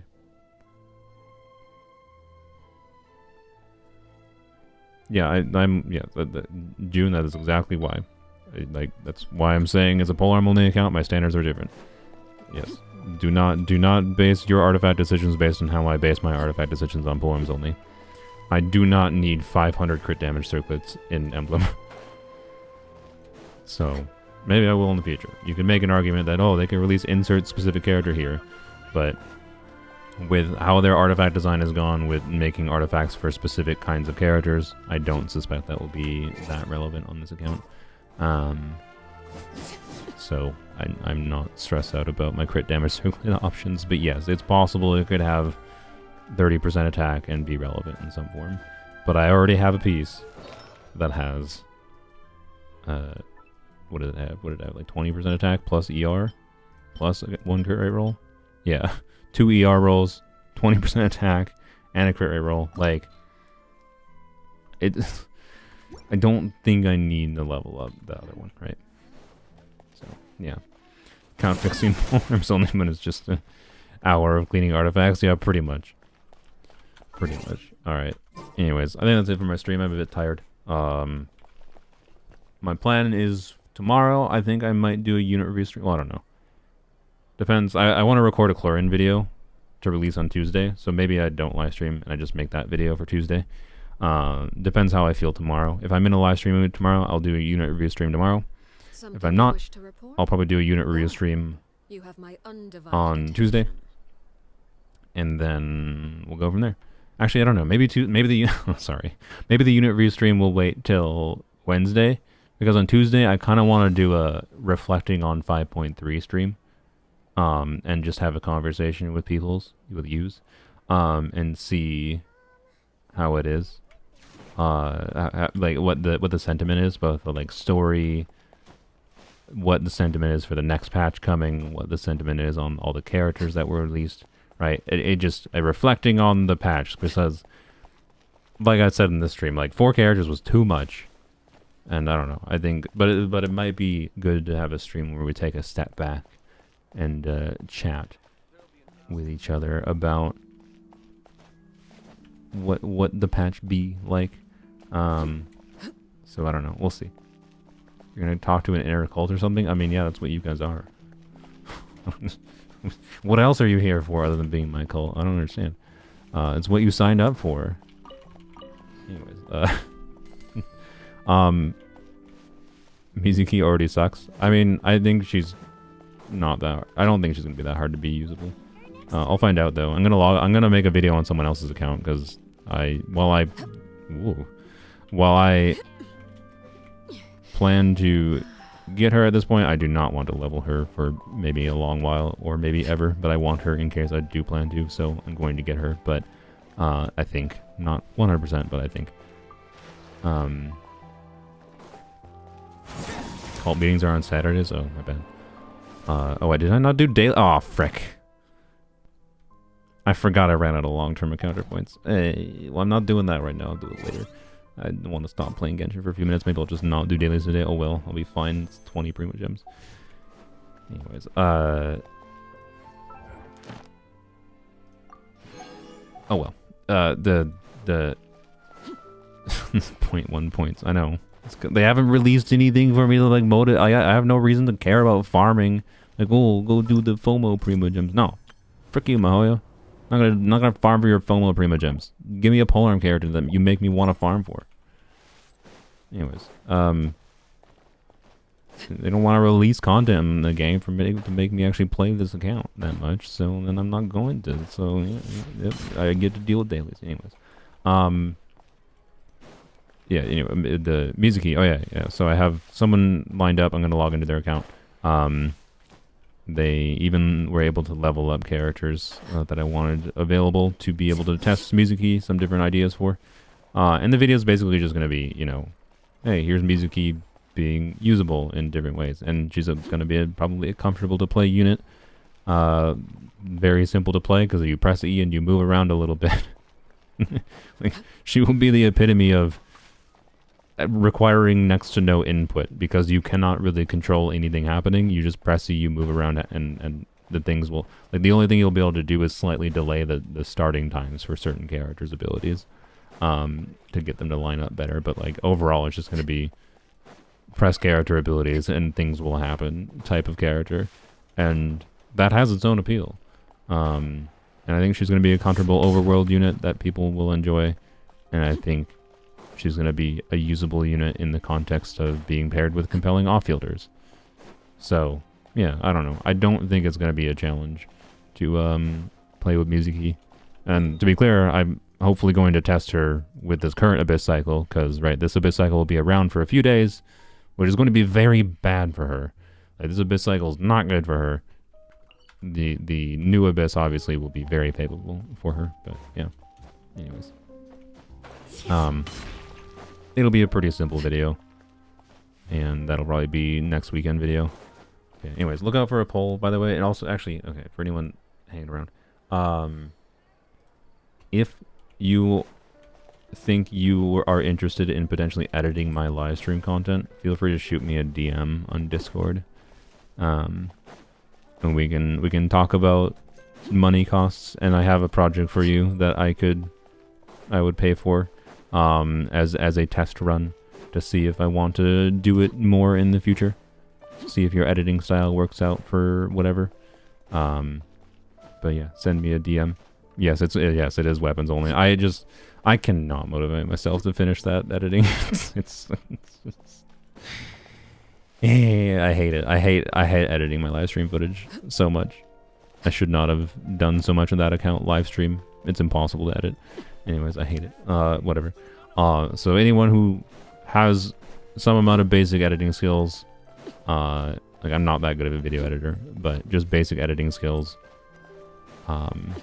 shoot me a DM. We can talk rates and whatever, and I can give you an annoying project that I don't want to do, but I'm willing to pay someone for. Alright.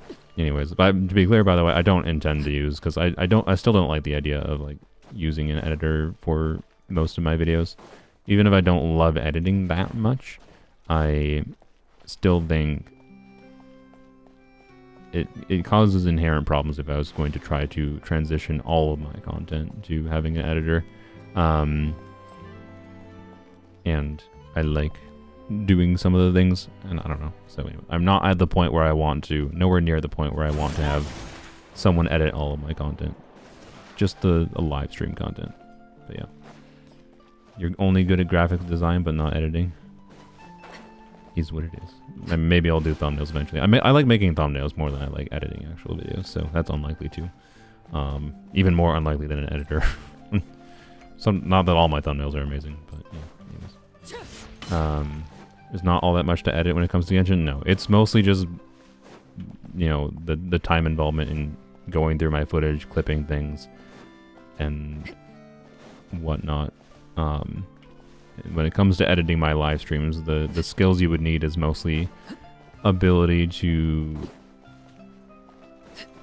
clip conversation at certain points, because, you know, I have rambly conversations that, like, I start saying something, get distracted by something for a second, and then start talking about that again.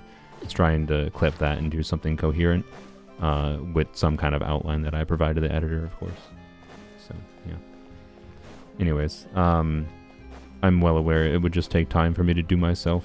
I just have I have had other projects I wanted to work on, and that's kind of my perpetual feeling. I feel like I'm never gonna get the stupid weapons only account fixing video done, because I'm internally in a state of I'd rather make other video instead of editing this one, right? So, yeah.